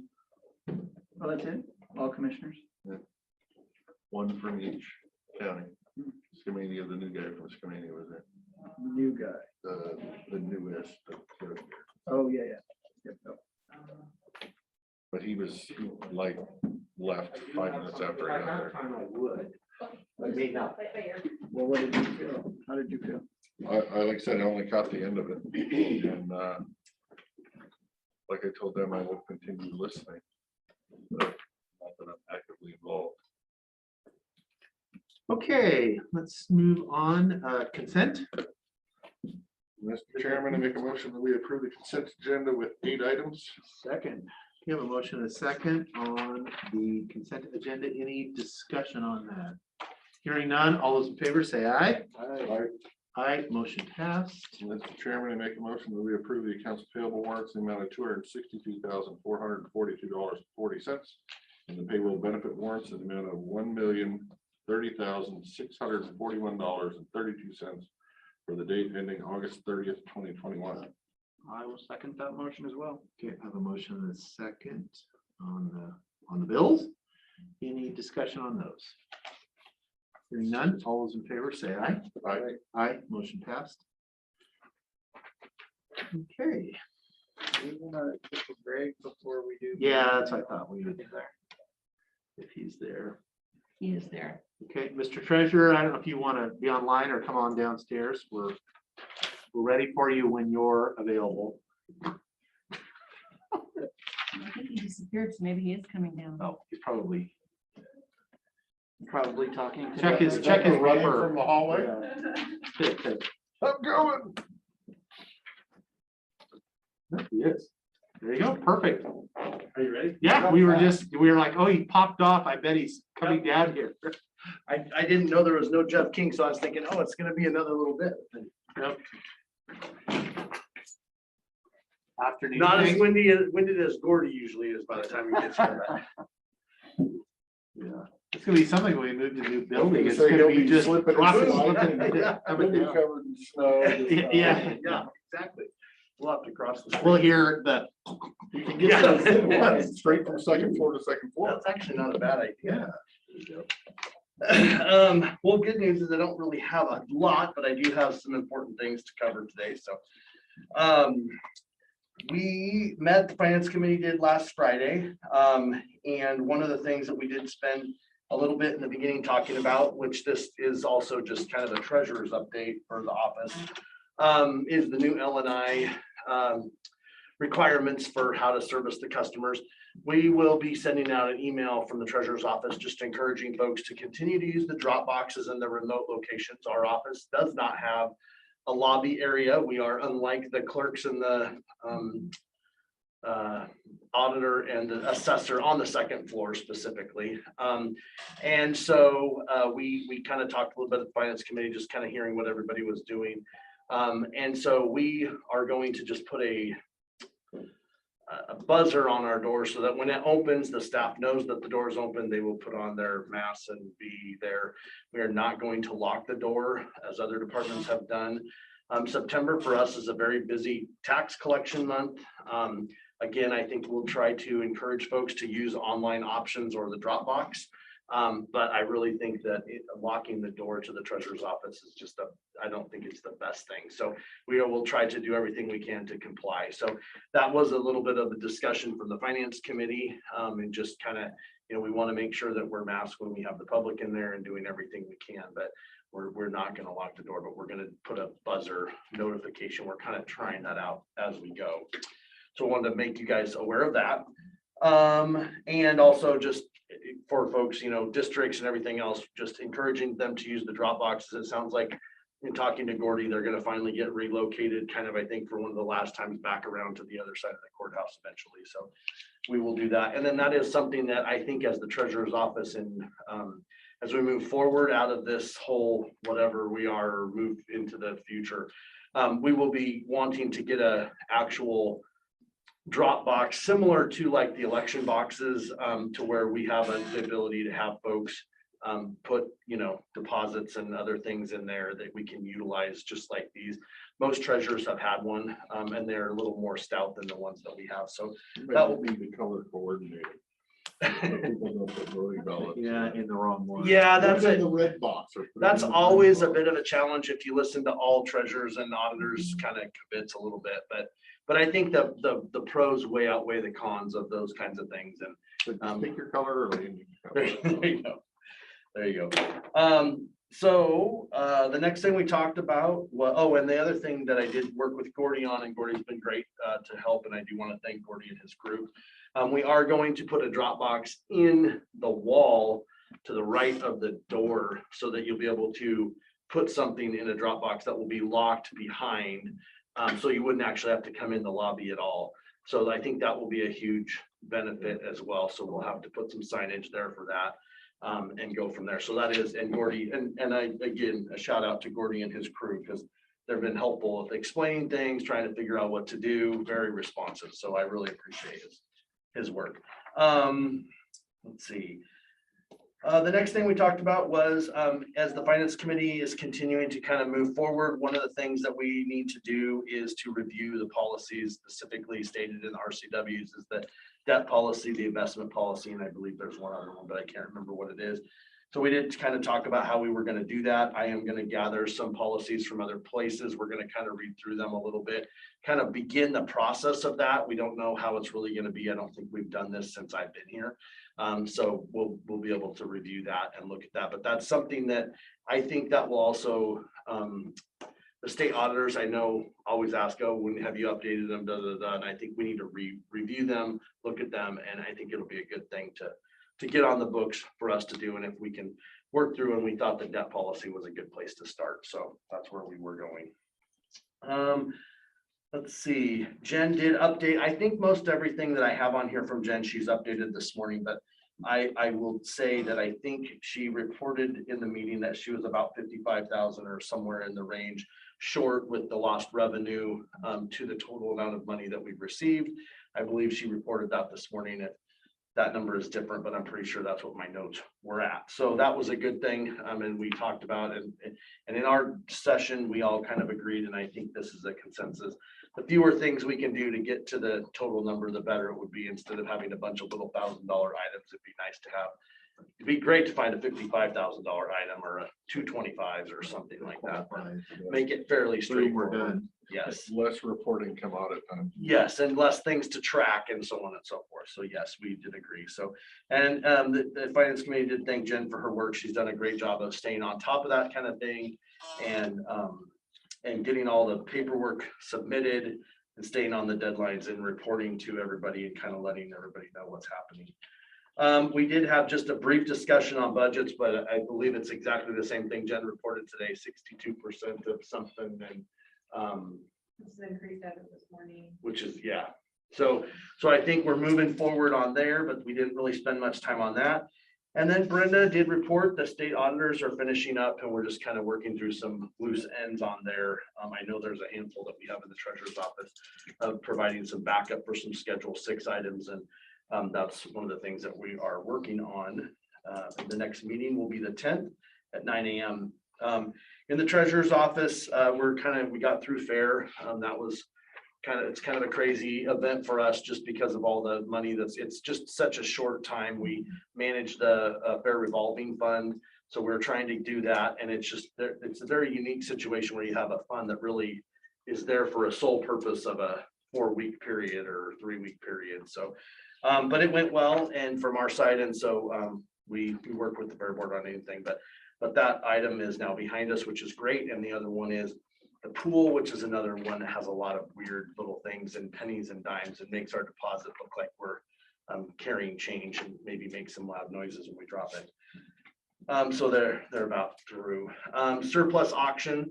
We've been working with Lee on the surplus auction. Our hope is to, we haven't gotten too many more things listed on there. We've got some challenges. My office, we have looked at the software we're using. The software is called publicsurplus.com, I think. I can't remember, but anyway, public surplus if you look on the internet. It's the same one the PUD uses.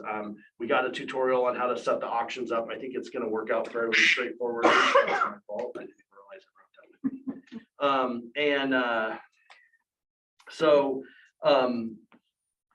wrote that. But we're working on moving forward, having an auction in November. Lee and I kind of talked about how we back our way up. We have some vehicles that we don't have titles to and some other things, and we're going to see if we can continue to, even if with this new platform, if we got to have an auction and we got through 10 or 15 rigs and got some stuff moving and learned the process, we really think there would be a lot of benefit in that. And I do think that this new doing it online will be a benefit. We'll also, and kind of listening to the meeting this morning about records and things, that would be something nice as we move to an online sale, is providing that information out there. One of the things that I think is going to be different is a lot of times, we just kind of, the car's there, it's as is, come look at it. We don't know anything about it. Right. And we know maybe that it has a bad transmission and that's just something that we should disclose because the bidding will be visual. So we're moving from a silent auction or where you put a bid in to competitive bidding on the website. As you're doing online, are you going to, I think it would, if possible, at least with the online auctions I attend, having a 15-second video of the vehicle being started and walked around and the pictures definitely increases the price. So if it is capable for you to add that in there, I think we could see more revenues. And videos are a tough one in online auctions because they eat up a lot of bandwidth, and so then it's kind of that whole thing. So we have talked about them. This one, I think they do allow them. It's just a matter of how that would be, but we can look at that and doing. But definitely the pictures, getting the pictures taken, getting everything, putting the description with it. So I think it will be a good thing as we move through. And then our hope is to make it to where it's less work so that the public works department isn't spending all this time moving stuff from A to B and in a building and out of a building. And then, we can go out, take the pictures of it and kind of do that. So we can, because we constantly have vehicles that are coming up. I mean,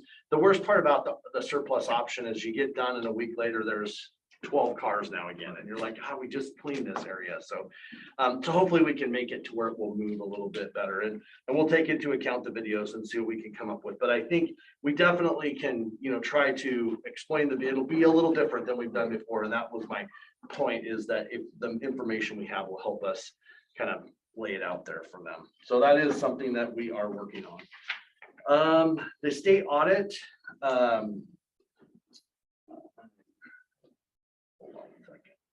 just thought of something I left off. The state audit, again, like I mentioned earlier, we have a couple punch items that we're working on for them for short term. So I know in my office, some backup stuff of some open period pieces. We are finished with our budget. We're just working on our budget memo. And the last thing is month end, we're working on, today's the 31st. So busy day in our office. We did repay or take out the forest excise tax admin, that the $150,000 that the state hadn't billed for 6 years. I think we've talked about that before. For the Department of Revenue hadn't been collecting their admin fee on our tab or our forest excise tax. And so we did get that repaid this month. So just FYI, so that will be How going. much was that? It was 150,000. We've talked about it. I brought it up in my other. Yeah, I forgot it. Made over the last 6 years though? What's that? How much have we made off forest excise tax in the last 6 years? Oh, we get a lot of excise tax, but they are supposed to take a percentage and they change, and I don't think it's 6 now that I think about it. I think it's shorter than that. I want to say it's 3. But they had changed their system and they didn't take out their admin fee, and then they all of a sudden went back, and I'll have to go dig up my other reports. You did. I just didn't. I realize will, it I don't was- have the number details was of the that high. pieces, but yeah, the DOR went back, which they wouldn't let anybody else go back. Go back, for you're like, years. oh, you made a mistake, Right. too bad. Right, so, but we did get that repaid, and so that's a done deal as of this month, so we're working on that. The other part is, I did hear we are working on the Dallasport title, well, I don't want to call them title searches because we're doing them ourselves, but we're going in and trying to go back through the records and try to figure out some of these parts and pieces. So the triangle, the trap, these are the names of them that we're calling them, the triangle, the trapezoid, and the mill site. Right, yeah, so it sounds like a comedy or something like that. So those, we are working on that and we're digging them up. It is going to take us a little bit of time though, because it's not, they aren't transactions that we have. We actually had to go over to the Presby and look at some papers and stuff to try to dig up some of the information on the mill site from the sale, because we didn't have the ad that was in there. So we were able to go look at the foreclosure ad because we wanted to look at that. So trying to dig up some of the parts and pieces that we have. So we've been able to kind of put some of the pieces together, and we pulled some of the information from the clerk's office because a lot of everything gets filed in the legal side for foreclosure. So, and then the park, that's an interesting one, and we'll continue to dive into that. But we do have those on our list, and hopefully in the next 30 days or so, we'll be able to get you guys some more information on that. That's what I have. All right. Well done, sir. That's an accurate depiction. Yes. I always wonder why it would. Friday on steroids. The treasurer comes and gives a report when the other person in the finance committee was there too. It's like, why doesn't the chair just give that? Well, that's fine. Because the treasurer is the chair of the finance. Yeah. committee, so- There we go. And he's the financial guru, so. Well, I don't know, financial guru. I'm the treasurer. I feel like lately I've been the policy of figuring out how people to move about different places. Yeah. Seems to be kind of crazy, but yes. So Okay, thank you, I sir. think that's it. Thank you. You're used to moving money, wants to move. Yeah, Yeah. just moving people. Money is kind of more like, it's like the Star Trek's transmittal person, you use the bank and you Yeah, just just- move it over here. Yeah. Will you transport yourself back upstairs? I will. Thank you very much. Thank you. Okay, board pending. So we did have the request from Zach Kennedy for a list of 2 to 3 issues. So for me, it's gonna be the Hood River Bridge, getting that legislation in order so that we can create the bridge authority, or however it's gonna be done. So that's a high one for me. And then the other high one for me is legislation so that the wind and solar can be taxed on not the ridiculous depreciating way we do it right now. So that's number one for me. Yeah, it was my number 1 and the bridge was number 2, but that's I don't know that I have. only because number I'm not on three. that committee. So, yeah, I would say for us, And that's my Friday meeting, why I chose that over, because it's the CG breeze and, that's the pulse of that. right. One could help us and one can hurt us. I would start with the hurt us. Do you have any other ones, or you? No, I don't want to clog up their list. I would prefer to keep it. I know he asked for 3, Right. but if we only have 1, he'll focus on it. If we have 2, he'll focus on both. If we have 3, they're gonna need money. Right. Nope, I'm Yeah, fine but with if you have 3, you actually have a little bit higher likelihood of getting 1 through. I only want one of those 2 and really mainly the first one first. that. He's not very decisive. is he? No, Which in our scope of things, I think it would be wise for us to reach out to our representatives in Olympia, which have already said they're interested in schedule a time to meet with them, that we can, maybe have the assessor in there if need be, or we can just present the pitch and explain to them what the problem is. Right. And how it needs to fix. So that they can be working on it from the other end. And I think if we wait until it gets close to legislative session, it's kind of too late. Right. That they need to be working on what they're attacking now. So the sooner the better, as far as I'm concerned. WhatsApp Leaders Conference, you just wanted some. Can we, things Jen's here too, you guys had tabled the building department budget and separating out the code compliance part of that, if you want to do that first and then. Okay. That's just housekeeping. Okay. So Ms. Jen, these numbers that you have here are just a basic ballpark to get us started with this. I can't imagine these are going to be accurate, too accurate going forward in the future years. Am I correct? I would probably agree with that. I'm just trying to give Lynn and Cindy some sort of guidance going, and then we can you guys can hammer down into it and during budget workshop. Oh, I see. Got it. You're trying to remove from their budget before they remove from their budget. And Got it. magically create a whole new budget somewhere under you guys. I looked over it. The one on the right-hand side seems a little closer, considering we're gonna have startup costs for this position. So yeah, yours. Yeah, I was the same. I was the white column, the fiscal. Not much difference, but. No, it's not much different. Yeah, I appreciate You go that. ahead and tell somebody $10,000. Well, I that's prefer a- to think of things in the 2% versus. Yeah. Only 9,000.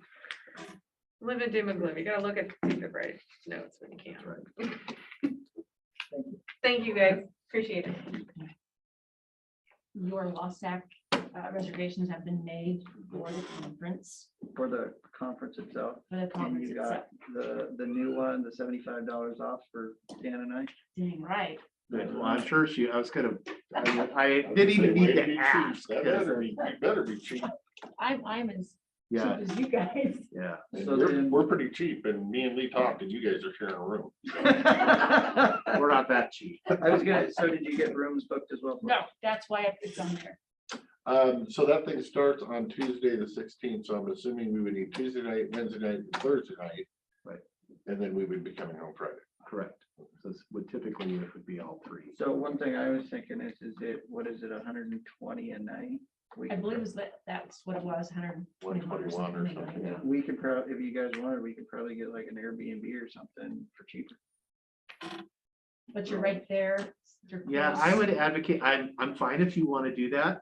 I generally advocate I like to stay, I have done the other, and it's nice to be at the conference. I think you could get more smoothing with other commissioners, possibly if you're there. So I can see I don't know. I have done both, and I have felt like I missed stuff because I left. Then, Maybe I was always missing stuff. so you said Tuesday, Wednesday, Thursday night? Correct. All right. Come back Friday. I think you have a breakfast thing Friday morning or something. Now we don't. It's just late night Thursday. Late night Thursday. And Any preference like beds, like Dave, I know what his preference is. a bed. Soft bed, hard bed. Baby bed. You got right where I was going with Jim. I did. No. It's like I like my porridge. 2 occupants. 2 occupants? Yep.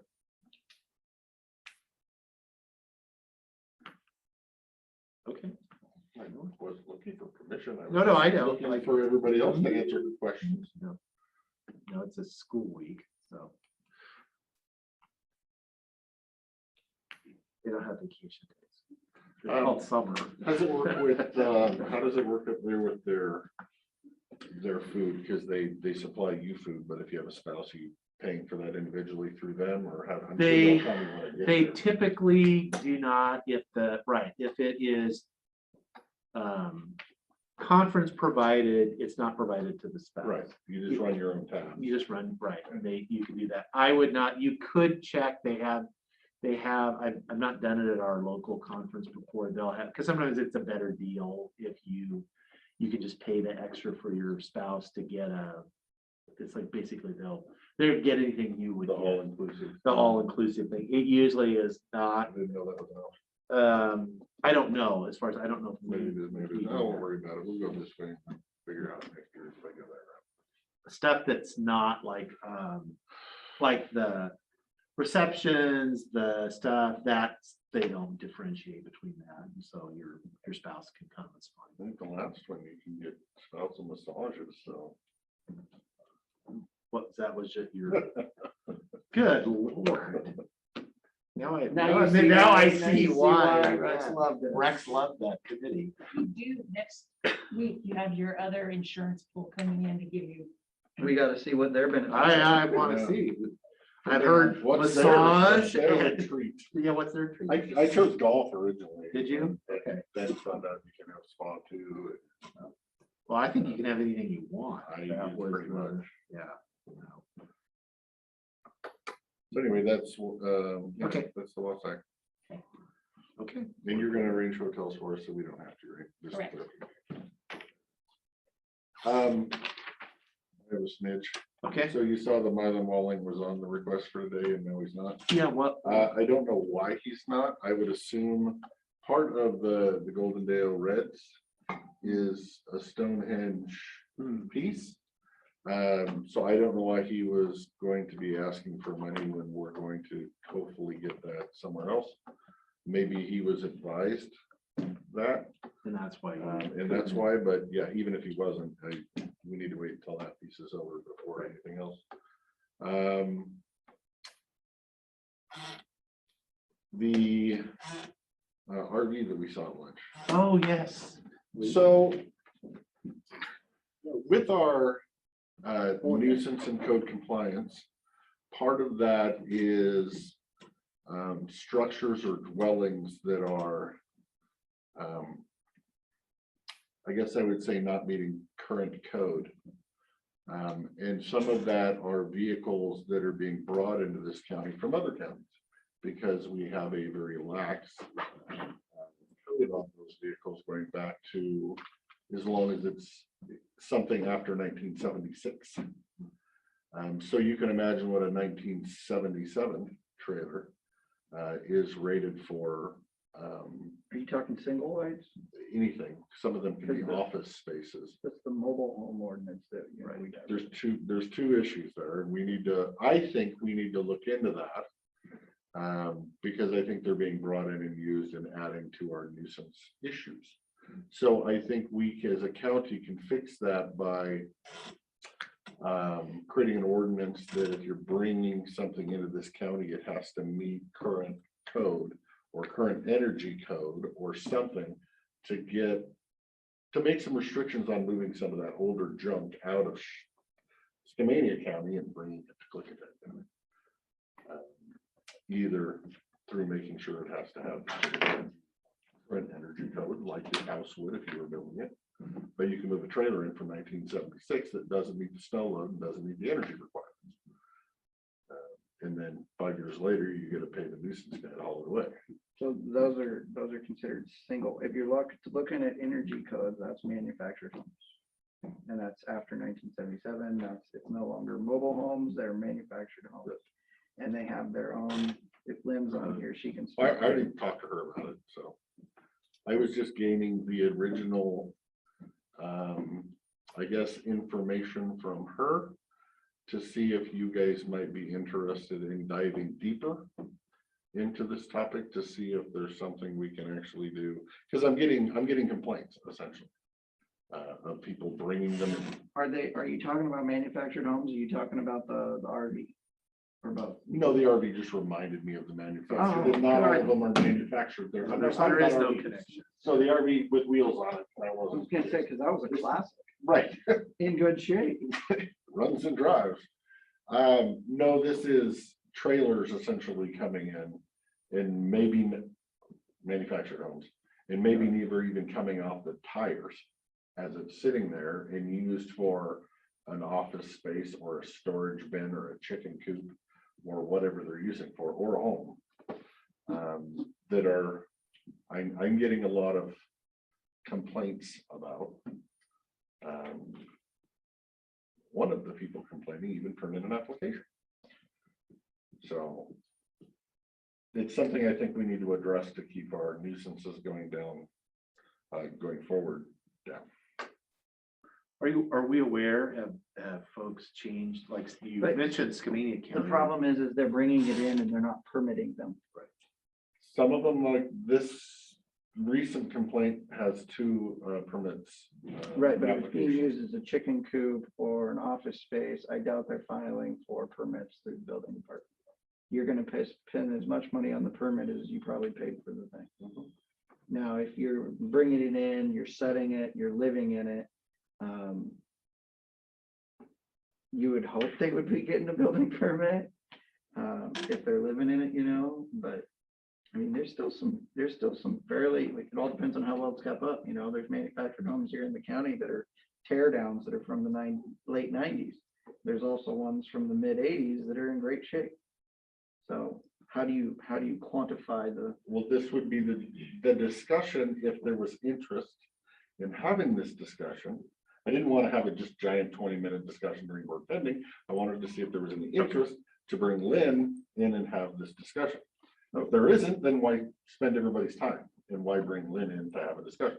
If there is interest, then it's still a good go there. conversation. Yeah, I mean, I'm open to, I'm not aware of the issue, like if it's more of an issue than it has been, but I think that's, you know, there are some old single wide trailers from the 1970s that are, I'm thinking, I can think off the top of my head of at least 5 or 6 of them that are still in service as rentals in Lyle. There's about 100 here. Yeah. Yeah, and So- I'm not trying to kick those people out of the You're county. talking about I'm talking moving- about moving the trailer from another county to this county and getting a permit for it. I'm not talking about evicting anybody or. Okay. Every trailer that was approved yesterday is no problem in my book. It's just future ones moving forward. Do we want to make them have the same standards, whether it's snow loads or energy efficiencies that we make stick-built home people have? Because currently we don't. Mobile homes don't meet our current snow load, even the brand new ones that are That's correct. manufactured. Because they have their own Because they have code. their own little code. So, Okay. so, all right, I'll tell Lynn to make it happen. The other thing that I mentioned before, and I haven't heard anything from you guys, but I'm gonna put you on the spot right now to either say yes or no, is the surplus auction. In my thought that I believe all of our surplus property, which is the taxpayers' property, when it reaches the end of our usefulness, it should go to public auction. That includes the bulletproof vests. They're worth on the market at auction, $300 a piece times 11, that's $3,500. I understand if you want to use one for target practice, that's fine. Turn the other 14 over to public auction. I don't think the taxpayers might be concerned that some of these are making their way home and finding their way into people's houses, and that's not a correct use of taxpayer funds. I would like to see them at auction, but unless I have the board's approval to do so, just me, that doesn't work. What is the sheriff's current policy on it? Talking to Mr. Neer is they get used for training. All of them? Yep, that's what he said. Well, I would say there's not, I mean, the general policy of, not general policy, I believe it's the law, is that any public property, any public asset that is no longer needed for its purpose has to be disposed of either by auction, unless it has no value, then it can be, because we have some things, we just, nobody Right. wants them. and You we get a just throw broken them. office chair, it's a broken. Right, it's a broken office chair, or it's gonna cost me more to try to sell them than I'm gonna get for it, and so it's a net benefit to the taxpayer to just throw it away, then we do that. But anything that has any intrinsic value to it, is that asset belongs to the people and we should try to recapitalize, get that thing back. And this would be no different. And even if the vest is outdated, which is a level 3 body armor, the steel plates have value. The chest plate, the back plate have value and can go in any load bearing vest. So I know I've paid $300 and $350 for outdated level 3 body armor. So there's a value. You can't say there isn't.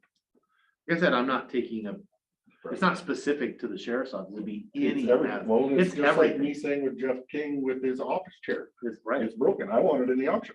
I want to make sure this isn't going home anymore. So it's not me picking on any department. This is me wanting to be even and fair across every department for anything that has any intrinsic value that can actually be, whether it's rifle brass at the range, doesn't matter. Everything goes in the auction. But I don't want to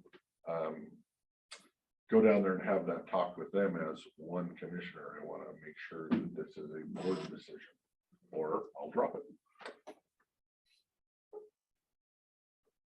No, I'm fine. I am.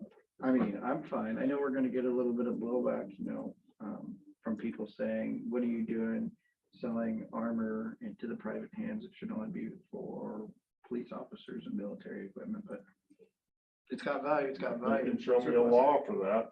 Yeah. I'm listening. It's got value, surplus it. Yep. No, I think anything that's value should be surplus. We should try to get what we can for it. Agree. All right. That was all I had for work. Okay. Anything else? I don't, or if I did, I've forgotten at this point. Are we gonna make a motion first, assistant? Not quite. Mr. Chairman, I make a motion that we adjourn the regular meeting. I'll second the motion. You were gonna. I was gonna say something and then I looked at the thing and said, never mind. Okay. I have a motion and a second to adjourn the meeting. We have no workshop scheduled this week, which I think is our last time for the rest of eternity.